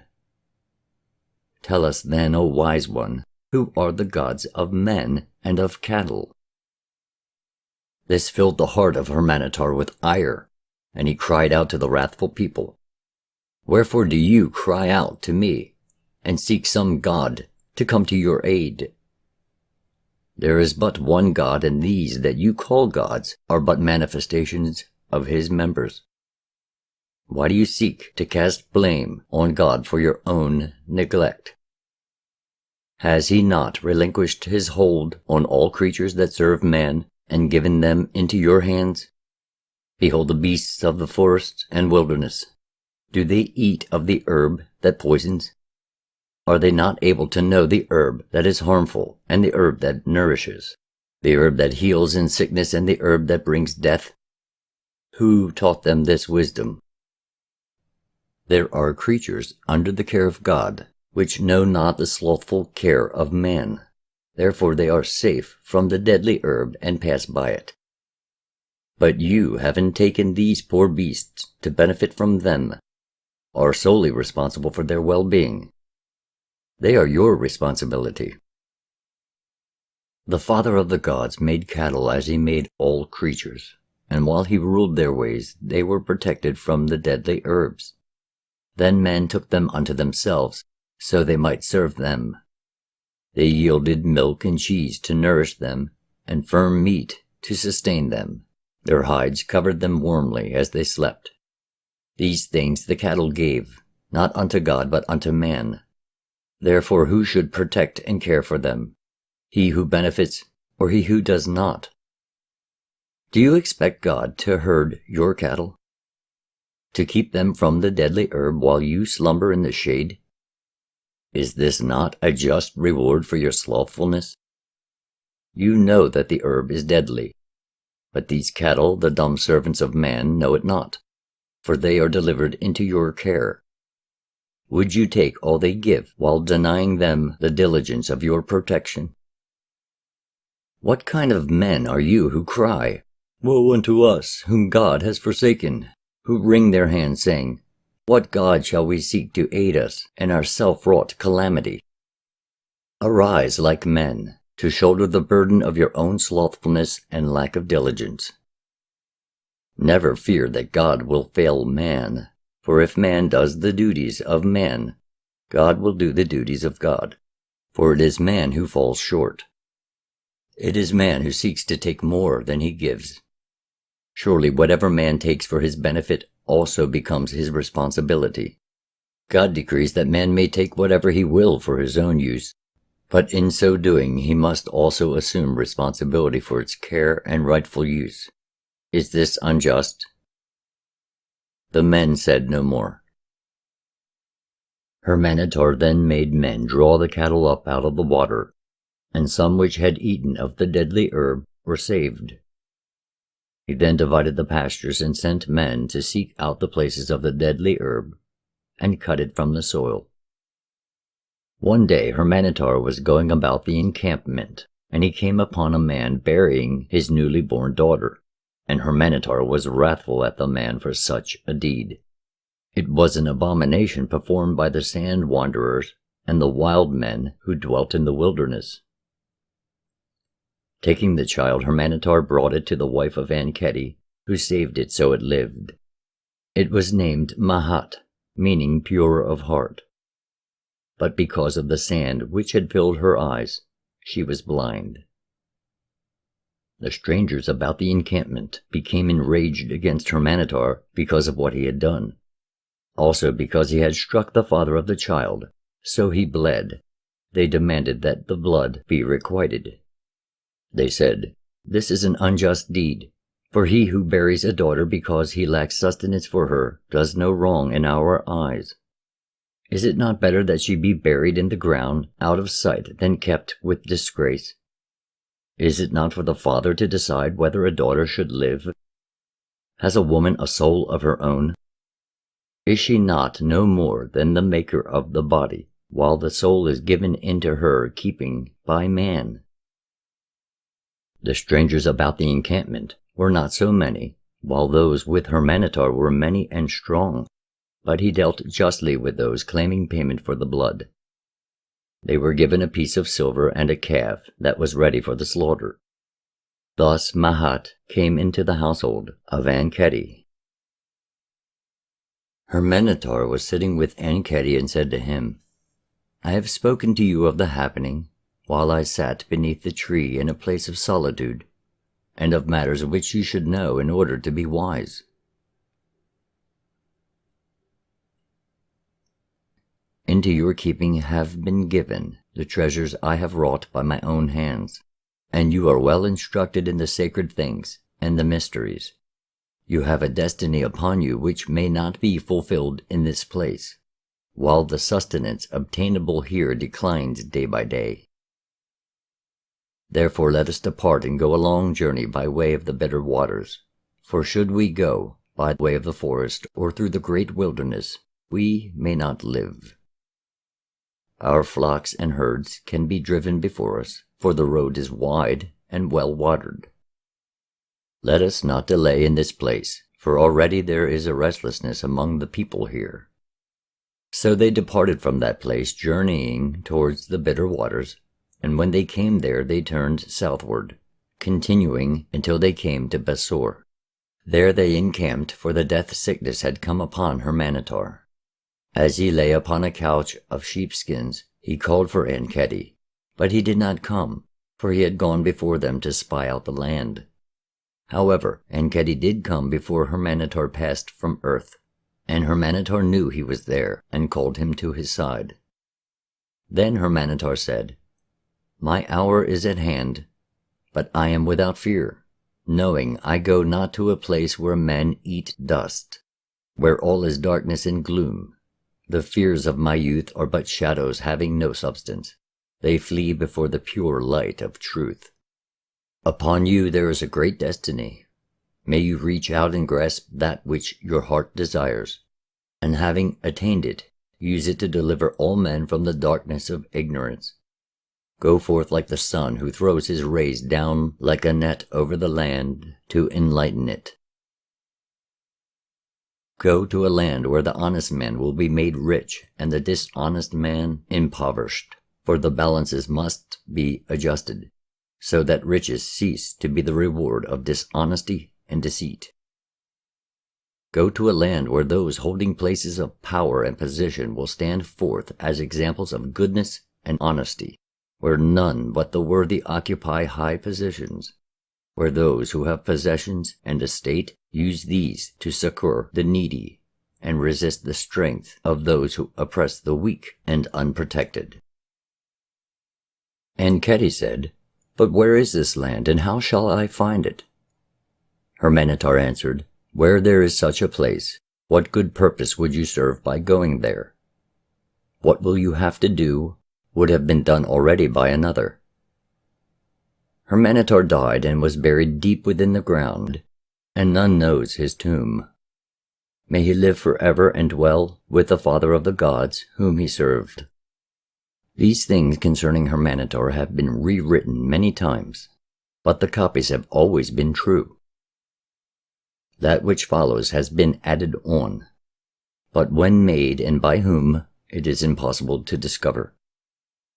Hurmanetar is buried in the land of Philistia.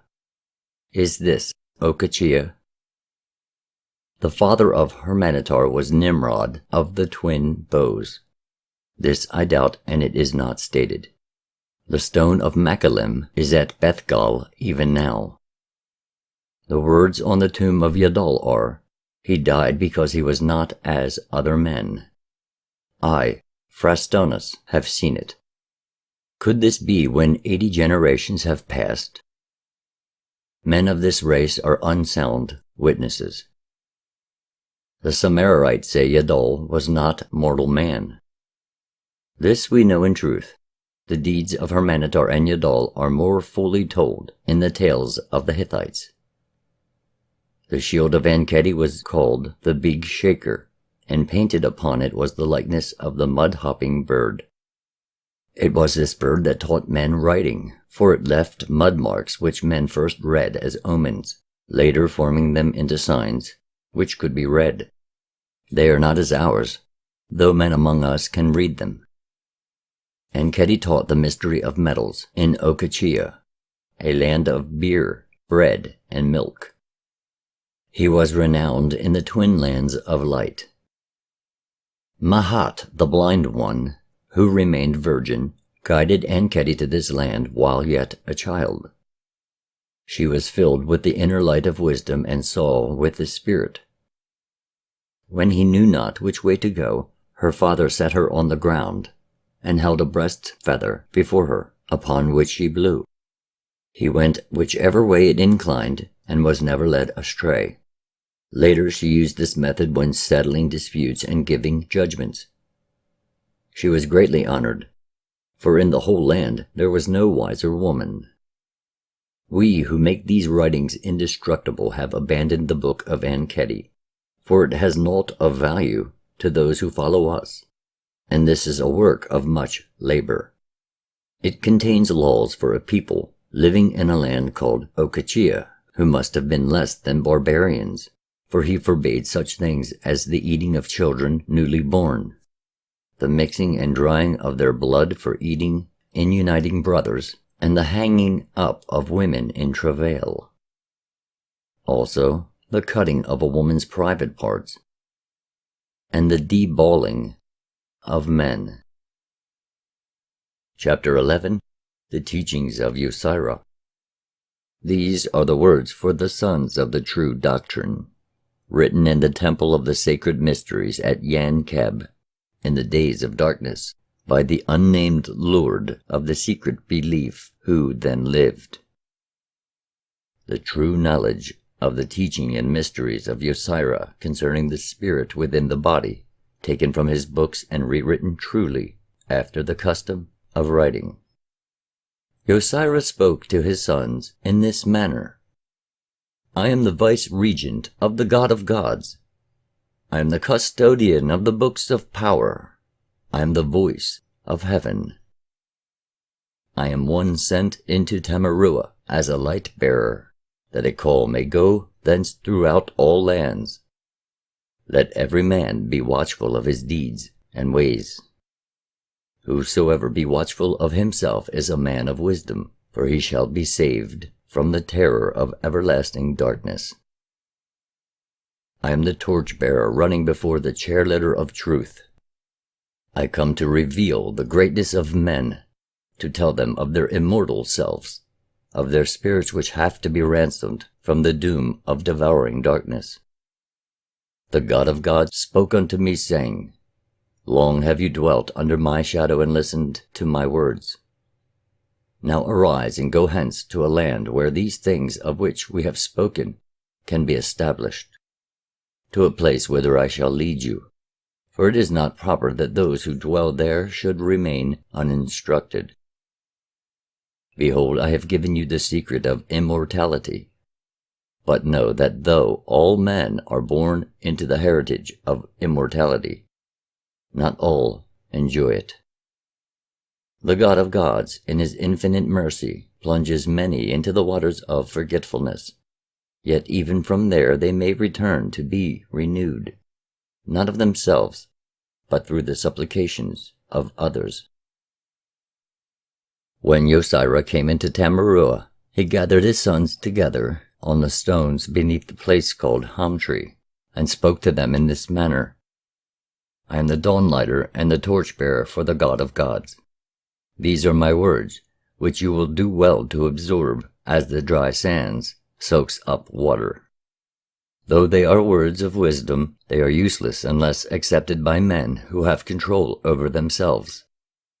They have no value to men who are unable to feel compassion for others, or who close their ears to truth.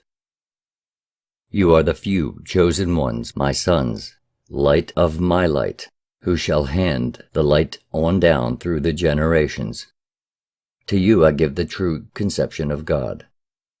To you I give this standard, that it may be a rallying point for those who will accompany us. For we stand on the borders of a land which has found favor in the eyes of our God. With us are fighting men, but they are few, while those who stand ready to repel us are many.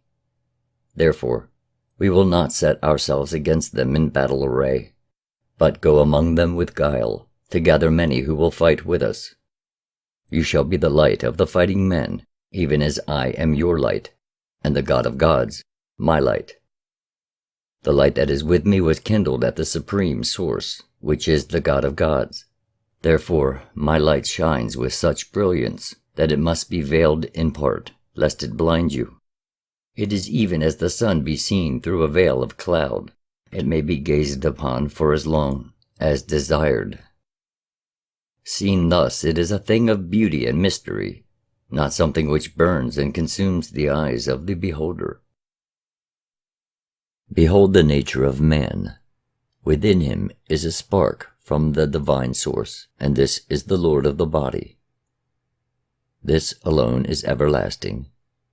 This alone of man is his true self.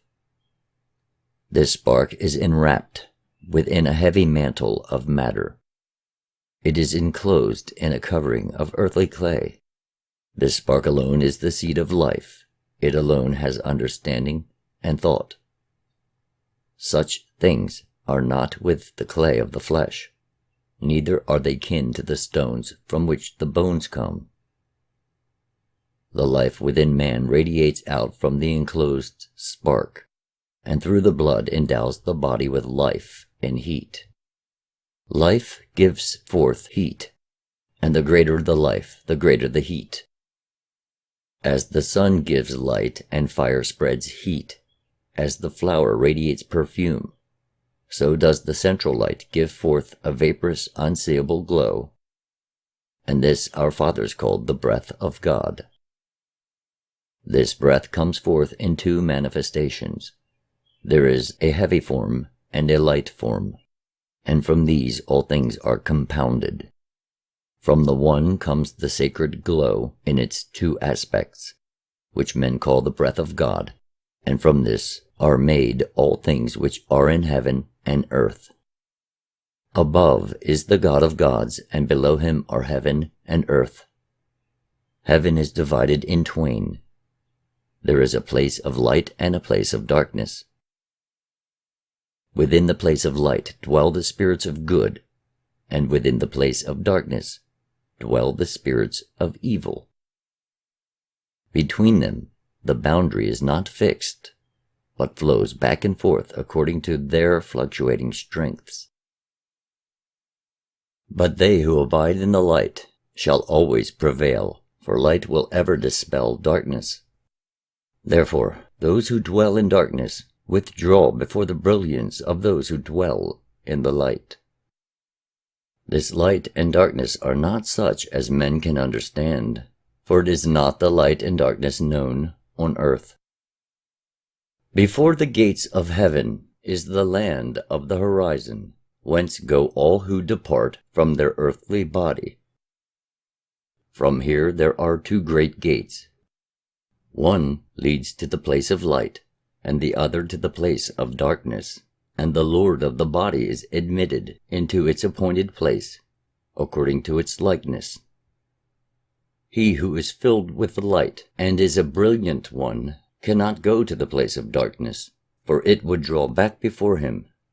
Neither can he who is a dark one go into the place of light, for there he would shrivel before the light, as the white worm, coming forth from the damp darkness of its hole, shrivels in the light of the sun.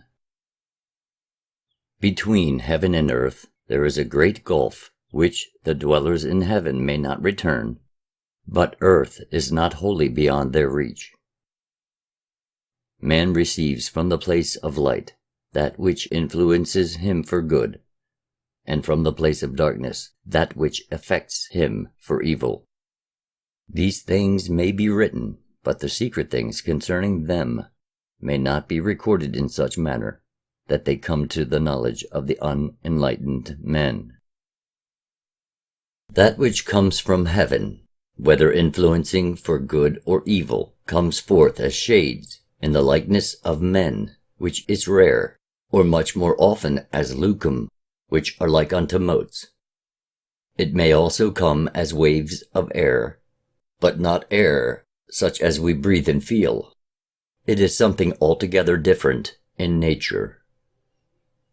Things come forth which are not stable, and these are the formless ones. All things are held in form by the breath of God, which changes formlessness. But the formless ones can alter form into instability. There are three great spheres, and that containing the earth is held together by the great glow outflowing from the God of gods. The part of the great glow which is light and contains life is called manna, while that which is heavy and contains the flesh of things of the earth is called manu. The one who is the God of gods is so great that he cannot be defined in the speech of men, neither can they conceive him in their thoughts, for he is beyond their understanding. Mortal man has limitations, therefore let men conceive him as they will. it is of no importance, providing their conception serves both his purpose and the glorification of man.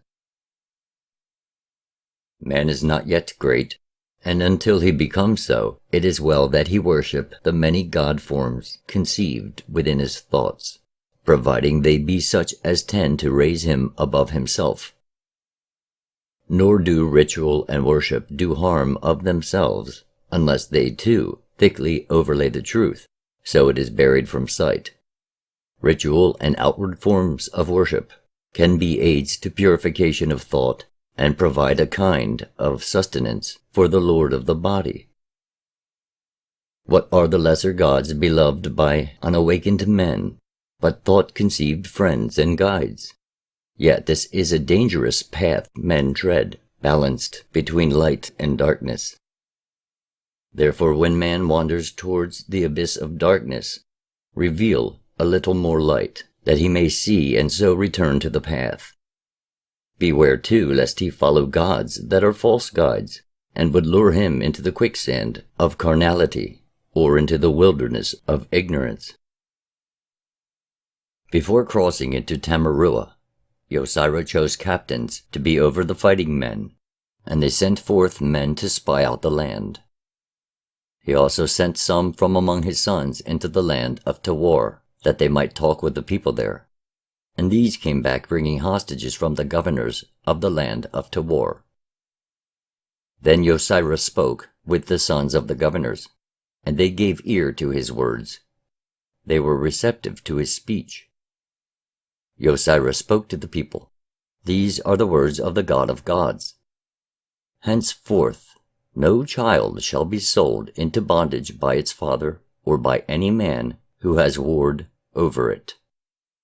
Such may not yet be the custom of all the people in this land, but if they become mighty, this they may do, for such is the nature of men. If a man have a woman in bondage, he shall not cause her to become a harlot unto men, for this is a great wickedness, and he shall not go unpunished.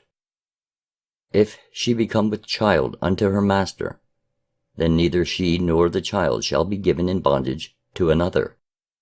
But if she be given to a free man who takes her in marriage, then it will be well. The greatest wickedness in the eyes of the God of gods is all incest of the first degree, which is that between mother and son, or father and daughter, or between the mother's mother and the son of the mother, or between the mother's father and the daughter of the mother, or between the father's father and the father's daughter, or between the father's mother and the father's son. This is a wickedness unto the God of gods, for it calls forth the strongest of the formless ones, causing it to enter into the earthly body, to become an abomination before the eyes of God and man. Therefore, they who commit such an act shall perish by fire. If it be committed with a child, then the child shall not perish, but it shall be branded with the mark of incest. Adultery is a foul and evil thing which you shall abhor, for it permits the lucum to pollute the fountain of life. In a far-off land, there lived a queen more beautiful than the dawn flower, who, because she was powerful, disregarded her heritage of womanhood. As powerful kings had many wives, she thought she could do likewise with men. The God of gods and creator of life created men and women intending that each should play a different role. They are in no wise alike, for as men have their function, so do women have theirs.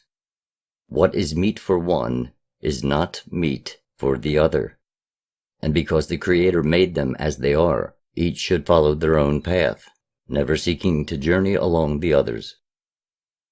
Now, while the seed of one man was yet with her, this queen took the seed of another, and the seed of one man strove with that of the other, so that both perished, and became a corrupt pasture. Thus the way was cleared for Lucum to enter into the antechamber of life, and the sacred shrine of life was polluted, becoming the breeding place of foulness.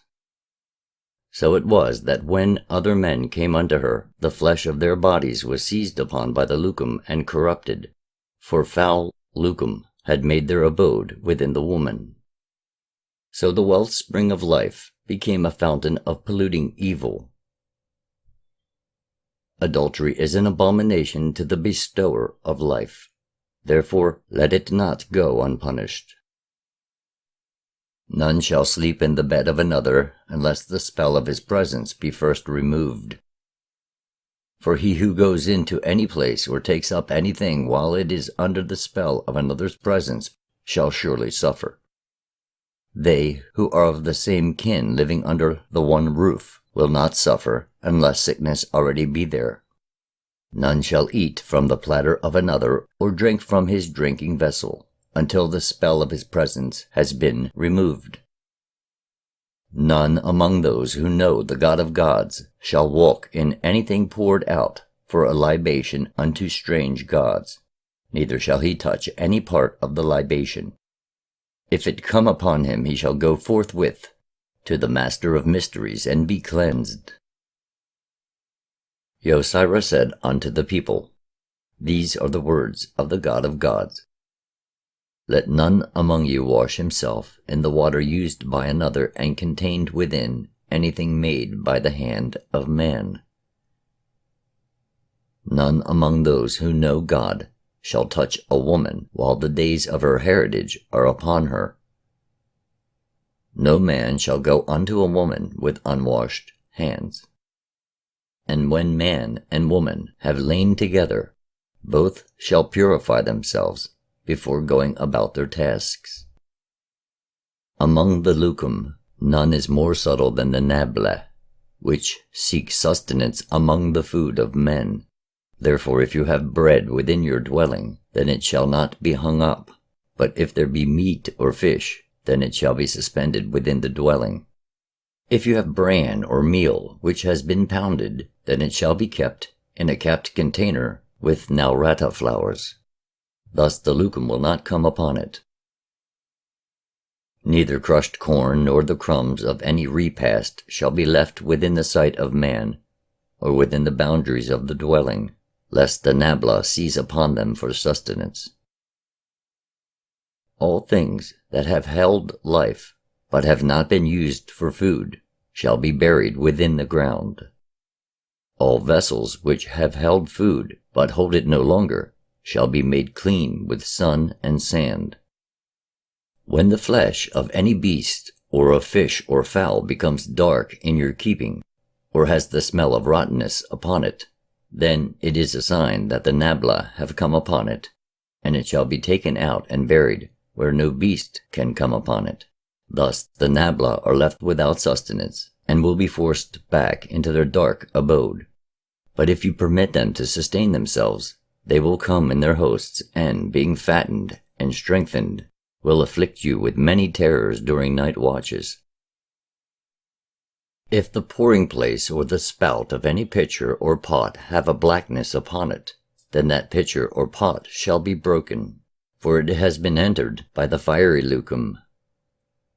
If anyone who know God eat with strangers, they shall purify themselves at the rising of the sun on the following day. If any among you eat with a hand uncleansed by water or sand, then be prepared for attack by the lucum of the night. He who draws the blood of any beast must cleanse himself of all blood, lest he be attacked by the dark lucum. Neither food nor drink of any kind shall be kept under a bed or against a sleeping place, lest the lucum of the night come and take up their abode therein. These are the words of the God of gods, spoken through the mouth of Yosira. Yosira said this also: All things which may sustain the lucum are to be buried or burnt. Anything coming forth from the nostrils or mouth of any man or woman is rejected from within, and becomes sustenance for the lucum. Still waters that lie upon the ground are their drinking places, and forbidden to men. Water shall not be used as drink unless it be drawn from within the ground, or be in a place where it is shaded by trees. Eat only food known to be wholesome, and which gives contentment to the stomach. In taste it should be soothing and refreshing, never bringing pain and discomfort. Eat not of anything that is too dry or over-salted, or which brings sickness upon you. Any food of which men eat, and has become rotten, or moldy has been seized by the lucum for sustenance, this you can see, for the rottenness and mold upon it, it is the excreta of lucum. Anything that has blood in it, and is dead, having died of itself, shall not be eaten, for the lucum have made their abode in it. No man shall eat uncooked meat, even that which the sandfarers carry shall not be eaten. The slaying of any man or any woman is forbidden, but it is not unlawful to slay in war, or in self-defense, or to uphold the purity of the household and home. To kill deceitfully or to strike from behind is murder, and shall not go unpunished. If blood be shed, it shall not cry out from the ground in vain, and unto the kinsman of each one slain shall be the order of revenge. If you swear an oath one with another, saying, Great God, bear witness, or before any strange god, to deceive another man, then consider, for only the most foolhardy turn their back on such an oath. For it is sworn on the life of the Lord of the body, and if it be broken, the Lord of your body will be everlastingly disfigured with an unremovable scar. Man has many trials to overcome in his life, and not the least of these tests is oath-keeping. Though an oath may diminish and become nothing with the passing years according to the memories of men, it is everlastingly impressed on the Lord of the body. Wiser far is he who never makes an oath. If any man say, The whirlwind and the sandstorm, the floodwaters and the burning fire, these do I fear, because these I see. But the lucum which I see not, neither do I fear. That man is a fool, for he knows not the deficiencies of his own eyes. The lucum he will learn to know by their manifestations, for they will seize upon his body and torment it, sometimes even unto death. It is likewise with the God of gods. None may see him, but by his manifestations he is made known unto men. Yosira spoke to the captains of the fighting men, and to those who were with them, and said, When we come into this new land, all things that the people who dwell therein hold sacred, you will neither defile nor mock, neither shall you stir up strife with any man, for we come to them as friends, not foes. Therefore when Yosira and all those with him came up into the land of Tawar, and dwelt there, peace was in the land. Then Yosira taught the people of Tawar the weaving of cloth and the working of metals, and showed them how to make tools and weapons of metal cast in a mysterious manner. But the secret of the sharp-edged weapons he revealed only to his own. The people of Tawar built a habitation for Yosira, and a temple of brick bound with reeds. There were skins upon the walls and on the floor, and the doors were of wood. Then Yosira spoke to his sons in this manner, These are the things in which the people of this place shall be instructed. The dove is the most sacred of birds, and shall not be eaten. But if people say, Forbid it not to us for sacrifice to our gods, then it shall not be forbidden them. The milk of all beasts, which do not have horns and part the hoof, is not for the sustenance of man. But if the people say, Forbid it not, for it is our custom, then it shall not be forbidden them. The sacrifice of breast children at the burial of the dead shall be forbidden, for the blood of the young cannot provide life for the old, each man being the fashioner of his own destiny. He that has life shall bear it with him, and none can possess the body and life of a breast child. except the God who gave it life. He who buries a living breast child with the dead shall himself die. All things buried with the departed one, whether they be weapons or dishes, instruments or ornaments, shall have the form released from them before they are placed within the ground. This shall be the law unto those who work with metal, whether it be gold, silver, or copper. 1 day in 7 shall be a day of rest for the fires herewith the metals are wrought. On this day no fire will be lit and no metal touched or moved from its place. On the even of this day, all things of metal that have been made since the last day of rest shall be placed in a trough of sanctified oil, remaining there until their appointed time. Nothing shall go out from the workplace of a craftsman in metal until it has passed through the oil. Chapter 12. The Rule of Yosira.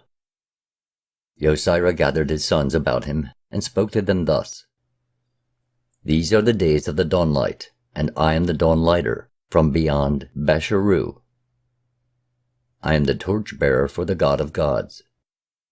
These are the laws which I made for my people in the land of Tawar, the laws of one speaking with the mouth of the God above all gods.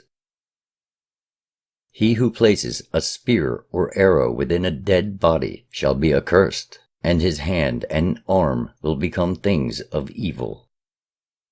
They will swell up and become consumed by fire.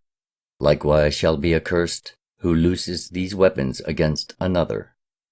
But if it be a man of Tamarua who looses the weapons, then he shall die by them himself, for he is beyond the reach of the curse. A tree that reaches up above twice the height of a man shall not be stricken for burning, or to take away its land. But if it be dedicated to the adze and is then used by a craftsman in wood, then it may be stricken and cut. Trees are not things to be lightly dealt with, for they move the winds which cross the face of the earth, and generate these in great forests of the north and south. The slaughter of a tree is no less wrong than the slaughter of an ox or a sheep, for the same breath of life is in each. Therefore never bring them low wantonly. Are not trees held sacred by the people of this land? Is it not more reasonable to dedicate a mighty tree, or a grove of trees, to a god than a mute stone or object cut from wood? Therefore when Yosira moved among the people, he did not forbid them their grave groves, nor did he silence the words of the women who tended them. But Yosira said, These things are for women and not for men. Let the women bide, but men should follow the callings of men, and their place is not among the grave groves. Now when Yosira came among the people, they dwelt away from the river, fearing the god of moving waters who molested them at night. But Yosira bound the god of moving waters, so he no longer troubled the people. Then Yosira bade them build their dwelling places beside the moving waters, decreeing that none should dwell beside still waters, unless the still waters be filled with the life of fishes. In those days men sought to appease the formless ones and the spirits of the night with offerings and worship. But Yosira forbade them this, and he surrounded the whole land with a protective wall, which no dark spirit could penetrate, while all those within were dissolved. Every dark spirit being neither male nor female, and every dark spirit which clothed itself in the shape of a beast or bird, was bound and cast back into the place of darkness. All men who were blood kindred with the beasts of the forests, or with fowl, or with serpent, dwelt together according to their kinship, and were divided thereby. Yosira forbade them not their kinship, but did forbid the rule of blood. He spoke to the people in this manner: Great are the ties of that thing which binds men together, and joins them with their forefathers, but greater still is each man in himself, his destiny lying within himself alone, and not within his kindred. Man is not a drop of water in the stream of life, but a fish that swims within the stream. Yet, insofar as these things have ever been, the 24 great kinships shall remain secured in their establishment. Before the coming of Yosira, a man could not take to wife a woman of his own blood, but Yosira redeemed the land with blood, safeguarding it against barrenness. So henceforth men could take wives from among their own blood kindred, and the land remained fruitful. This, the spirit of life, became strong among men, for it was not spread out to become diluted and weakened. Until Yosira came, none in this land knew of Hoku, and it filled men with fear and awe. But Yosira revealed all its secrets to his sons, and the secrets are known even in these days. Hoku is that which sustains the dawn dwellers. It is but thinly spread throughout the earth, and before the days of Yosira, men could gather it, storing it in stones and in sacred objects. It may be drawn upon by the spirits of men, as women draw water from a well. It is Hoku which bestows fertility, causing flocks to multiply and crops to increase. Its secrets are known by the twice-born. Though in the days of his distress Yosira called upon his father in Kanamaghu, he forbade his sons to call upon him likewise, for Yosira was their father on earth and their advocate in the hall of admission. Therefore none can call upon him with impunity, for if he dealt with them, he would neglect his task among the dawn-dwellers. Nor is any man justified in calling upon the spirit of a departed one, for they are beyond the concern of everyday affairs of men. When the sons of Yosira had established their rule over the people, the leaders of the people came to Yosira desiring to make him their king, so he would rule over them. But when they came before him, Yosira replied to their wish in this manner: I am the mouth of the God of gods, and the light of my people. I will be the father of your king and the director of his footsteps, but your king I cannot be, for I am dedicated in service to the God of gods. Saying this, Yosira then took his son, who was grown to manhood, and led him forth by the hand, giving him to the people to be their king. Later, while the leaders and governors of the people still remained gathered after the anointing of their king, Yosira spoke to them as the mouth of God. He said, To judge justly between man and man is one of the greatest obligations of a king, and those who stand in his place. So from this day hence judgment shall not be given by those who sit under the trees, listening to the words whispered among the leaves. However, if 3 men sit far apart, and each gives a like judgment, the words from their mouth being the same, then the judgment shall be good.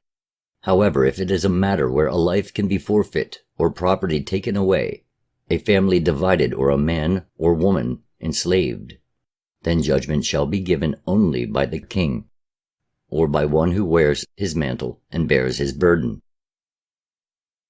Sacred waters are living waters filled with the power of Hoku, and shall no longer be used for any purpose other than sanctification and purification. No longer shall they be used to decide whether a wife be guilty of adultery. Henceforth she shall be tested by the bitter drought alone.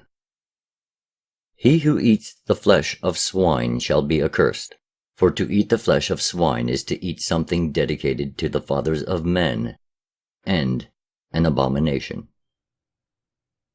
Flesh of the ass shall not be eaten, for it diminishes the vigor of men.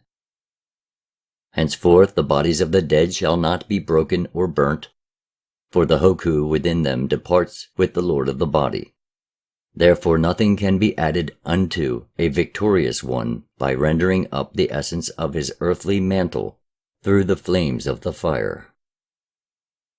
The people shall not be denied their feasts, nor shall they be forbidden the rituals of fruitfulness.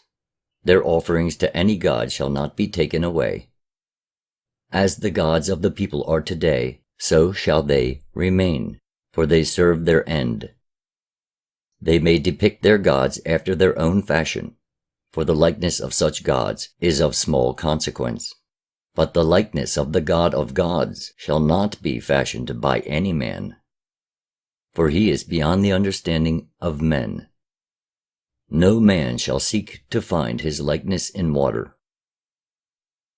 The festival to the God who draws up the land is not to be denied to the people, but no longer shall they eat the flesh of asses, for now this is forbidden. The days for the feast of the forefathers shall not be diminished, lest the gift of long life be thereby curtailed. With them alone is the distribution of the life forces, and in their keeping are the powers granting fertility and good fortune. Unto those who control the sprouting of corn, the increase of herds, and the harvests of fishes, the potency of men and the fertility of women, success in hunting, and victory in war shall be given all due honor and worship.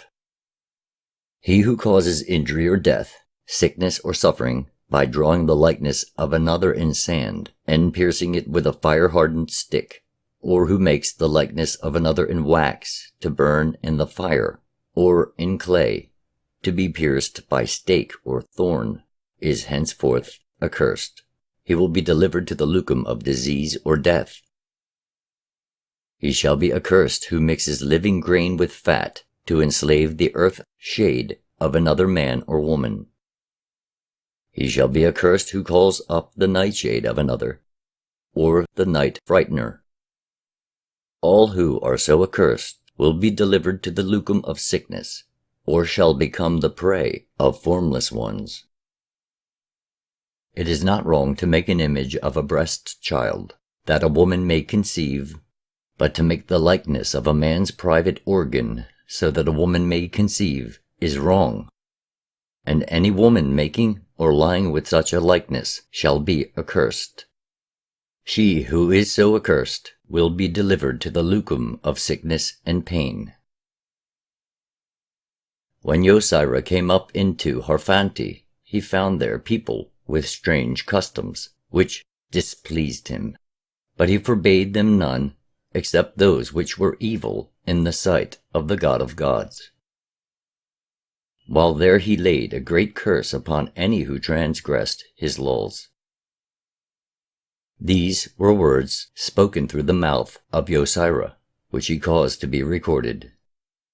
Henceforth no maiden shall be enclosed in bark, and kept in darkness for 7 days before marriage, but she may be kept in seclusion among women. If she has to be purified, it must be done with water, and not with fire. A woman shall never be mutilated to purge her wickedness. Henceforth, the private parts of young women shall not be sewn up to preserve their maidenhood.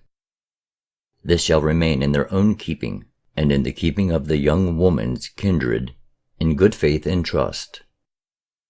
To sew, or cut, the private parts of any woman is a great wickedness, for this is the portal of life, and woman is not an unworthy guardian.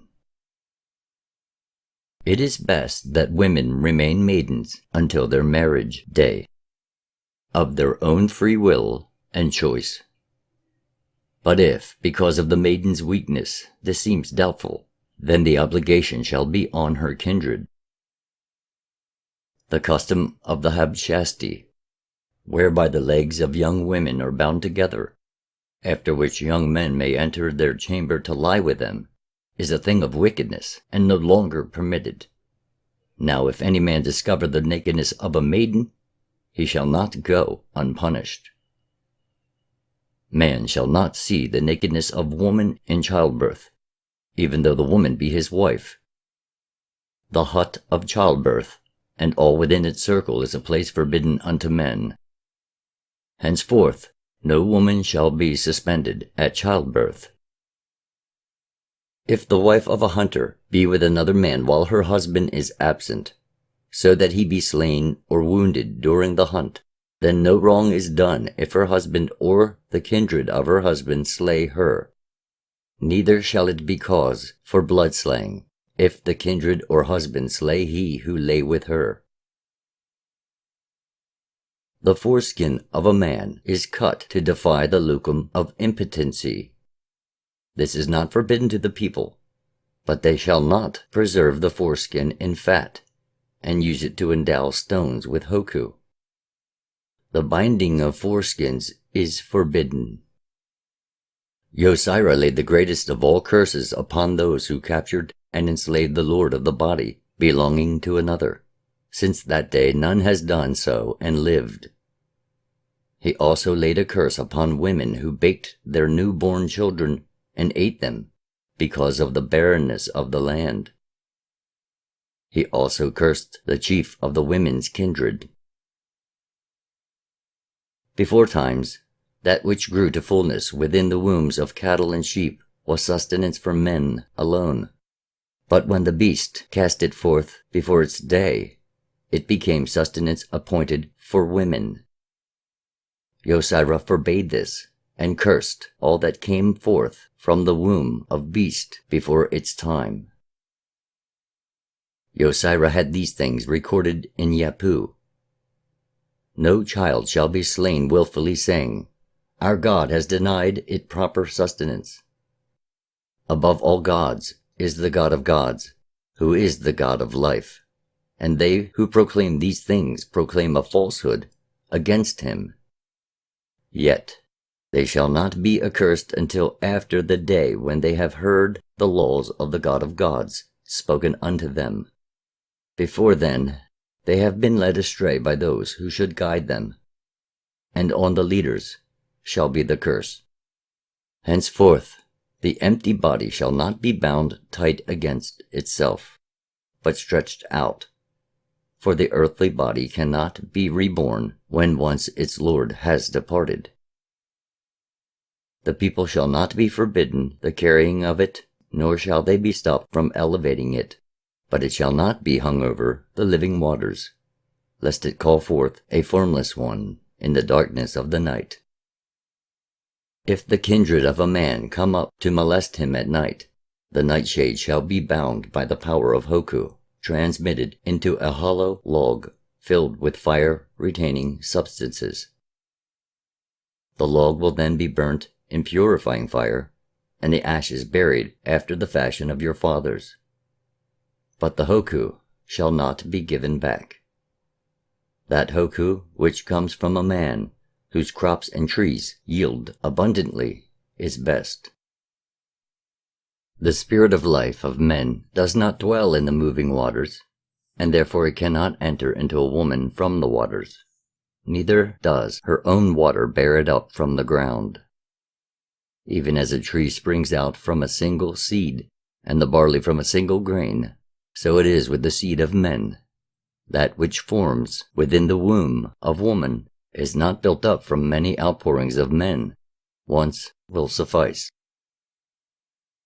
If the blood of a woman be not stopped, then she carry no child, for the life within is blood of her blood. No man shall fashion the likeness of any beast to lay with it, so his flocks and herds be increased. For henceforth he who does so, and all his beasts, shall be accursed, so they sicken and perish. Nor shall any man spill his seed into an object of wood or stone, and bury it. If he does so, then be he accursed, so that he is forever molested by the nightshades of terror. It is foolishness to resort to the charmers who make likenesses of beast, so their kind may be brought to the arrow and spear, unless he who seeks the wild beasts be empowered with the hoku gathered by the kindred of his habitation. Naught can guide his steps, or strengthen his arm, neither will his eye see keenly. The success of the hunter is not to be found with the charmers, but lies in the goodness and uprightness of the kindred within his habitation. If a woman take seed from a young man, and deliver it to the charmers, so that barrenness be removed from her, then she and the youth, and if she bear any children, they also shall be accursed. The young man will be seized by the lucum which feasts on the hearts of men, and the woman by those which tear open the bowels. It is an abomination in the sight of the God of gods for men to deball themselves, and all who do shall be accursed. Those who would deball themselves for the sake of their God may instead make an offering of their foreskin, and this will be acceptable by any god. The prayer of thankfulness that they are not born women shall be made at the time of sacrifice upon the altar. The excreta of man and woman shall never be left exposed to the eyes of anyone, nor in a place where its smell can come to the nostrils, nor shall anyone pass water where another can smell it, for they, whose nostrils the smell enters, thereby gain power over the other. The smell from human waste draws up the formless lambada, which inflict men and women at night and turn their bowels to water. No offering of meat shall be eaten raw. It shall be roasted before a fire, and the bones pounded into flour, and eaten with meal. If the offering be consumed within a dwelling place, then the blood which has been spared must be smeared upon the doorposts, so that the dark shades of the night haunters and the death bringers be repulsed by the power of life. It is the duty of a son to provide sustenance for a departed one, who was his mother or his father, and he shall not neglect his brother or his sister, or any of his kinsfolk who lack children. If he be neglectful of his duty, he shall not escape molestation by the earth shades of the departed ones, which will wander relentlessly until satisfied. If formless ones be called forth by neglect so that they reach stability on earth, they will haunt the dark watches of the night and suck life-filled blood to sustain their awful forms. No man may keep them from his dwelling, for they will slide in stealthily, even as snakes.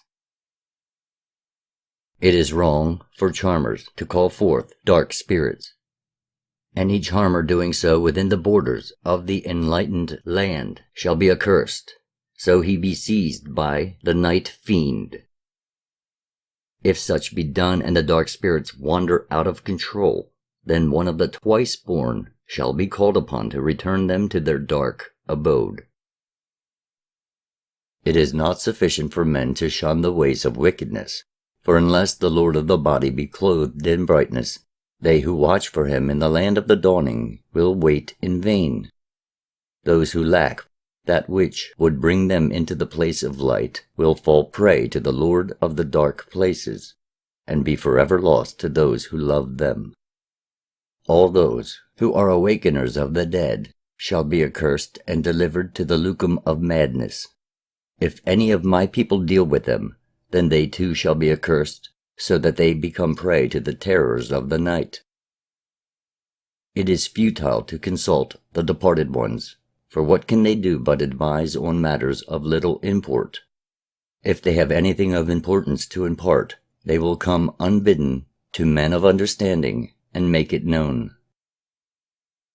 When Yosira came with his sons, and those with them, into the true land of Temerua, he strove with the people of Kantayamtu, who followed the ways of wickedness and ignorance.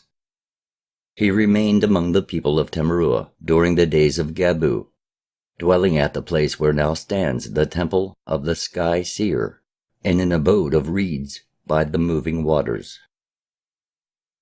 In those days the people of the earth united themselves with those who were in the land of the morning light, by the powers within the body of a woman-child, seeking in this manner to preserve the hoku of their kindred. When Yosira saw the wickedness of the custom, he placed a great curse upon all the land, and upon those who split the body of a woman-child, so that her flesh cried out from within them. Therefore the land became stricken with a great plague. Since then, never has anyone in the enlightened lands eaten the flesh of man or woman, and no woman-child is violated in the great wickedness of ignorance. The people of Tamarua greatly feared the curse of Yosira. Yosira taught the people that the power of Hoku resided not in the flesh of the body, but in the bones, and that each bone contained the essence of all the being, man and woman. Then all the people began to seek union with the departed ones in the land of the morning light by the power of the bones, and Yosira forbade this not, though he knew it was futile. But where there was healing in the bones, and they were able to draw it forth, Yosira was not displeased, for all things pertaining to the good of the people were well in his sight. Nevertheless, he forbade the women the burden of the bones of their husbands, and since then no shades have risen to molest them. This was because of the protecting power which he drew forth to fill all the land. It relieved the women of their burden, raising it from their backs. All the charmers who brought forth shades from the land of dawning, and all the questioners of the dead, and the awakeners of the dead, were cursed, and this curse hovers over the land even to this day. Yet there are still some who seek to call forth a shade from the swathed body made eternal, but all they raise up is an ill-omened messenger from the place of darkness. Yosira did not forbid the people the rites of homage due to their departed kinsfolk, for in the place of morning light there were the powers most interested in the welfare of any mortal man. Yosira never forbade anything that was to the benefit of men, taking away naught but the things which were futile or harmful. In those days there were no rites of written record, but Yosira caused them to be given to the people, not so that these should renew life in the departed ones upon earth, but so that the Lord of the body should be sustained and strengthened in the place of the morning light by the link of Hoku sacrificed by those remaining on earth. Yosira spoke to the people, giving them laws which were recorded in this manner. These are the words of the God of gods, who created man and beast upon the sacred island. No beast shall be mated with another not of its kind, and if this happen, then both shall be slain and their bodies burnt. If this be done with the permission of a man, that man will be accursed. Neither shall any beast be yoked together with another not of its own kind. During the first year of its life no beast shall be made to take up the burden of man. When Yosira came to Cambusis, he found there a man of the Hestabus, bound and prepared for sacrifice. And he cried out against the deed, but none gave ear to his word. So, standing off, Yosira placed a staff of power upright into the ground, and danced around it, singing the song for drawing forth the spirit. When they saw this, the people were wroth against him, and called upon their charmers to curse him, so he departed from the earth. Their curses were ineffective, and when one charmer approached the dance ring of Yosira, Yosira called forth a tongue of flame which consumed the charmer. Then the people became afraid and fled. So Yosira released the man who was bound upon the place of sacrifice, but he was not yet whole. Yosira also cursed all those who offered the Hestabus as a sacrifice to their gods. Since that day no man of the Hestabus was ever slain upon the altars. Yosira did not curse the charmers of that place. Instead he called them to him and gave them dominion over the dark spirits which left their abode to wander the earth, molesting men in their habitation. Thus the charmers became greater in the eyes of the people, and from that day onward they have cleansed the land of all dark spirits. However, Yosira forbade them the calling forth of the Lord of the body from any man, so that he became the servant of another. And he placed a great curse upon any charmer who disobeyed this law. Yet this is done even now. But those who transgress the laws of Yosira do not escape the awful fate due to them. for his power is yet potent in the lands of his people. When the transgressors stand before him in awful judgment, their deeds will witness against them. Yosira forbade those who sat in judgment the right to judge men by the fat of the crocodiles, or by the horn or skin. Instead, he revealed to them the manner of making judgment through corn and by the burning sword. He also taught them how to brew drink, which loosened the bonds from the tongues of men, so that the truth was no longer restrained. The people dwelling among the trees, along the banks of the moving waters, lived in fear of tree apes. They held these sacred and would never harm them. They believed that these tree apes snatched the departing lord of the body and ate it, that they lurked in wait to catch it in a mighty unseen net. So Yosira went about cursing the food reserve for the tree apes, so that it became fire in their bellies, causing the life within them to come up as foam out of their mouths. Thus the land was freed from the fear of tree apes, and henceforth the departed ones have gone in peace, no longer being molested by the tree apes. Chapter 13. The Way of Yosira. Yosira taught, within each man resides a little man, who is the Lord of the body, and this is the life of men. While man sleeps, the little man wanders abroad to journey as it will, at death departing from him forever. The Lord of the body cannot be seen by mortal eyes, but it is not hidden from all seeing eyes of the twice born. When departing at death, it comes out from the mortal mouth, waiting a while until it grows celestial wings. Then it flies away to the western kingdom, where the wings are shed. In the place whither it journeys, the Lord of the body needs no earth-made abode. Therefore burning the earthly habitations of a departed one is futile. However, if the habitation remains, and it is not purified, it becomes the gathering place for shades arising from the place of darkness, for the habitation need not be destroyed. It must be purified by incense and water, and refilled with protective hoku. If a man come upon another asleep, the sleeper must be awakened quietly and with gentleness, so the Lord of the body may re-enter peacefully. For if the sleeper be awakened before it has re-entered, or if it jump back in fright, then the man will become sick. Therefore, when awakening a sleeper, it is well to call gently to the being without. When the mortal body becomes sickened without the heat of the lucum being present, or if the man or woman be seized and tormented by the dark spirits of madness, this may be caused by the day sleeping of the Lord of the body. Thus, if the Lord of the body be awakened from its day sleeping, or restored from its restlessness, then the man or woman may be cured. These things Yosira permitted to be done after the fashion of charmers. Yosira taught the curing of many kinds of ills within the mortal body, and the use of draughts containing the life of herbs and growing things. He used fire to stop life leaving the mortal body. The manner of effecting these things is written in the Book of Medications. When Yosira came with his sons into the land of Tamarua, the people there dwelt in darkness, and they were ignorant of all knowledge.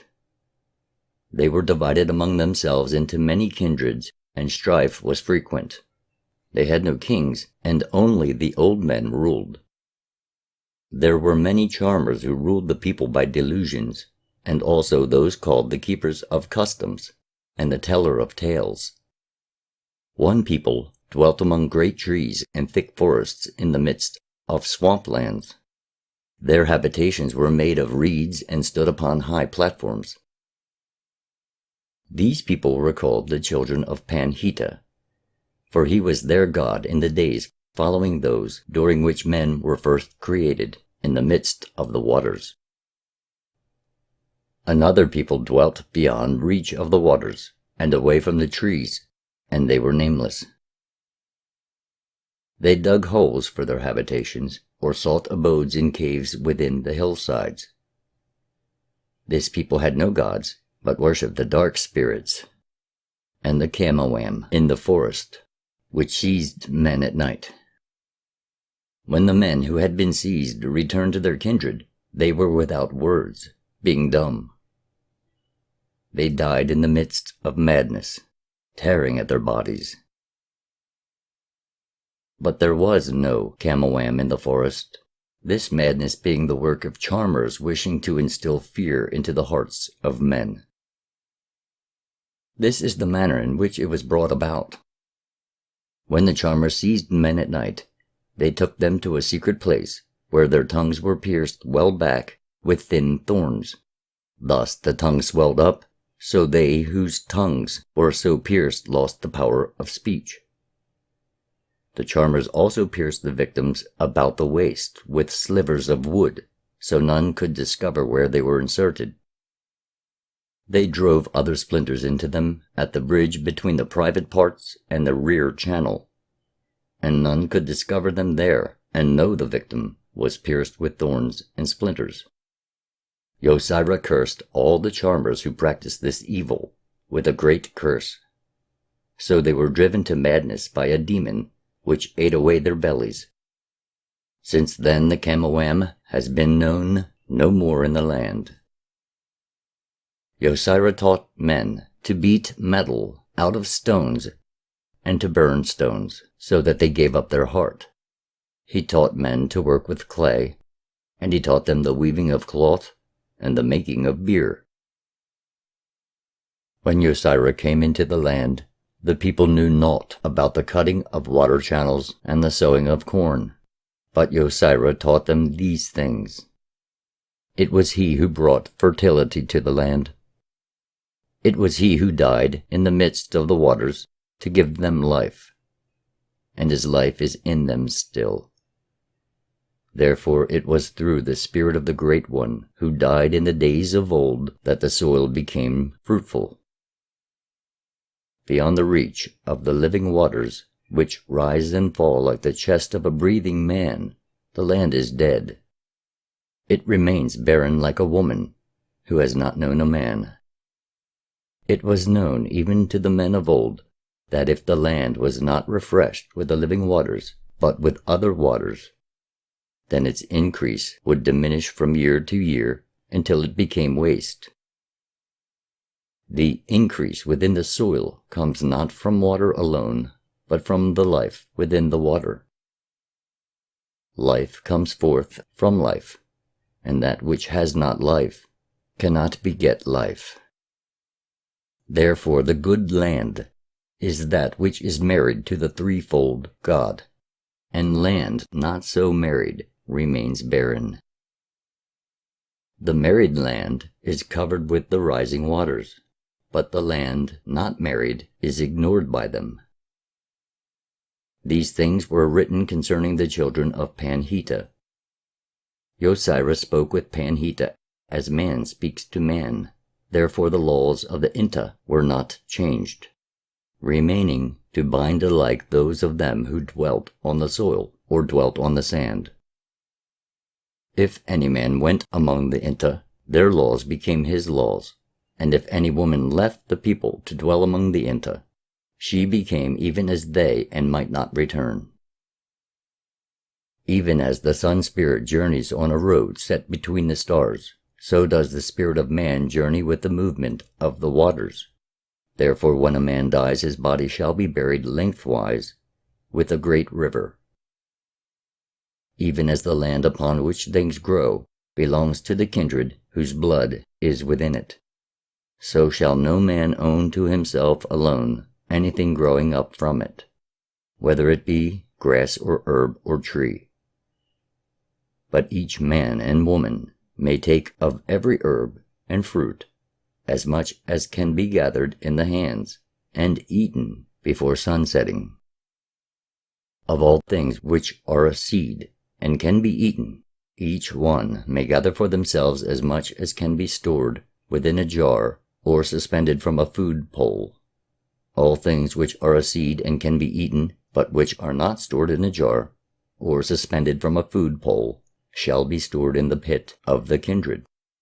Nothing shall be placed within the pit, unless it has been heated by fire and cooled. Even as the spirit of life resides in the things which men eat, so does it reside in the living things from whence they came. Therefore any tree or bush bearing the food of men shall not be cut or broken.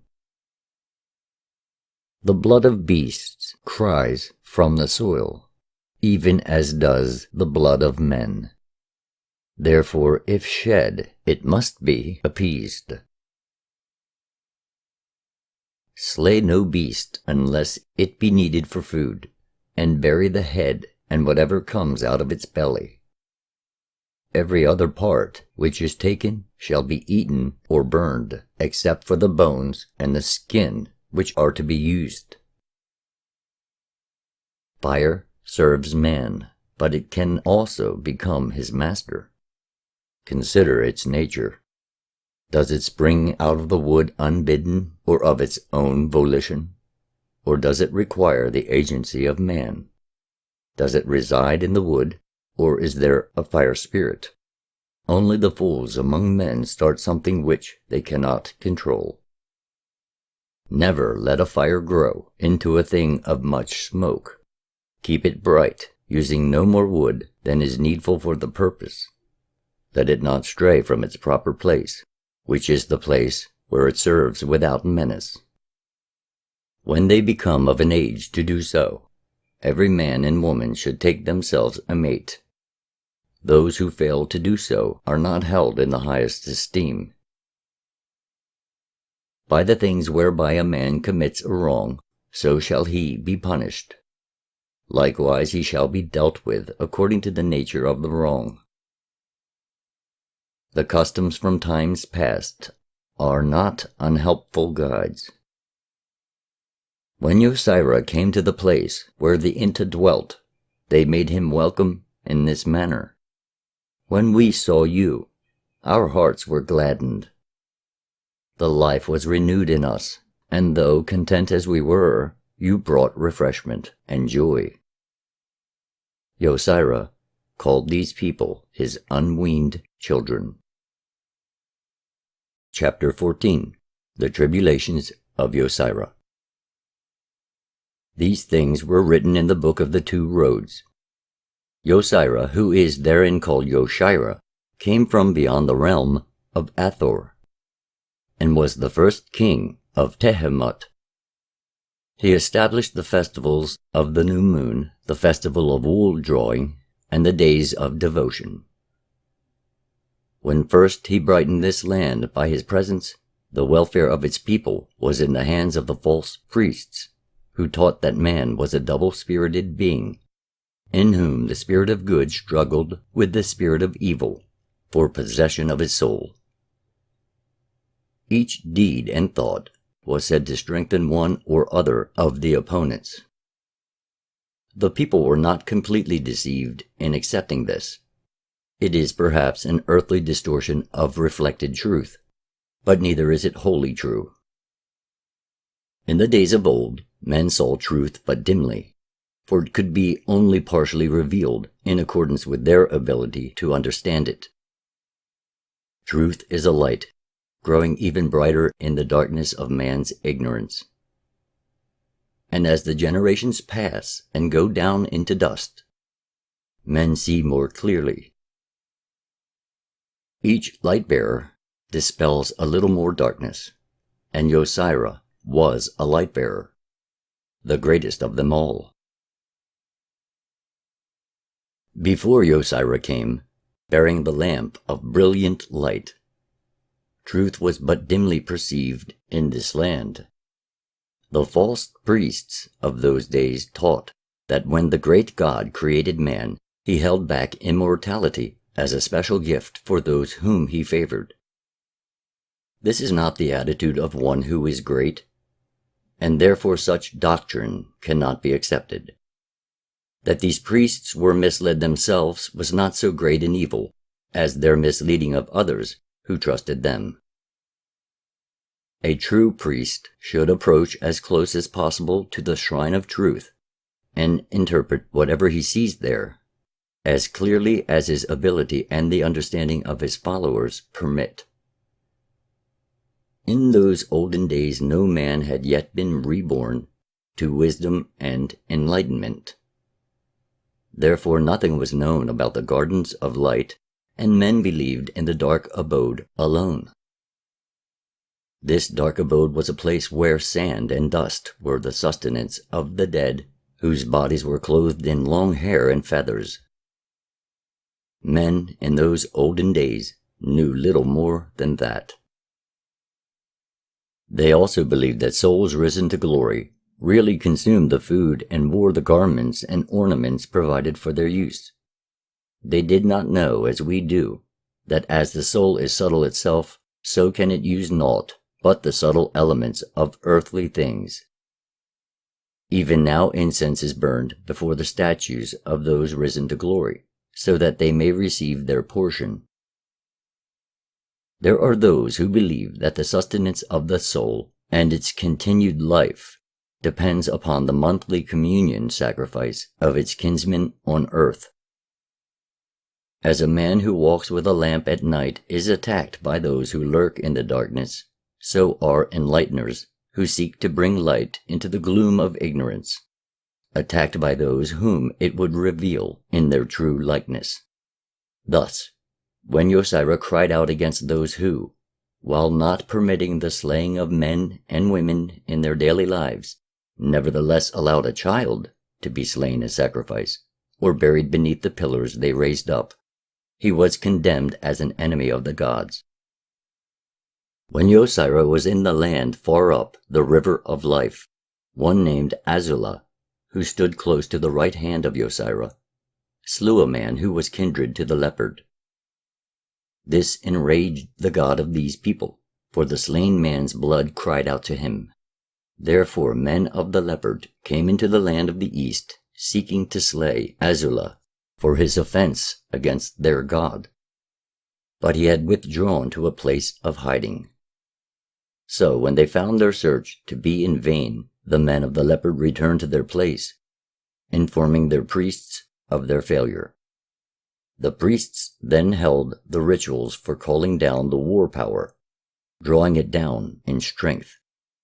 Then, because Yosira was the overlord of Asarua, the men of the leopard went forth against him, claiming the right of war. But in the night, when the hostile host waited before the camp of Yosira, the war priest defiled himself, and so the war power failed to make faint the hearts of those with Yosira, the war priest having lost control over it. Thus the war power came into the hands of Yosira, and he cast it back. So it fell upon the men of the leopard, and their knees were loosened and their bowels went to water, and they fled from that place. The men of the leopard dwelt within the forests, towards the sun-setting side of the moving waters, and Yosira pursued them there. He did not enter the thick forest, but coming to an island in the midst of the waters, he made camp there. He had a prisoner whom he released, sending him to the priests with this message: "Come in peace, that I may hear your complaint and judge whether it be just." But the priests of the men of the leopard came down only to the edge of the waters, and would not go further. And they called out across the waters, "What was just heretofore is just no longer, for this is now a matter to be settled between our kindred and those who are with you. For blood still cries out for blood." Hearing this, Yosira answered, "Let us be wise. There are judges above us. So let the god of the moving waters decide the matter." To this the priests said, "It is well." Then Yosira took Asarua into a boat, rowing him through the waters against the south wind. Stopping the boat, Yosira commanded Asarua to leap into the waters, so he might be tested by swimming. And this Asarua did. He swam powerfully, and the god of the moving waters did not take him, For Yosira had covered the waters with his power, so the waters bore up the swimmer, carrying him in safety to the shore. Then Yosira sat down with the chiefs of the men of the leopard, and made a covenant with them, and with other peoples likewise. This was that, when a man slays another among his own kindred, none among them shall protect him, and he shall be either slain or cut off from those of his own blood. However, if the slain man be of a kindred different to that of the slayer, then the slayer may be slain by men of either kindred. If the kindred of the slayer would avoid the toll of blood, then they must send a token to the kindred of the slain man, together with an account of the deed. They must also agree that the blood be upon their own heads and revenge in their hands. An account of such revenge shall be sent to the kindred of the slain man together with the forfeiture. Then all the kindred bound themselves with a great oath, declaring that if blood cried out from the ground in vain, then the night terrors and bloodshades would be called upon to fall upon the kindred of the slayer, and not upon the kindred of the slain. It was at this time, when this covenant was made, that Yosira spoke in this manner to his sons. These are the meats which are accursed, and shall not be eaten. All the meat of any beast which dies of itself, all the meat of any beast which has been slain as a sacrifice to the small gods, all the meat of any beast which has been slain by wild beasts, and all the meat which has been offered up on the door stones. These are unclean meats. When Yosira had gone throughout the land and purified it, and bound up its wickedness with curses, he taught those who dwell there the making of waterways. He also instructed them in the meanings of the heavenly signs. He built Pisetai in the midst of the reed lands, and drained the swamps. Then he raised up the first temple of brick and stone. At this time he established those who were recorders of the days and seasons. While Yosira was at Pisetai, the priest stirred up the people against him, and so he fled to the land of God with his sons and blood kindred. But his wife and his youngest son did not go with him, for they were with her father in the land from whence the great river flowed. This was the land of Kanto Yamtu, where priests taught that death is not the normal lot of man. These priests said that though their forefathers of old were just as mortal as men, their forefathers' fathers were heirs to immortality on earth. This is an erroneous teaching, one belonging to the childhood of man. But later men were taught that death is just the departure of life, which takes flight with the soul. While Yosira was at Pisetai, his true son, Manindu, commanded the Mesetai, who were a host of men and workers in brass. They subdued the whole land, returning it to Yosira. Later it was delivered into the hands of Manindu, whose seal is on it even yet. After the time of Manindu, the people forgot the God of gods, for he appeared distant from them, and they worshipped other gods whom the priests devised. The light was dimmed, and only poorly reflected in small hidden shrines. The voice of God. The voice of God came out of the heavens unto his servants even before the days of Wunis. But in these days it has come to certain of his devoted ones, who heard it within the cavern of visions. Afterwards each wrote it down according to his own hearing, and lo, when they came together, it was seen that they each had recorded the same words. Thus the things which were heard by the three and set down by them in writing, all being agreed alike, are things recorded forever. I am the voice of God, who is the God of all men and ruler of their hearts. I have many aspects and come differently to all men. I am the God of many faces, To you, my servants, I give these words, that they may be carried to all men. Obey my commands, and I will be your God. I will enlighten and instruct you, guiding you along the way. I desire your love and loyalty and your adherence to my plans, but I do not desire your servility. I am not only your God, but your commander as well, and so I expect obedience and discipline, as befits those who prepare for harsh and grim battles, such as those which lie ahead. My desire is for love rather than futile sacrifices of burnt offerings, but it should not be a passive love, but one expressing service in my cause. A certain knowledge of right and wrong, with free choice of the former, is of greater value in my sight than pointless ritualistic worship. I derive no pleasure from the wasteful shedding of blood from bulls and lambs.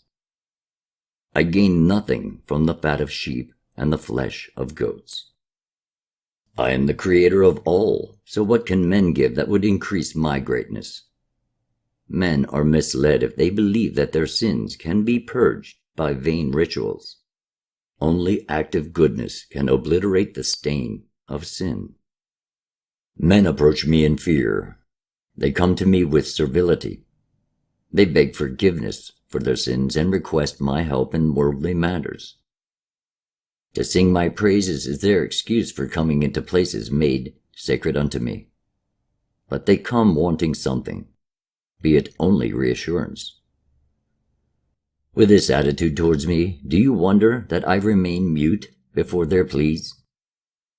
Bring me no more vain offerings of flesh and blood, for such wastefulness of life is an offense to the God of life. What benefit do I derive from all your feasts or festivals? Give me dedication and effort. That is all I ask. Above all, be true to yourselves, for I abhor the face of hypocrisy, the face now all too familiar when men approach me. Men bring me meat and wine, fine flour and wheaten cakes, thinking I can consume these, or that I have need of such sustenance. I would be far better served were these to be given to the widow and orphan, to the multitudinous poor, whom you suffer to exist in your midst. Poverty is man-made, and it is not sufficient for the wealthy to give alms to the poor. Those with power and position, with wealth and plenty, must strike at the roots of poverty. If they fail to do this, then the alms they give have no merit in my sight.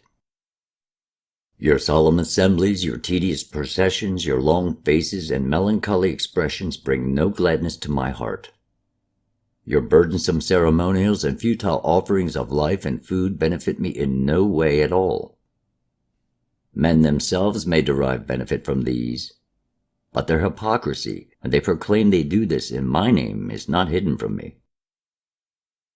The reek of your incense smoke rises and disappears into the air, but it comes not unto me, nor do I have need of it. Yet I will not deny you the pleasure of its fragrance, which can bring inner harmony and peace by soothing the spirits of men. Nor will I deny you your feasts, if the fetters of wickedness be thereby loosened from your souls.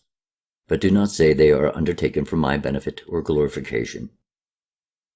Fasting and the denial of bodily appetites may serve useful ends for men, but though you may deceive yourselves regarding their intent, do not try to deceive me by misstating their purpose. I have no desire to repress the joy and exuberance welling up in the hearts of men. Far rather would I prefer that such humanizing emotions be cultivated. Therefore pray, if prayer serves its true purpose, which is to harmonize your spirit with mine, so communication becomes possible.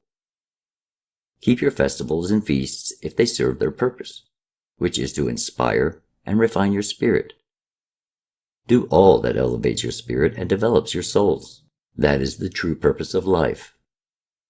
Do all that is good for you. Nothing wholly beneficial is denied you. but do not declare that in so doing you confer benefit upon me. I am the God above and beyond all. I do not deny you your rituals and ceremonials. Worship me if you will, as you will. But bear in mind that this cannot substitute for your obligations. Ritual and worship cannot be an adjustment or payment for the things you have failed to do, or be an apology for your own shortcomings. Neither do they compensate for iniquities against your fellow man. If you attach importance to ritual and ceremonial, let it be in a proper proportion, and never let them dull your conscience against deeds of wickedness, of usury, and injustice. Never let your duty and obligations be neglected because you worship me diligently, following a formalized ritual and ceremonial. Let this not become an excuse for failing to share your bread with the hungry or for neglecting the needs of the destitute or weak. I am not deceived. A life dedicated to me is not one preoccupied with worship. That is more the life of a coward trembling before the unknown. He who dedicates his life to me gives shelter to the homeless and succors those in distress. But even these are not the ultimate in goodness, for they are passively accepted. The ultimate in goodness is to actively combat all the root causes of evil. Those who are my true followers live a life of service and goodness. They live in harmony with their neighbors, harm none, and do not shirk the burdens and obligations of earthly existence. I am better served by obedience to my laws and conformity with my plans than by ritual and offerings.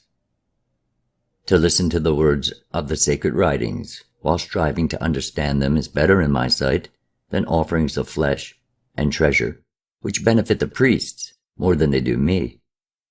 Among the things which I abhor, few are more detestable than the hypocritical offerings of the evildoer. The offerings in worship of a hypocrite are an abomination to me. Evil enters the realm beyond earth as a foul smell, and the worst one of all is the smell of hypocrisy. Those who pander to hypocrites or do not actively oppose them are also creatures of evil. I know too well the deceit to which men are prone. The adulterer and fornicator preach chastity for others, while the liar declares the virtues of truth. The thief preaches honesty, and the lewd-minded professes modesty. Men say one thing and mean another, while all too often the half or slanted truth replaces the real thing. Men may deceive themselves and other men, but I am not deceived. Now I say, let men first cleanse their own souls and eradicate hypocrisy before presuming to approach me. Men may well cry out, "Why does God remain mute? Why has he deserted me?" Do they think their deeds are hidden, or that I cannot read the secrets of their hearts?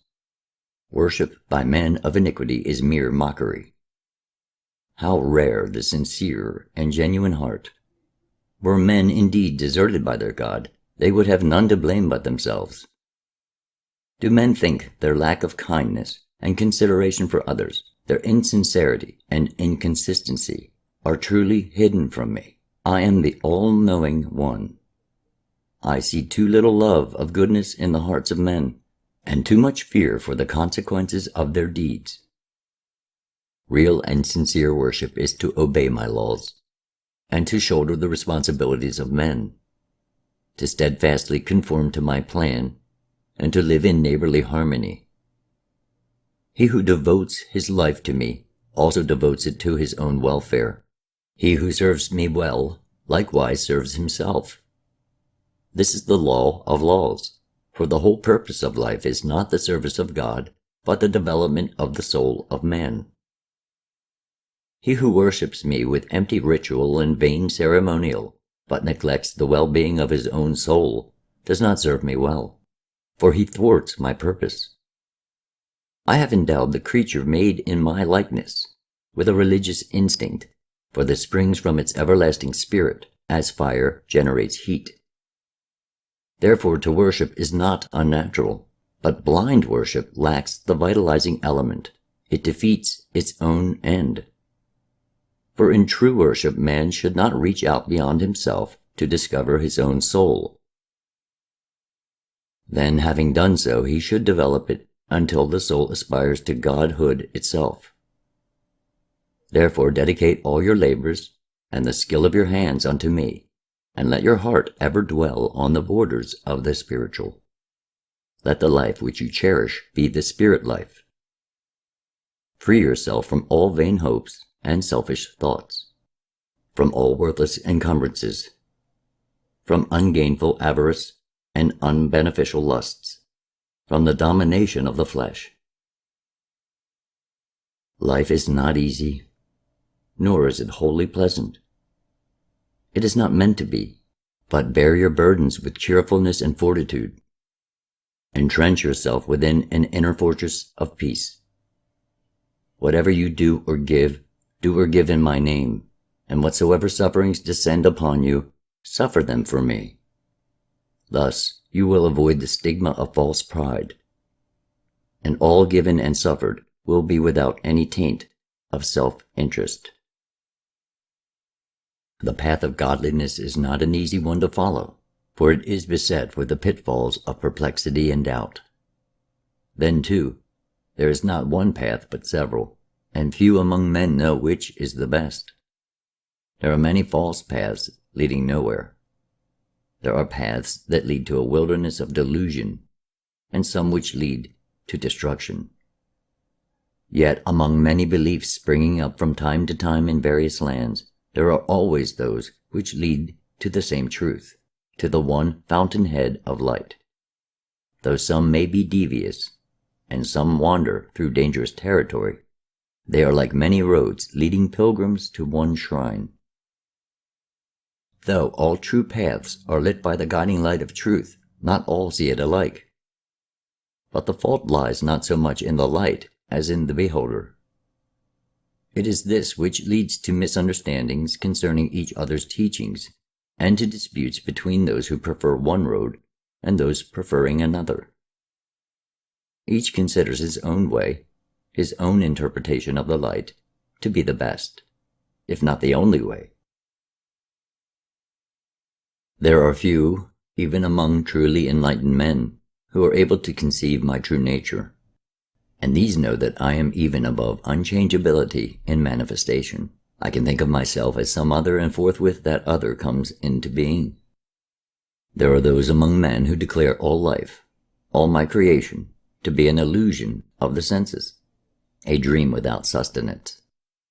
They are in error, for all that is real and all that exists was ever latent, awaiting the awakening kiss. Because men cannot know reality as it actually is, but only as they can conceive it to be with their deceptive sense, does not make it any less real. If all men were blind, the stars would still exist. Neither reality nor truth, nor the God who is beyond and above both, will be inconceivable to the minds of the ultimate man. Only man in his present undeveloped state and in his ignorance cannot conceive such things, and therefore, because in his blindness they are beyond his sight, he says they do not exist. In the beginning I established the law, without which the souls of men could not develop and progress. As each soul is itself a divine fragment, with all the powers of divinity latent within itself, it can modify all but the great law. Man thinks, but his thoughts alone do not create, for as yet he lacks knowledge of the power which creates in substance. First I created the firmament, which is the matrix of all. Then when I took thought, the creative power flowed outward, and operating upon the medium, brought into being the things of substance. My creation arose before me as light does before a flame, or heat before a fire. It came and still comes into being because I exist. It is because I am. Creation in no way affects me any more than a man is affected by his shadow. or light by its reflection. As raindrops, waves, rivers, dew, and mist are all forms of water, so everything existing and knowable by man, but various forms of the one substance. This substance has its origin in me, but it is not me. I am the source of all things, supporting but not being supported by them. Even as the mighty winds which sweep across the earth find their rest in the tranquil vastness above, so all beings and all things have their rest in me. It is a power outflowing from me, which holds all things in stability and form. They who devote their lives to my service must do more than love and worship me, for such service entails the elevation of mankind, the spreading of good, and the combating of evil. They must not only fight against the ungodly, but also overcome the wickedness welling up in their own thoughts. They who love me desire the well-being of all men, and their souls are filled with harmony and peace. Dearer to me than their love for me is the labor and the tribulations of those who serve me. I am their end. I am never the God of inertia, but the God of effort. If you offer no more than deeds done in my service, or in conformity with my design, then you serve me adequately. However, too rarely do the ways of men conform to my plan, and the ranks of those who serve are too thin. Therefore I shall call forth leaders from among men, and send out the clarion cry to service. I shall seek out men who will serve me diligently and loyally. They will be men of goodwill, who are of a friendly nature. They will be kind and compassionate, men who can love deeply and truly, whose steadfastness is the same in pleasure and affliction, whose resolve remains equally unbroken in the sweet embrace of good fortune as under the harsh blows of misfortune. I will send men who are fair and just, proud and resolute. But these qualities mean nothing unless they also have courage and resolution, fortitude and tenacity. I shall seek the man who is himself ever seeking, who seeks to unravel the riddle of life, one whose determination is strong, who detests wickedness and delights in the good, whose heart and inner vision reach out for enlightenment. His tranquility will remain unshaken under stress, and within his heart will be a haven of peace, beyond the reach of excitement and anger. He will be a lover of wisdom and seeker of truth. He who is wise, he who knows what to do, who remains calm when others lose their self-control. He who is clear-headed under stress, who enjoys the challenge of the task. That man is mine. He who labors uncomplainingly, who disdains to satisfy deforming lusts, whose spirit remains the same under the temptations of honors or the pressure of disgrace. He who is free from the shackles of unworthy earthly attachments, who retains his balance under praise or blame, who can shoulder his own burdens, whose spirit is calm, silent and strong under all circumstances. He who can bear the responsibilities of life and the obligations of love, that man is mine. I am the God of inspiration. I am the God of love. I am the knower, and you are the known. I am the source of life. In the vastness of my nature I placed the seed of things to be, from which come forth all things that are now or ever will exist. Men must nourish their spirit and sustain it with spiritual fare. They must also learn that the spirit is not something separate from man, or something within him. Man is spirit, man is soul.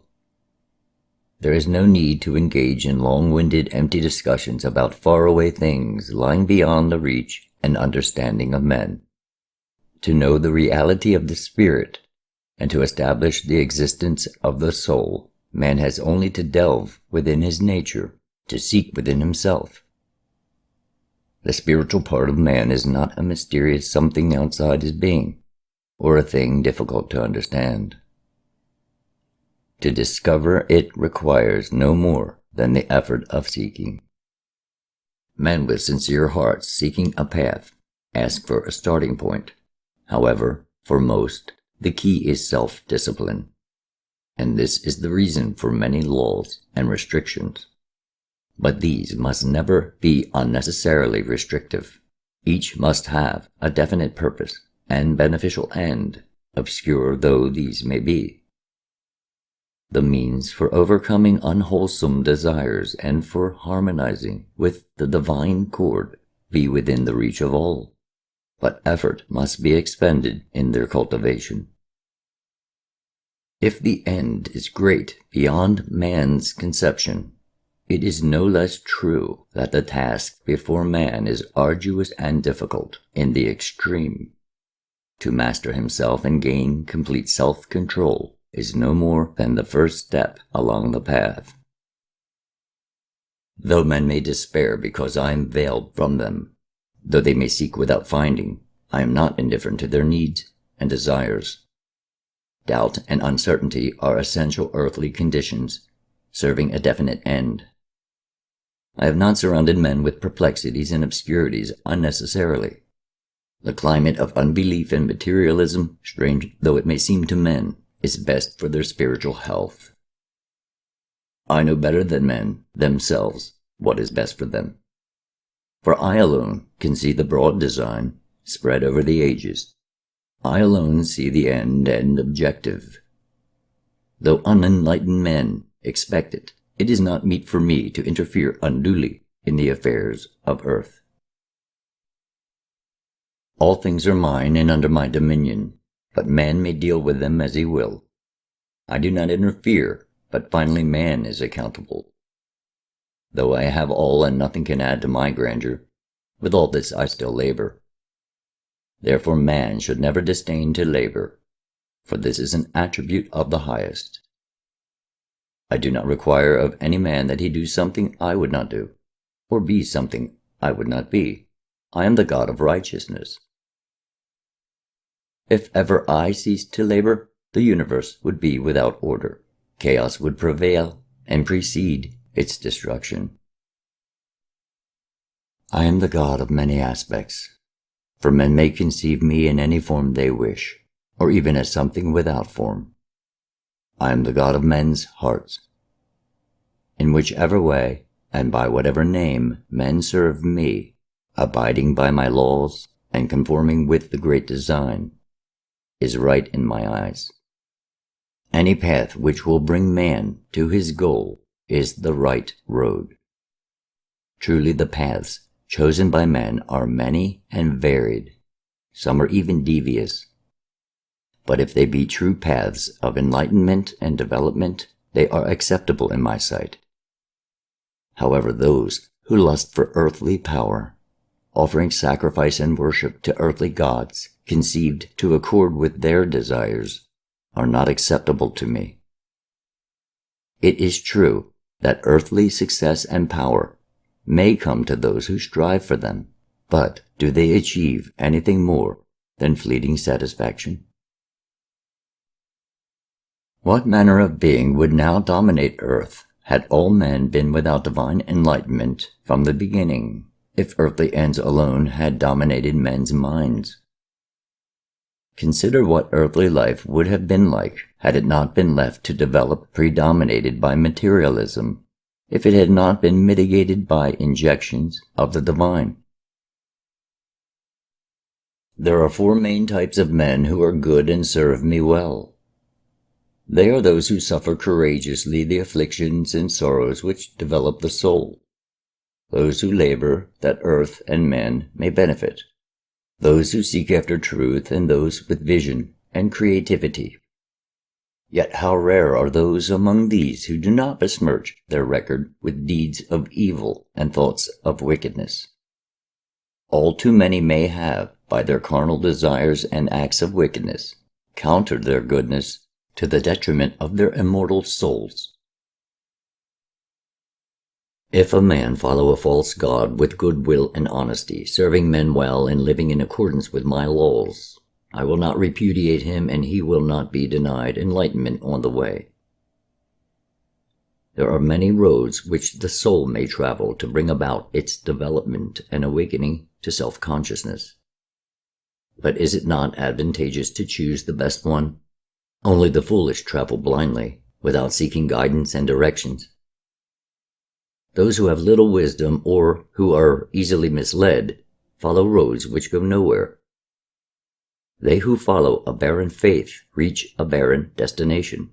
They find only an empty place devoid of hope, incapable of fulfilling their dreams and aspirations. Those who worship gods of their imagination, gods in strange likenesses, which have been brought into being by man's creative conceptions, will go to these gods who have an existence in a dim shadow realm. Those who worship lower spirits will go to them, and those who worship the demons of darkness will join them. For what a man desires, he deserves. There is a link between that which men desire and what becomes established in existence. Provision is made for man to receive the fruits of his own creations. Whatsoever you do, whatsoever you plan or create, whatsoever you suffer, let it be an offering unto me, not for my sake, but for yours. I am the God of compassion, the God of understanding. From those who in their devotion offer me but a single leaf, a flower or fruit, or even a little water, this I will gladly accept, thus lightening their loving spirit, for it is offered in sincerity of heart. He who comes before any god, whatsoever its image, with pureness of heart and good motives, comes unto me, for I gaze upon him with compassion and understanding. I am not concerned with the deeds alone of men, but with their motives. Empty gestures are ignored, but that which is done with good intent and a loving heart never goes unheeded. I am the hidden God, hidden to serve an end. Veiled in mystery, I am further obscured by the mists of mortal delusion. Unable to see me, men declare I do not exist. Yet I declare to you that man, with his mortal limitations, sees only a minute part of the whole. Man is the slave of illusion and deception. Though man is born to delusion, for it is a needful state, he is further inflicted by deceptions wrought by men. Though man cannot perceive the greatness above him because of its greatness, neither can he see the smallness beneath him because of its smallness. From the greatest came the smallest, and from the smallest came creation, and within the smallest is greatness and power. For the smallest is far less than the mote, yet it is the upholder of the universe, and it shines like the sun beyond the darkness. It lies out towards the edge of the reach of man's thought. In the beginning all things arose from the invisible, and into the invisible all things will disappear in the end. But the end is not the end of the Spirit. Out beyond this material creation born of the invisible, there is a higher, eternal, invisible, of greater substance. When all material things have passed away, this will remain. Above all is timelessness, which is eternity, and there is my abode, the supreme goal of man, and those who attain it dwell in eternity. I am the eternal God. Few are they who can conceive of me as I really am, the unborn and uncreated, beginningless and without end, Lord of all the spheres. Those few who can conceive me as I am are awakened spirits, freed from mortal delusions. As thick clouds of smoke rise up and spread out from a fire burning in damp wood, so did the material universe come forth from me. As a lump of salt dropped into a pool of water dissolves and cannot be removed afterwards, yet from whatever part of the water you draw, there is salt. So it is with my pervading spirit. I am the great luminary, the everlasting source of light sparks, which, imprisoned in matter, become the slumbering souls of men. These, unconsciously guided, spread out the 5 senses under the control of unconscious thought. That which the senses harvest departs with the spirit. It is borne away by the spirit, even as perfume is carried by the wind. I am the boundless one, the one beyond limitations. I remain free and unencumbered by the effort of creation. I am, and I watch life unfold. I set the course which nature follows to bring forth all that lives. The fools on earth who shut their eyes and complain because they stumble, the ignorant who choose to walk in darkness, and the apathetic who choose paths of ease and comfort have no knowledge of me. Their hopes are sterile. Theirs the choice of darkness. Theirs the choice of ignorance. Theirs the choice of apathetic inertia. Their learning is futile, their thoughts fruitless, and their deeds without purpose. Though man is born in ignorance and darkness, he is also heir to the guiding light which dispels them. The light is his for the taking. Then there are the awakened souls among men. Their sustenance is my own nature. They know my spirit is among men as an everlasting source of strength and refreshment to the weary and disheartened. They are in harmony with my spirit and therefore know me. Men call me the god of battles, which I am not. For good men fight each other when kings declare war. Men call me many things, but this does not make me become what they think I am. I am the hidden power which ultimately rights all wrongs, which will eventually redress all injustices. I come to all who are worthy. But it is the lonely, the unwanted, the undesirable whom I seek. To me, the dispirited, the perplexed, the sorrowful, and humiliated soul is an irresistible magnet. I am the welcoming light at the end of the road, the companion who watches in compassionate silence, the understanding friend, the ever-ready arm. I am he who presides over the haven of peace within your heart. To those who unite their spirit with mine, and to those who are in harmony but not united, I increase that which they have, and provide what they lack. I turn a like countenance to all men. My love for them remains constant, but those who join me in devotion to my cause are truly in me, and I am in them. This is my everlasting and unchanging promise unto me. He who walks with me, serving my cause, shall not perish. So join your spirit with mine, giving me your confidence and trust, and thus united in a harmonious relationship, you will come to know the supreme goal. Men say they cannot know me through their senses, and this is true, for I am above and beyond the reach of their finite senses. The senses of man are not meant to be the means for experiencing me. They are for experiencing the material spheres. They are also limiting, shutting out far more than they reveal. Yet men have within them a greater sense which can know me, but it lies dormant in the mass of men. I am the light within the heart, the consciousness of all living things.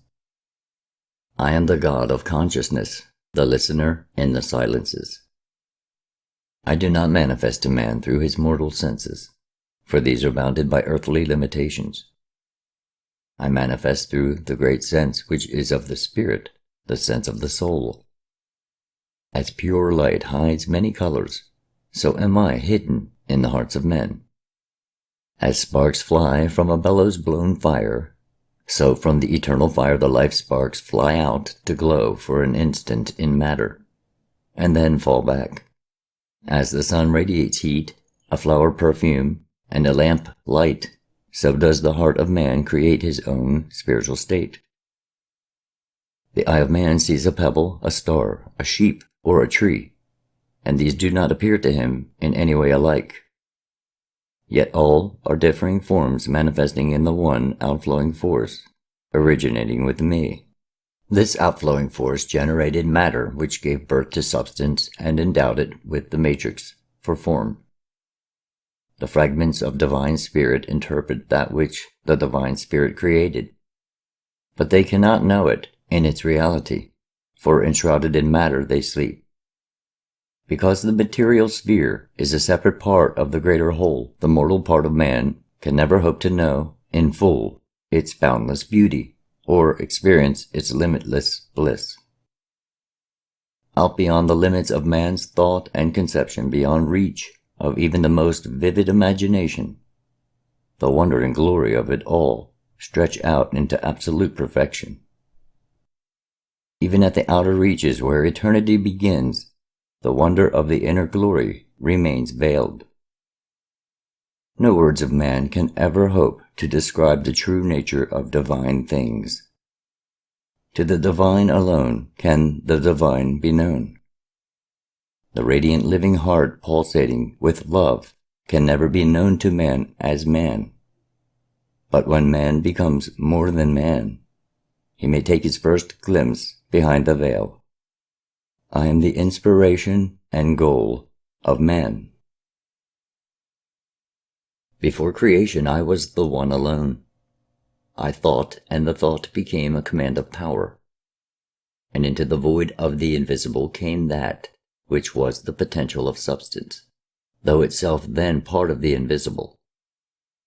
Light was born of the power, and my spirit was in the midst of the light. But it was not that light which lightens the day. A firmament became the foundation of all things, matter gradually forming there, becoming ever denser as it thrust outward from the invisible. It moved from a subtle state to something more solid, from intangibility to substance, from incoherent substance into a state of density and form. I commanded the subtle substance, with light but without form, to mate with the subtle substance of darkness and become dense. It did so and became water. Then I spread water over the darkness below the light, placing a fountain of light about the waters. This brought forth the light of mortal vision, which is not the light of the spirit, nor the light of power. At that time the universe was made, and then earth received her form. It slept warmly in the midst of the waters which were not the waters of earth, and this was before the beginning of life in earthly substance. I am the God of creation. At the foundations of my creations are truth and reality. These are with me and of me, but they are not my substance. Neither are they things comprehensible on earth. They are truly great things, indescribable in inadequate words of men, which can do no more than form an imperfect, incomplete, and distorted picture of them. Simple things can be described clearly in a few words to the understanding of man, but greater things become increasingly difficult to deal with through mere words.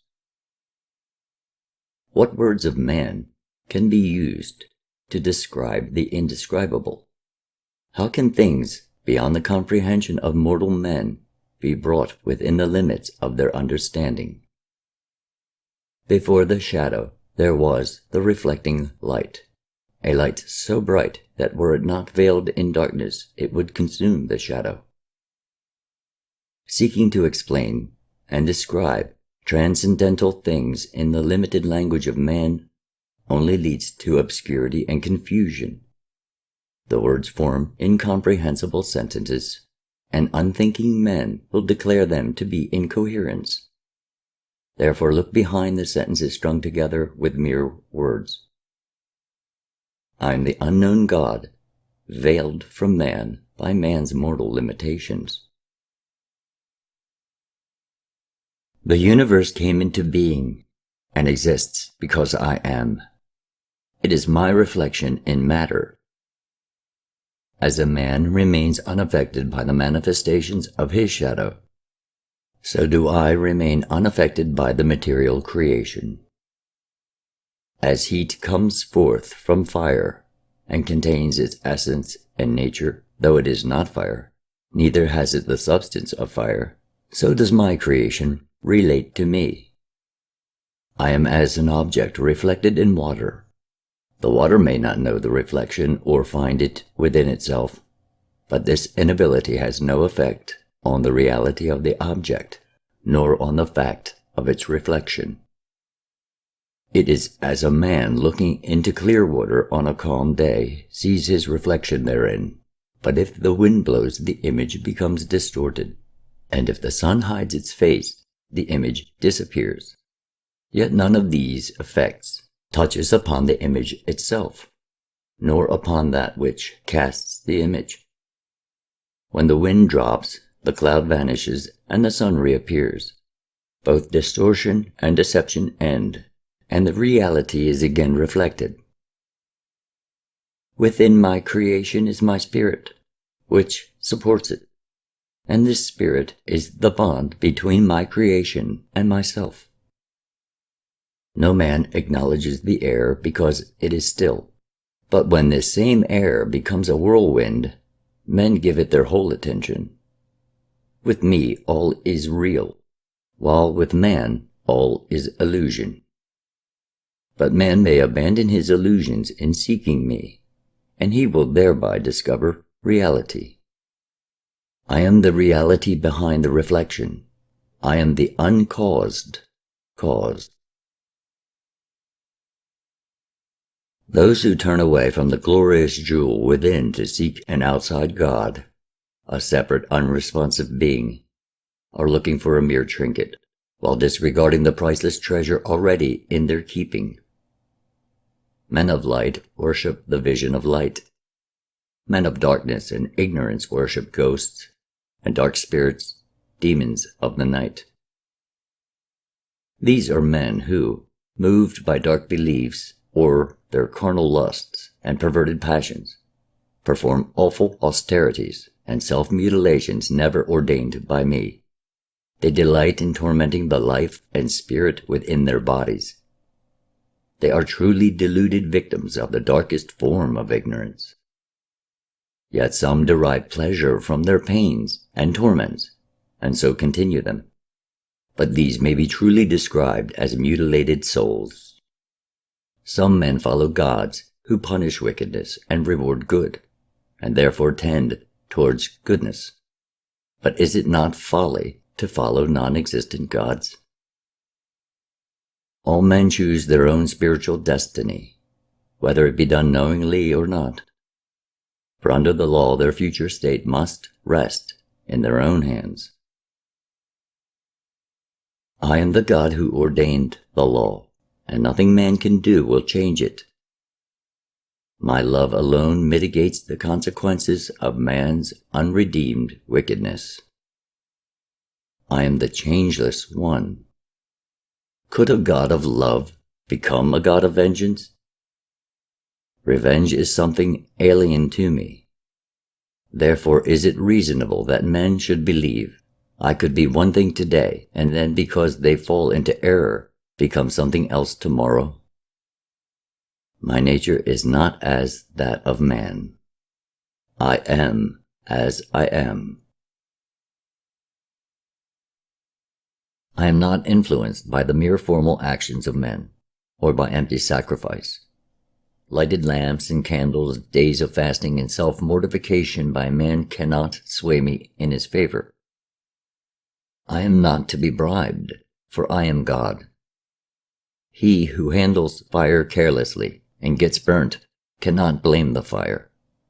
Neither can he who goes into swift waters and drowns blame the waters. There are laws, the violation of which brings retribution in its train. They who by their own deeds bring pain and suffering upon themselves cannot blame me for what ensues. These are the effects of the lesser laws, which are easily understood. But above these is the great law, which is not so incomprehensible. Under this link between the deed and its effect is not so apparent. Men bring down calamity and suffering upon their own heads, and blame me, when the fault lies with them, and the cause is their own misconduct or misconception. Men reap as they sow, and I am the fertile field, which takes no part in the sowing or the reaping. Man is his own master, and the lord of his own destiny. He cannot expect help from any great power, unless he himself expend effort to contact such power, or be deserving of help. Everything a man is, or becomes, is the result of his own striving and efforts, or his lack of them. I made man to be a man, not a mere puppet or nursling. I am the God of the law. I am the God of the stalwart. Man is the heir to divinity, and the road to divinity is spirituality. Man cannot become spiritual except through his own efforts and striving. He cannot achieve it by being led by the hand, or through fear of punishment, nor by greed, through anticipation of a reward. He who enters into his heritage of divinity will be no weakling. He will have trodden a hard and stony path. Man has two ways of knowing me. He can know me through his own spiritual awakening, or through the continued revelation of moral law and divine purpose by my inspired servants. To know me through a spiritually awakened self is the way of certainty, but few can suffer its austerities and disciplines. When the spirit of man is unawakened, he cannot know the great self within him, of which he is a part. Not knowing his true nature and unable to see clearly, he is blinded by material delusions. Would not the creatures of the night, which never see the sun, deem the moon to be the most brilliant light in the sky above? So it is with the man walking in the darkness of spiritual unconsciousness. He says, I am the body, and the body is my whole being. And in the delusion of that belief, he becomes ensnared in an existence bound to matter. Like the creatures bound to an existence in the night, which cannot know the glories of things flourishing in the brilliance of daylight, so it is with men bound to the darkness of spiritual ignorance. As a shadow in the night is mistaken for an intruder, or a mirage is mistaken for a pool of clear water, so does the spiritually immature man mistake the material body for the whole living being. As the shimmering heat haze appears like solid water, so does the outer body appear as the whole being to the spiritually unawakened. As to a man in a moving boat, another boat lying still on the water will often appear to be moving while he himself seems to remain still. So the unawakened spirit is deluded by appearances, seeing the mortal body as a whole being. When in fact the clouds are flying overhead, it appears as though the moon itself is speeding across the heavens. It is only the knowledge and experience we have of the skies above which tell us this cannot be the truth. Thus it is with the spiritually unawakened man who, in his ignorance, thinks the mortal body is the whole being, and having no knowledge or experience of the spiritual region, is deceived. In fact, all the beliefs of man, which hold that the mortal body is the whole being, are generated in the darkness of ignorance. A man may be wise in the ways of men, but completely ignorant and unaware of the higher, more glorious things, which are revealed in the light of the Spirit.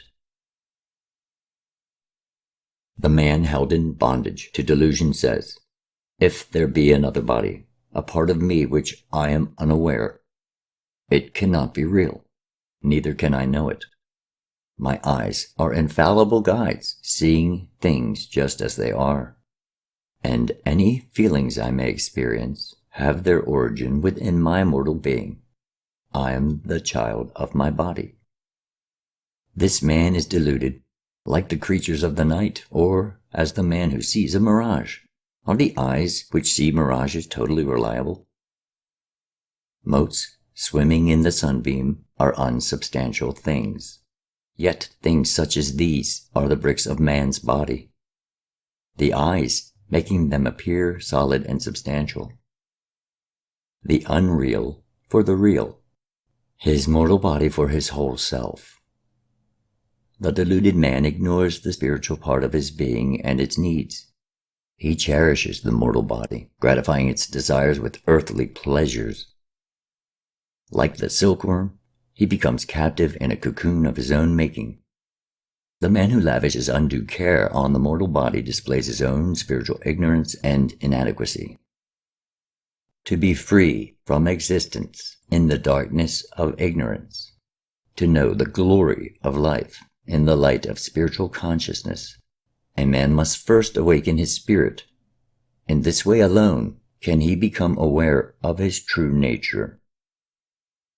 Ask yourselves, what am I? What is real within myself? What comprises the whole man? Can it be that I am truly no more than this fleshy thing, the petty, immature, unstable being, balanced between futile, unearthly ideals and carnal cruelty and lust? Or am I something greater, which is undiscoverable by mortal senses? Am I really akin to something divine and glorious from which source alone could have come the ideals and virtues which transcend the mundane needs of earthly existence? Ask yourselves in the solitudes, and perchance you will not go unanswered. I am the God of silences. The words of man are inadequate to express just what man really is. The knowledge of his true nature is beyond the understanding of the unawakened spirit. The inheritance within the grasp of man is without limitation, for it is the totality of all things. Man has not been misled in the hope and belief that the seemingly mortal is in fact immortal. The spirit does not mislead men. They are deceived by their own eyes. They are misled, so they are unable to see things as they are in reality. All that men see and experience throughout earthly existence is veiled in illusion. Man may think his eyes reveal things as they are, but no mortal eye has ever beheld a thing as it actually is. It appears to man through the color-distorting glass of his own mortality. Spiritually, men, as a whole, are little different from the madman who builds himself a kingdom from the fabric of his imagination. The flowing life existence about him is seen as a distorted image, a distortion which his own defects have imparted to it. Yet it was meant to be thus, for man is surrounded by the conditions meet for him. It is for man to discover why this is so, and in discovering he will find himself. I am the truth. I am the reality. This earthly life which I have given you should not be viewed in its minute aspect, but in the light of infinitude. All the suffering and disillusionment, the futility, the forlorn hopes and wasted efforts, the oppressions and injustices are not without a purpose. That purpose is beyond anything man can understand, and infinitely greater than his conception can grasp. The truly awakened man, alone among men, can have any insight into life's end and goal. These are divine things, yet they can be set down only in the mere words of men, and will thus be reduced to things of mortal frailty. Mere words will be read, and the pattern formed by them will be far short of truth and reality. The taste of a fruit or the fragrance of a flower cannot be known by reading about them. The fruit must be eaten, and the flower smelt. Only in union with me, spirit communicating with spirit, can proof of my reality be found. Yet because things are as they are, truth must ever be veiled from man as man. But who would labor if laborers were paid whether they worked or not? Were they revealed to him, the ignorant man would not comprehend great things, therefore the light is not for him. The insincere and shallow seeker after diversion and pleasure will find little entertainment in these words. The really illuminated man will already know something of truth and will therefore seek it more diligently along a higher path. So these words are given just for those sincere seekers who are aware of their own shortcomings and ignorance. These will be people whose thoughts are not smothered by prejudice, who are not set in their opinions. For who among men is the most confirmed in his opinions? Who states things in the most assertive manner and talks with the loudest voice? Is it not the most ignorant? I will not let the sincere seeker go unguided. I am the light on the path. Well do I know the hearts of men. They ever seek to deceive themselves. They clearly see the errors and follies of others, but are blind to their own. There are those whose idea of righteousness is mumbled words and repetitious prayers.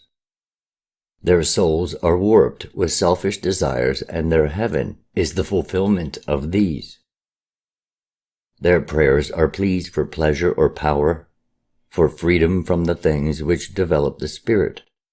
The lovers of pleasure and power delight in following the path of their own inclinations. They build a creed of their own desires.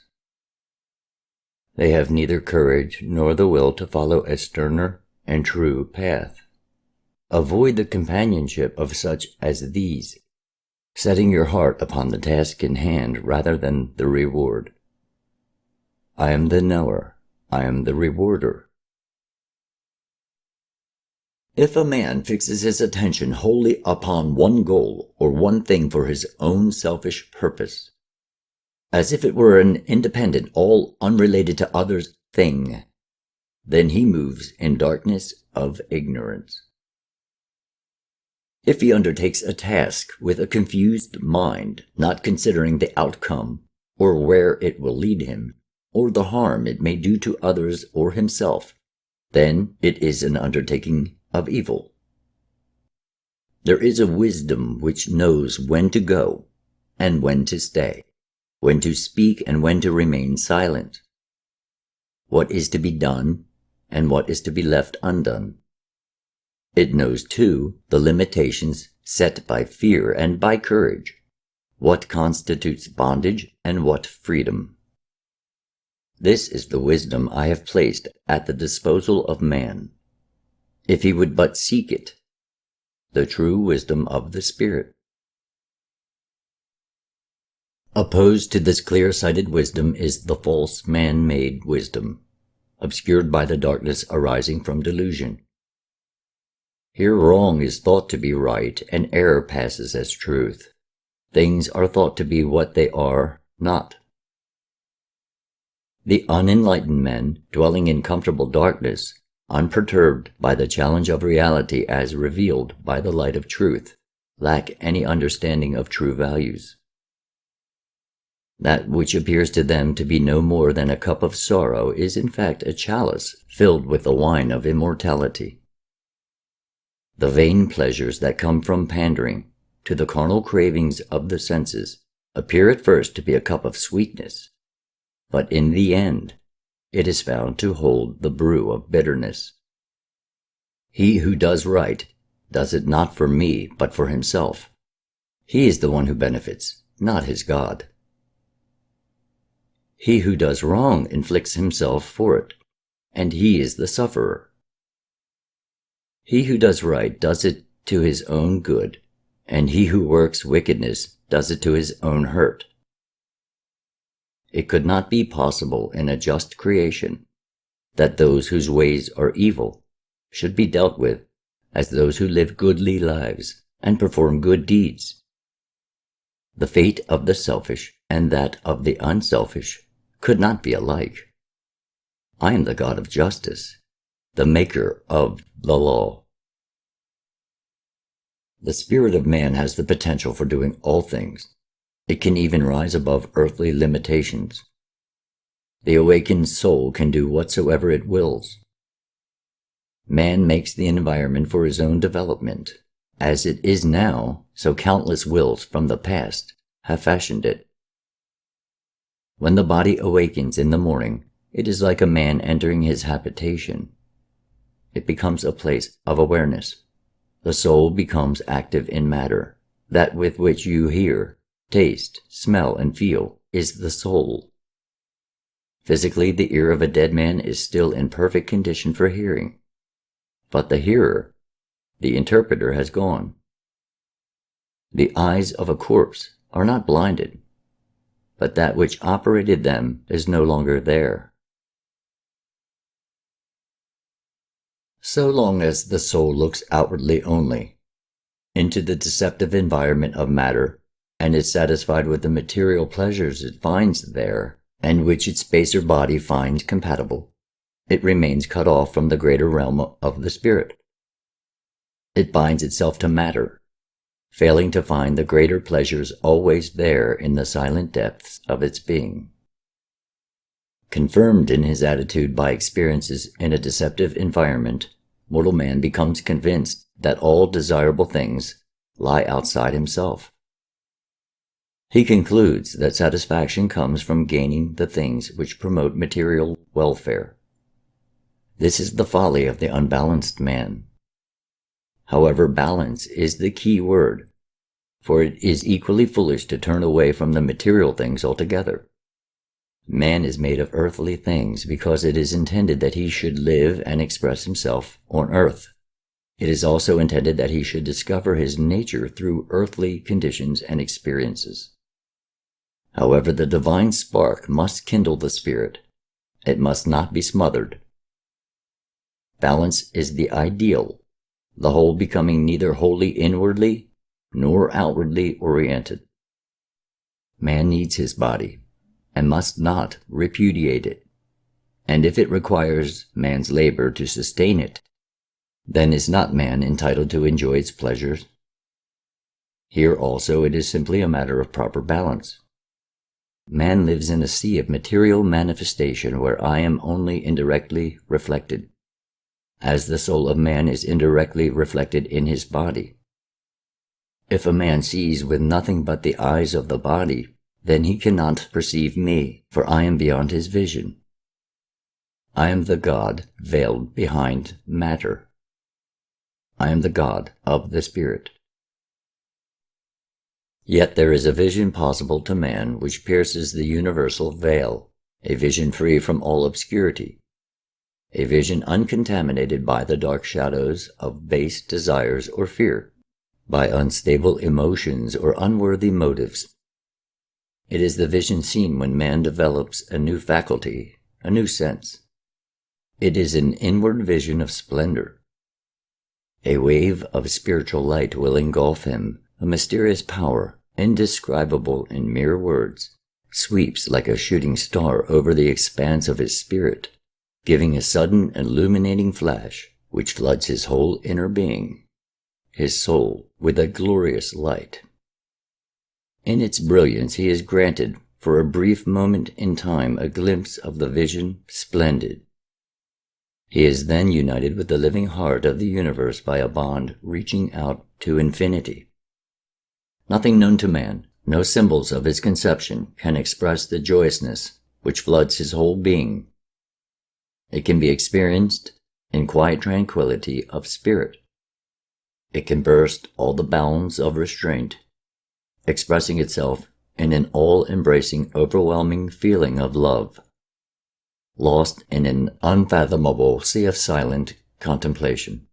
The body will shine with radiance from the inner light, and all about will be bathed in a luminous spiritual glow. Having once been in divine communication, these awakened spirits know a joy supreme, and never again do they walk through the veil of mortal sorrows. The truly awakened soul is beyond carnal lust and mortal grief. His love is alike for all my creation, and thus he shows supreme love for me. By this love alone he knows me in truth, who and what I am, and knowing me in truth, he participates in my whole being. Those who seek union with me must first prepare a dwelling place for me in their hearts. But those who are not pure, those who do not fight for me, those who have not suffered under the discipline of love, and those without wisdom, cannot attain union, no matter how much they strive. I am the God of illumination. I am the God of enlightenment. Would you know the ultimate state of man when he has finally reached his goal, when he has entered into his inheritance of divinity? It is a state of glory transcending anything conceivable by him during an earthbound existence. His consciousness expands to embrace everything, all that ever was or will be. He sees all. He knows all. He is in all. And he contains all. These things come to him through infinite powers of perception. Yet he is above all such powers. He is beyond all, yet within all. He is beyond the realm of matter, freed from all restrictions. Yet he is not denied its joys, and may, if he so desires, manifest again in matter. His thoughts have the power of creation. He is one with the light of lights, the light transcending vision. He is the partaker of my substance, my Son in eternity, the inheritor of everlasting life. I am your God, the Father of man. The Spirit of God. I am the immortality latent in all things mortal, the light filling all things with radiance, the power holding all things to their form. I am the pure, invulnerable stream, untouchable by evil, the supreme fountainhead of thoughts, the unfailing well of consciousness, the light of eternity. I am that to which the soul of man is related. I am its power, its life, its strength. I am that to which it responds. I am the sweet coolness in refreshing waters, and the comforting warmth in the sun. I am the calmness of peace in the radiance of the moon, and the delicacy in the moonbeam. I am the sound heard in the stillness, the companionship felt in the solitude, and the stirring in the hearts of men. I am the cheerfulness in the laugh of a youth, and the gentleness in the sigh of a maiden. I am the joy in the life of all living things, and the content in the hearts of awakened souls. I am the beauty in the beautiful, and the fragrance in the fragrant. I am the sweetness in honey, and the scent in perfume. I am the power in the strong arm, and the wistfulness in a smile. I am the urge in good and moderate desires. I am the gaiety in gladness, the restlessness in life, the refreshment in sleep. Yet though I am in all these, I am not contained in them, and they are in me rather than I am in them. How pitiful are the words of men to depict sublime things! With the souls of men asleep and wrapped in clouds of delusion, how can I be known to them? I am of the Supreme, the Eternal, of God and from God, yet not God.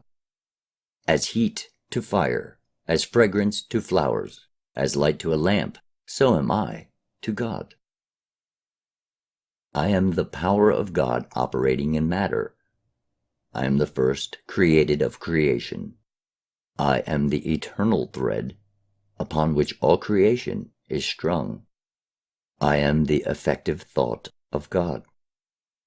I am that brought forth by his creating command, wherein all things share life. I am the Lord of forms holding all things together. I am the power giving form. I am the comforting companion of the way. I am that which gives substance to the hopes and desires of men. Think of me, therefore, in any way you will. I am the companionable one, the comforter. I am the waters of inspiration springing from the eternal fount. I am the glory of love shining forth from the central sun. I am in all things. I am the root of the tree of life, the words written in the Book of God. I am the guardian of knowledge, the wisdom of the soul. I am the harmonizer of sound, the controller of power, the keeper of matter, and the sustainer of shapes. I unroll the scroll of time and record its changes. I am the reader of past and present, the scribe of change, the chooser of chance. I am victory and the struggle for victory, but I am more. I am that which defeats defeat, for I am the victory in defeat. I am the goodness of those who are good, but I am more, for I am the success that arises out of failure. I am the achievement remaining when all else has gone. I am the sublime veiling secret mysteries. I am the guardian who jealously discloses hidden things. I am the knowledge of the knower. I am the seed within a seed from which all things spring. I am the bricks of which all things are built. I am more. I am the clay and water within the bricks. I am the motion in all things that move. Without me there is no movement. I am the stability in all things stable. Without me no thing holds to its shape. I am the craftsman with innumerable shapes, the artist with countless colors. My labors are outside the knowledge of men, my works beyond their sight. My masterpieces will never be seen by mortal eyes. That which abides in breath, and yet is other than breath, which breath itself cannot know or influence, which controls it from within itself, that am I. That which is behind the voice, which voice itself cannot know or influence, which controls it from behind itself, that am I.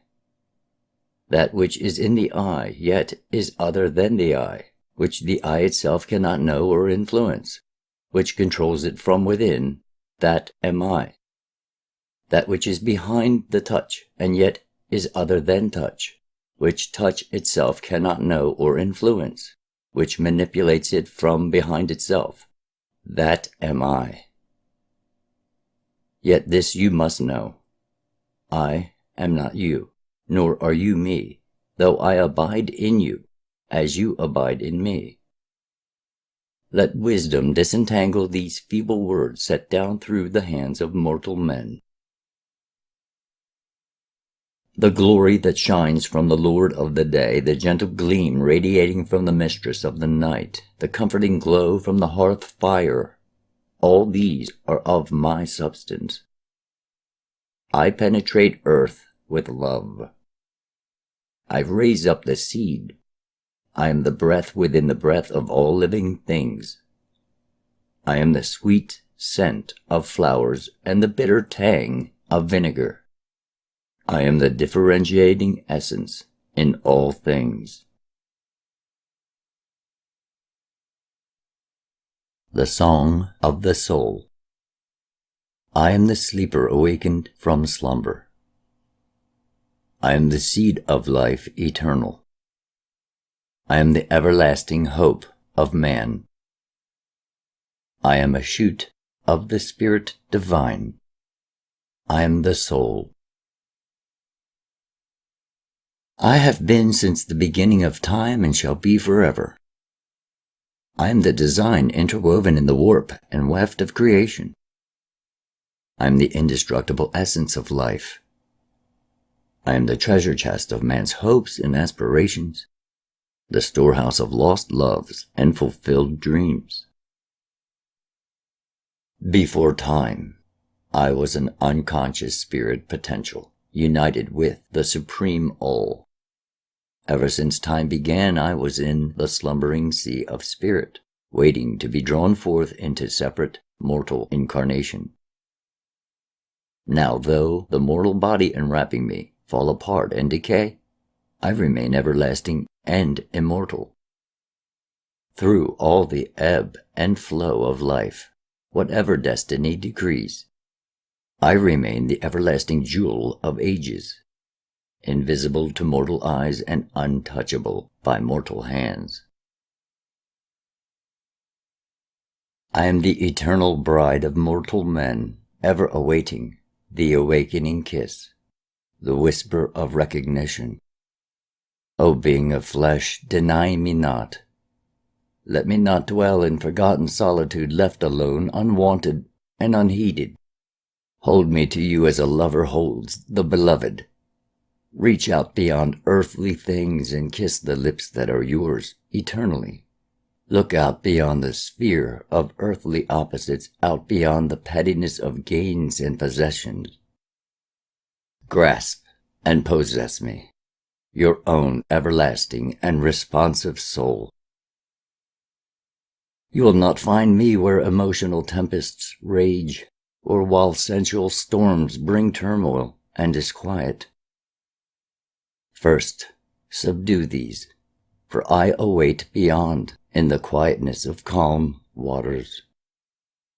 I must be sought as a lover seeks the loved one, in solitude, amid quietness and tranquility. Only there will I respond to the awakening kiss of recognition.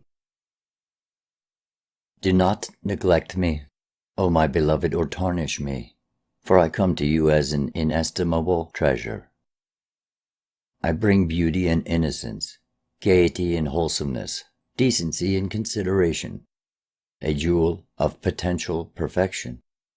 Do not drag me down with you into the demon-haunted regions of darkness and terror. I am yours, closer to you than any loved one of earth. If you spurn me, I go down to a terrible doom in darkness, there to be purged and purified from the corruption of your touch. The best I can then hope for is to be bestowed upon another. I am the sublime vehicle awaiting the command to bear your true self to its destiny of glory. Could anyone be so foolhardy as not to cherish me? Without moving, I am swifter than thought. On celestial wings, I far outstrip the range of mortal senses. I drink at the fountain of life and feed on the fruits of eternal energy. What are you, my beloved, but a passing thing fashioned of clay, a handful of dust given life by a spark from the everlasting flame? I myself am no more than potential. Yet together we are so great that earth of itself alone cannot contain us. We transcend it to reach out into the spheres of divinity. Take me, awaken me, acknowledge me, cherish me, and I will carry you to the realms of glory unimaginable on earth. I am the imprisoned captive longing for return to the freedom of the infinite. Yet because of my mortal love, I feel heart pangs of sorrow for things that pass away. But I know that beyond the pains inseparable from a sojourn in the vale of tears, there shines a glorious rainbow of hope and joy. There is a place of abiding love centered on the infinite. There, if you will but cherish me, we shall not be denied expression. I am drawn by the law of spiritual gravitation towards union with the universal soul, and can no more escape return there than the mortal elements of man can escape their return to dust. Man sees glory by the reflected light of glory within him. He knows love by the love within himself. The sun is seen by the light of the sun, and not by any light within man. Man sees the Spirit by the light of the Spirit, and not by any light within his mortal self. Only by the light of the Spirit can the spirit of man be lit. I am at peace when awakened to communion with my God. I am joyful when enthroned in consciousness, and when endowed with wisdom and vision transcending that of earth. I delight in communion with the great sphere with which I am akin. I rejoice in union with the divine spirit from whence I came. I am your own true self, which should be forever cherished. By listening to my whispers, by letting your thoughts dwell on me, and by knowing me, the whole glory of the greater spheres is opened unto you. I am that which reads what the eye sees, understands what the ear hears, knows what the hand feels, tastes whatever enters the mouth, and smells whatever is borne on the nose. I am the indwelling consciousness which knows and enjoys all good things of earth. Those who dwell in the darkness of delusion cannot know me, and to them is lost the greatest glory of life. All conceptions of beauty, love, and kindness are due to the consciousness residing in me. When I depart from my earthly abode, I will carry with me the knowledge of the senses, as the wind carries perfume from the flower. I am not born, nor will I ever die. Once awakened to an existence in consciousness, I can never become nothingness. I am the everlasting one who dies not when life departs from the body. O call me forth, awaken me from sleep, with the kiss bestowing conscious life.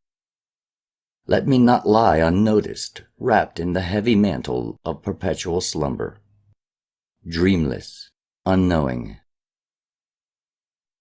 I am the indestructible one. Fire cannot burn me, swords cannot maim me, or water smother me. When a drum is beaten, the sound it gives forth cannot be grasped or held.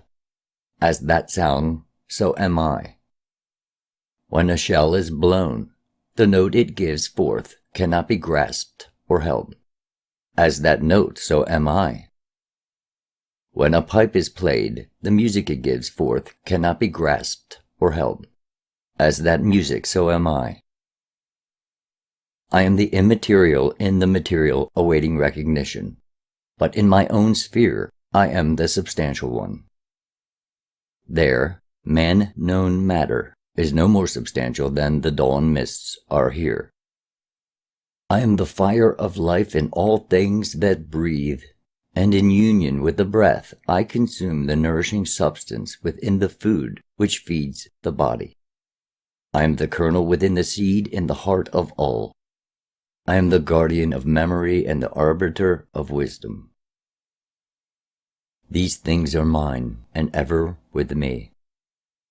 They are to me what the bones and muscles are to the mortal body, the waking and sleeping consciousness, the awareness of self, the 5 powers of feeling, and the 5 of activity, the controlling spirit, which is the sensitive being. I am the living consciousness within you. I am the knower. The things seen by the eye and the things smelt by the nose are received by me. The things heard and the things felt are registered by me. I am the inner being causing all decisions to be made, though the tongue report back outside the things that I, the soul, and the spirit hold recorded. Everything done and undertaken, such as the working of the hands and movement of the legs, all are done in accordance with my command. When I depart, the body without me is as useless as a worn-out garment, which is discarded and cast aside. Do we go together, my beloved, hand in hand as lovers? Do I return home radiant in the pride of blooming consciousness, or, spurned and humiliated, return without sensitivity, memory, or knowledge? Do I return to be welcomed with joy in the light of glory, or must I shamefully seek refuge in the darkness? I am yours, my beloved. Do with me as you will. I am yours everlastingly.